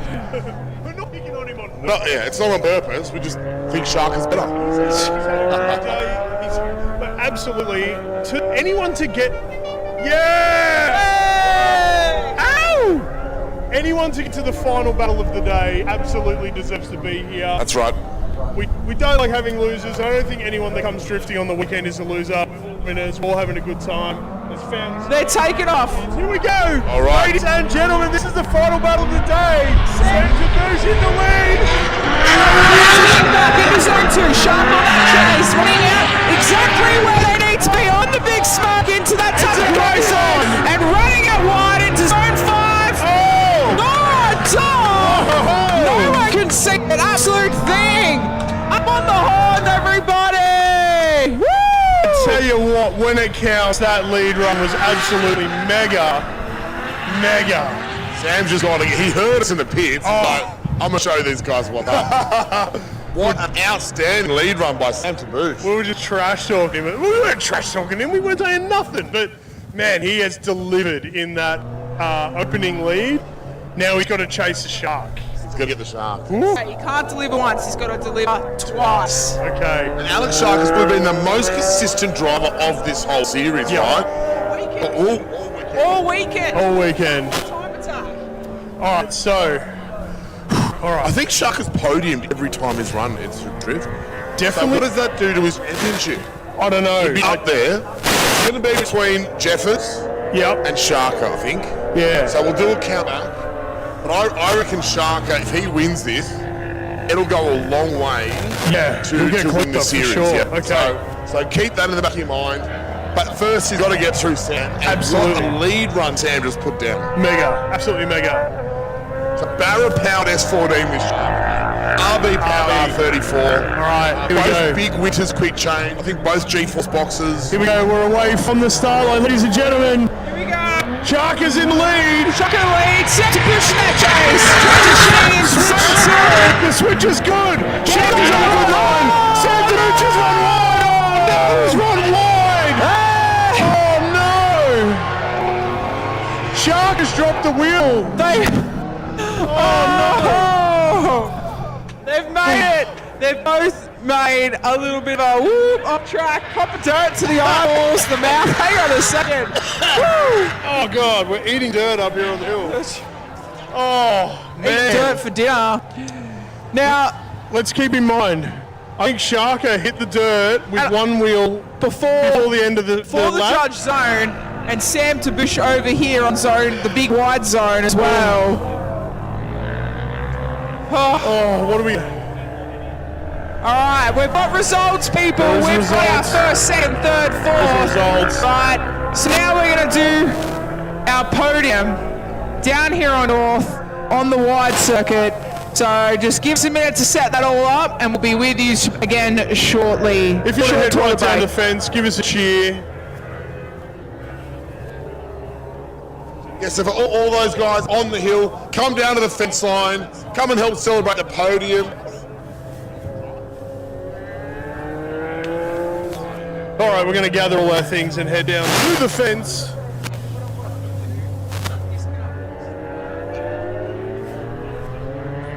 Yeah, because I'm going to... But the guys at OzDC or OzDrift, they're going to tally the points from today, but also tally the points for the championship. We will be awarding the championship results today. And a big thanks to all the drivers, all the fans that came out today. It's a big effort. Glorious day here at Sydney Motorsport Park for round 3 Super Drift. Podium celebrations are up next.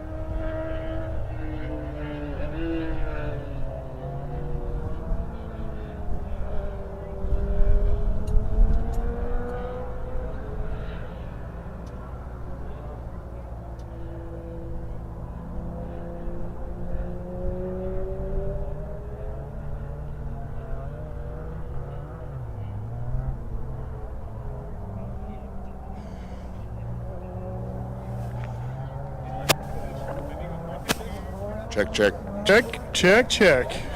Oh, yeah. They let us on track, Tony. Hey! Hi, Who did everyone. that? Wild. I stood here last night, which was pretty mad, and this place is sticky. Yeah. There is so much rubber down from this weekend, all the time attack cars, all the drift cars. It is a sticky bit of racetrack. That's a lot of load on the driveline of these cars. They have been absolutely punished all weekend. Right. Some of these cars, wait, which one? The black one at the end there actually competing in World Time Attack as well, so that car's had a hell of a lot of work. We'll get the Sharker to do a bit of a refresh on that one, I reckon, and some fluids and whatnot. But thank Ignore you so all the much. coolant coming out of Santa Bush. Sorry about that. Nothing to see here. Oh, look, that's what happens. All right, so just a bit of a wrap-up for the day. We want to give our sponsors a bit of a plug, just as we're setting everything up, because we've got a bunch of prizes here, and we're still doing the calculations for the championship, so there's a little bit more to play for today. All right, so just a quick shout-out for our sponsors that have made this series happen. It's 3 rounds.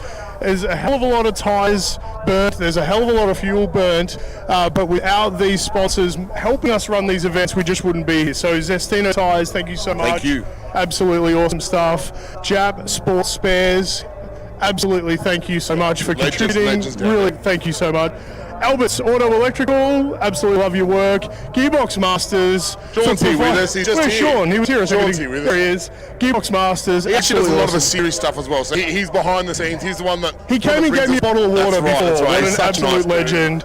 And one of the best in the business. Yeah, absolutely mega. A+ Towing, wherever Gary is. Gaz, if you can hear me somewhere in Probably the torching peak. turn 1. He was had the flat tray out earlier today, skipping up some cars off the track. What an absolute legend. And Crank Motorsport. So thank those guys. Let's give them a round of applause, please. Give them Thank a bit you, of guys. love. Everyone on the live stream, if you're sitting at home, make sure you clap as well. I will hunt you down. All right. Before we get into the results, also a big shout out to the Oz Drift Club, right? Hey. These guys are the ones that are putting on Australian Drift Hey. Club. They're all standing here in Oh, the you corner in guys. their black shirts. So You guys, thank you thank guys you. so much for putting this event on. Sam anyone the in- Godfather, really appreciate everything Yeah. you do. I don't know how you ended up here today, but well done, mate. You actually drove really well.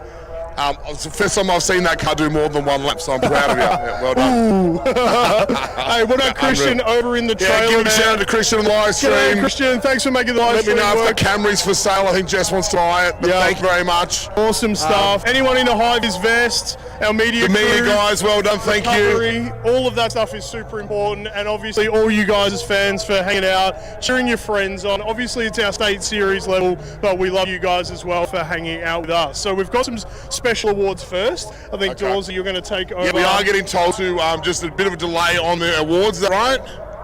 Okay. Yeah, to the camera. Okay, well, we Cool, can do it cool, this that way. So first off, I'm going to let Jess do this one. So the Zoo Performance Award. I'll let you announce this one. Yes, Super Performance Award was Jess's choice, of course. Hey. So it's actually Jake Evans. Oh, all right. Evans, sorry. Jack Evans. Jack Evans. Jack Evans. White R32. White R32. He drove very well all day. Very, very good battles. So Yeah. yeah. We've announced over the thing. We'll try and catch up with him in the paddock there. that's it. So that's cool. All right. So Jack Evans, Red bag for you, Jack. you've got a Zoo Performance Prize. Absolutely awesome stuff. All right. Cool. Go. Next one. As we are waiting, we are going to delay it a little bit. Okay. A little bit. Okay. So I want to have a bit of chat with Sam, if we Okay. can. Cool. No problems.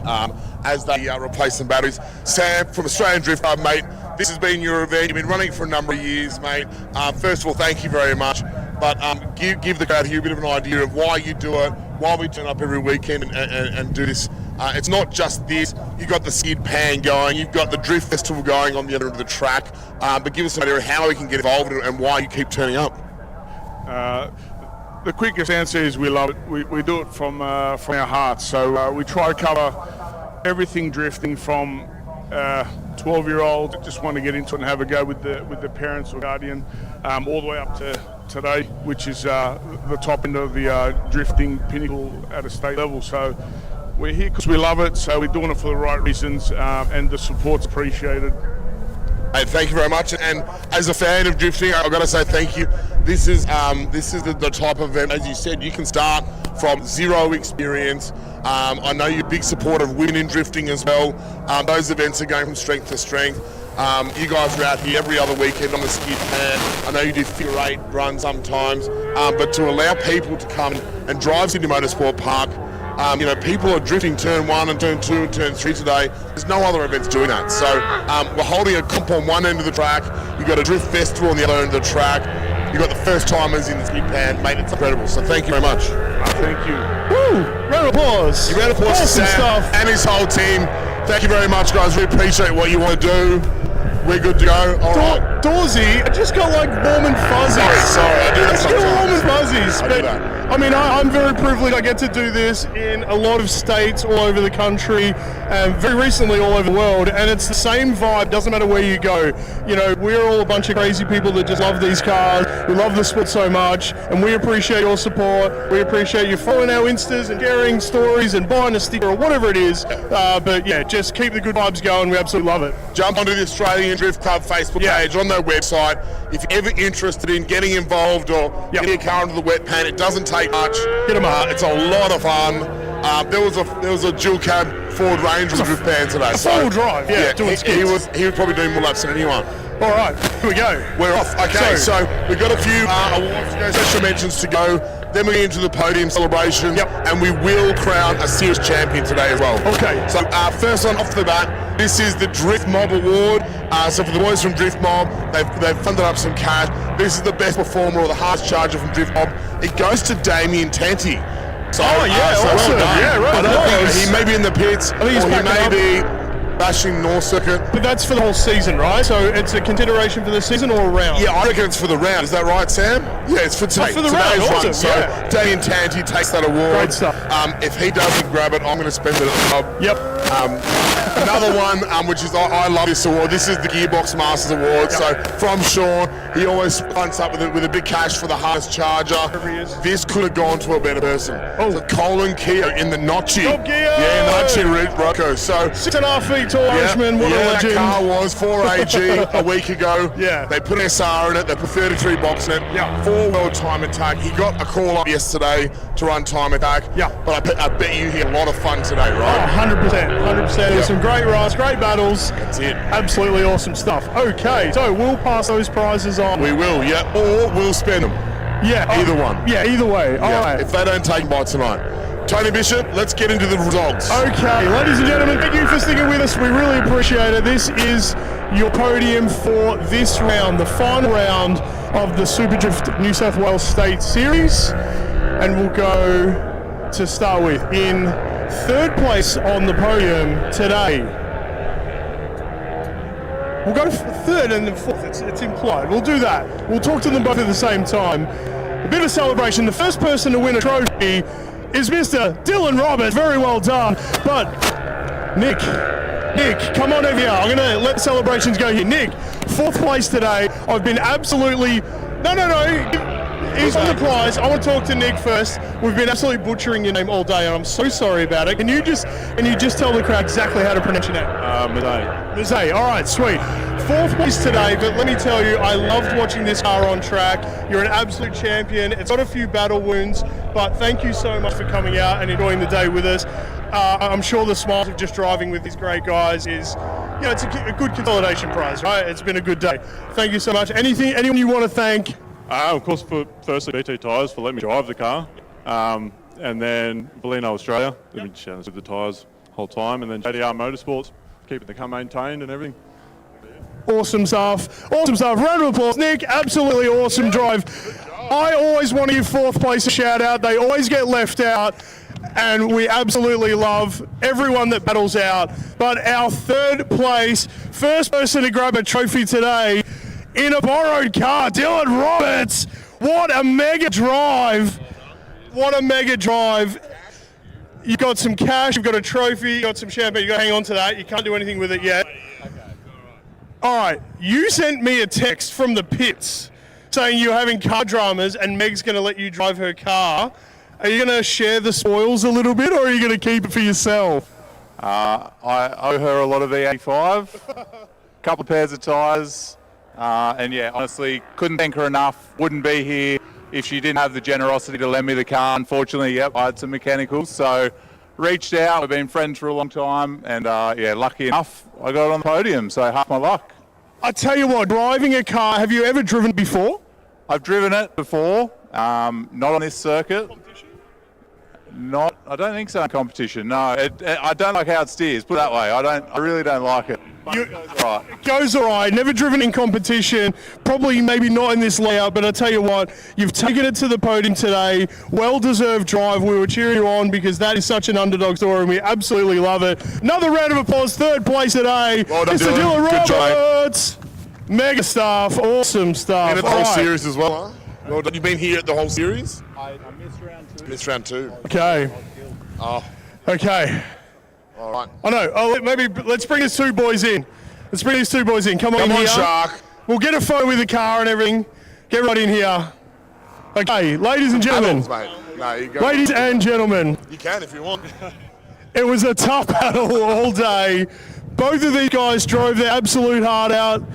The cars are both in one piece, which is very nice as well. But today, in second place, Mr. Sam Taboosh, very well done, meaning Alex Shaka is our winner. But let's chat with Sam to start with. Absolutely awesome stuff. Sam, come on over here. Wowie, what a drive today. There's actually cash in it. How good. All right, so we were talking, you know, you've battled with this car from time to time with some mechanical gremlins. Obviously, you put hours and hours of time behind the scenes to keep this club going. How does it feel to get on the podium of the club and keeping the car in one piece and actually getting somewhere, you know, and just feeling it? Talk us through it. It's definitely been a minute since I've had that feeling. I mean, yeah, like you said, most of the time is spent behind the scenes, and we're cranking to keep this monstrosity of a organisation running, and it really is a lot of work behind the scenes. So to be here now, I couldn't have fathomed it. But I'm just beside myself being here. And again, thank you to everyone that was involved, everyone that come out stream. We love you all, and come back again next year. 100%. Absolutely love the vibe. Love the dedication of the sport, mate. Round of applause one more time. job, Mr. Sam. Sam Well done, Bruce mate. taking second place. But our winner for today, my guy, well done. Alex Shaka, give him a round of applause. There he is, the Shark. Oh! Well, from this whole weekend, you know, when you woke up maybe on Wednesday or Thursday coming to World Time Tag, you know, what's your whole weekend been like? Talk us through that. Yeah, big, massive weekend. I think we went through 36 tyres, probably, 200 litres of fuel, and car's been faultless. Besides, in the top 32, breaking a tow arm and brake line, but we got it fixed, and here we are, yeah. Standing on the top place of the podium, you had a reasonable run yesterday as well. The car's taken an absolute beating, but when you were coming through this, the line, the control you had of the car was so great to watch. Everyone on the hill was cheering you on. It was absolutely awesome. A very, very well-deserved first place today. Anyone you want to thank? Yeah, definitely. We'll start with, obviously, wife, kids, all there. The boys, Camo, Keeks, we've got Scotty and Brad in the pits. And yeah, definitely. So all these guys here, we've got Bell Partners, Ether Group, Atkinson and Turner, Red Sun Motorsports, All Tyres and Mechanical, Howtech ECU, my company built by Alex, Prestige Tyre and Auto, and a big thank you to Tanya Belcastro, sister-in-law, for more or less organising 90% of these. Oh, and forgot, Bray Building. Shaka, well driven, mate. You drove well all weekend. You were unstoppable today. That Barra Pad S14, mate, she's a rig. Well done. I know you built that yourself, so really good job on that. Super consistent, mate. Well done. Thanks, mate. Cheers. All right, ladies and gentlemen, your first place, top step of the podium. Round of applause Alex for Shaka. that time. Alex Shaka! Woo! Love it, mate. Absolutely love it. Hang on to the champagne, yeah. Hang on Hey. to the champagne. Hang on to the champagne. We're gonna make sure we're gonna get the content, all right? We're gonna get the content, guys. Where's the cameras at? Where the cameras at? Come on in. Come on together. We don't actually have a step here, so you got to pretend. All right, Alex in the middle. Where's the camera at? Oh, there they are. Absolutely love it. Okay, you guys are going to celebrate. You're going to celebrate in style. Are we gonna announce a series champion? No, we're going to get the round done first. We'll come back to it. Okay, here we go. This is round 3, the final round. SUPERDRIFT New South Wales Series. This is your podium, ladies and gentlemen. I got wet. Oh, absolutely love it. Absolutely love it. That's All one for right. me. A well-deserved podium for this round. Now, the question is, we've got a result. Do we have a result for the championship? We do. Amazing. All right, so that is obviously a lot of work that goes on behind the scenes, making sure that we calculate everyone's results. Now, this is all you, brother. All right, this is for the championship. So there were some big drivers in the championship. Yep. You know, this isn't, we call it a grassroots series, but it isn't at that point end of SUPERDRIFT. They're all professional drivers. They've been all around for a long time. Yeah. It was very close at the top before the start of the day. Yes. But due to his performance throughout the day, I'm going to announce Alex Sharker has taken a series championship. He took it away from Jeffers. There we go. Congratulations. Well done. Jeez, smell a bit. Absolutely awesome stuff. Gets around with 2024 SUPERDRIFT champion. Mr. Alex Sharker. One done, more mate. round of Well applause. done. That is absolutely awesome stuff. Absolutely awesome stuff. All right, championship. Talk to me about the championship. Did you think when you started this year that you'd be here? Talk to me. Yeah, look, really wanted to support Sam and his series. Loving this series, loving the 300 treadwear rule, and cars really set up on it. Every driver's wicked. Like in the top 32, you know, it was a battle the whole way through. So, yeah, definitely loving it, loving the series, and honestly, I'll be back next year. Good to hear. Word from the horses. Now, they'll be back next year if we keep this series going. Let's continue to grow it, encourage more drivers, encourage more people from New South Wales, and hey, maybe some more people from Vic and SA and Queensland. Let's drag some talent around as well. Let's put some of your Battle it Mexican out. friends back over, Tony. We'll get some of those Victorians I'll up. get some of the Mexicans across the border. Let's see if we can make it happen. Hey, one last time, thank you to everyone who Appreciate has it. joined us here at the track. Thank you to everyone who's joined us on the live stream. We absolutely appreciate you. Is there like, I don't know, I'm not calling out. Is there like victory skids or do we open the track up? Please, sir, can we have some more? What can we do? No statics. That's all. Thank you, Sam. So like a rolling skid into the pits or whatever. Just sit on the Oh, you've got your instructions. I got a big shout out to Mitch Jeffries coming second in the championship. He was coming in first place today. Absolutely. Knocked out of the top 8 by the lion killer here, Dylan Edwards. So I think Sharky owe him a beer tonight. Yeah, he pipped at the top, but that's what a championship is all about. You got to Very be close consistent over the championship race. this year. Well done, mate. Congratulations. You've Awesome. been around for a while and you really deserve it, so well done. Cool. Skids, I'm going to leg it. Is there anything else we need to do? No, jump Are in we the happy? passenger seat. I'm out of here. All right, drivers, suit up. Do you want to get any photos with your cars? Whatever you want to do, I'm getting out of the way. Thank you very much, guys. Really appreciate everyone sticking around. Thank you on the live stream. Victor Skids, it's time. I'm legging it. All right, let's go.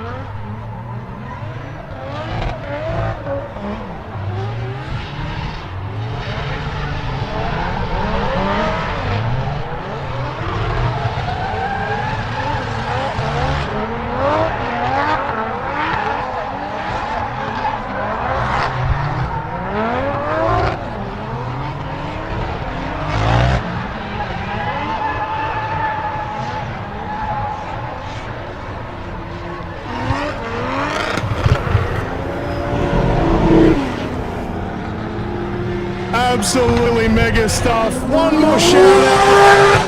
Thank you all for inviting me along to join into the New South Wales State Series SUPERDRIFT. Jess Shembry on the microphone, Chris Dorr on the microphone. We've had a great series. Everyone behind the scenes, all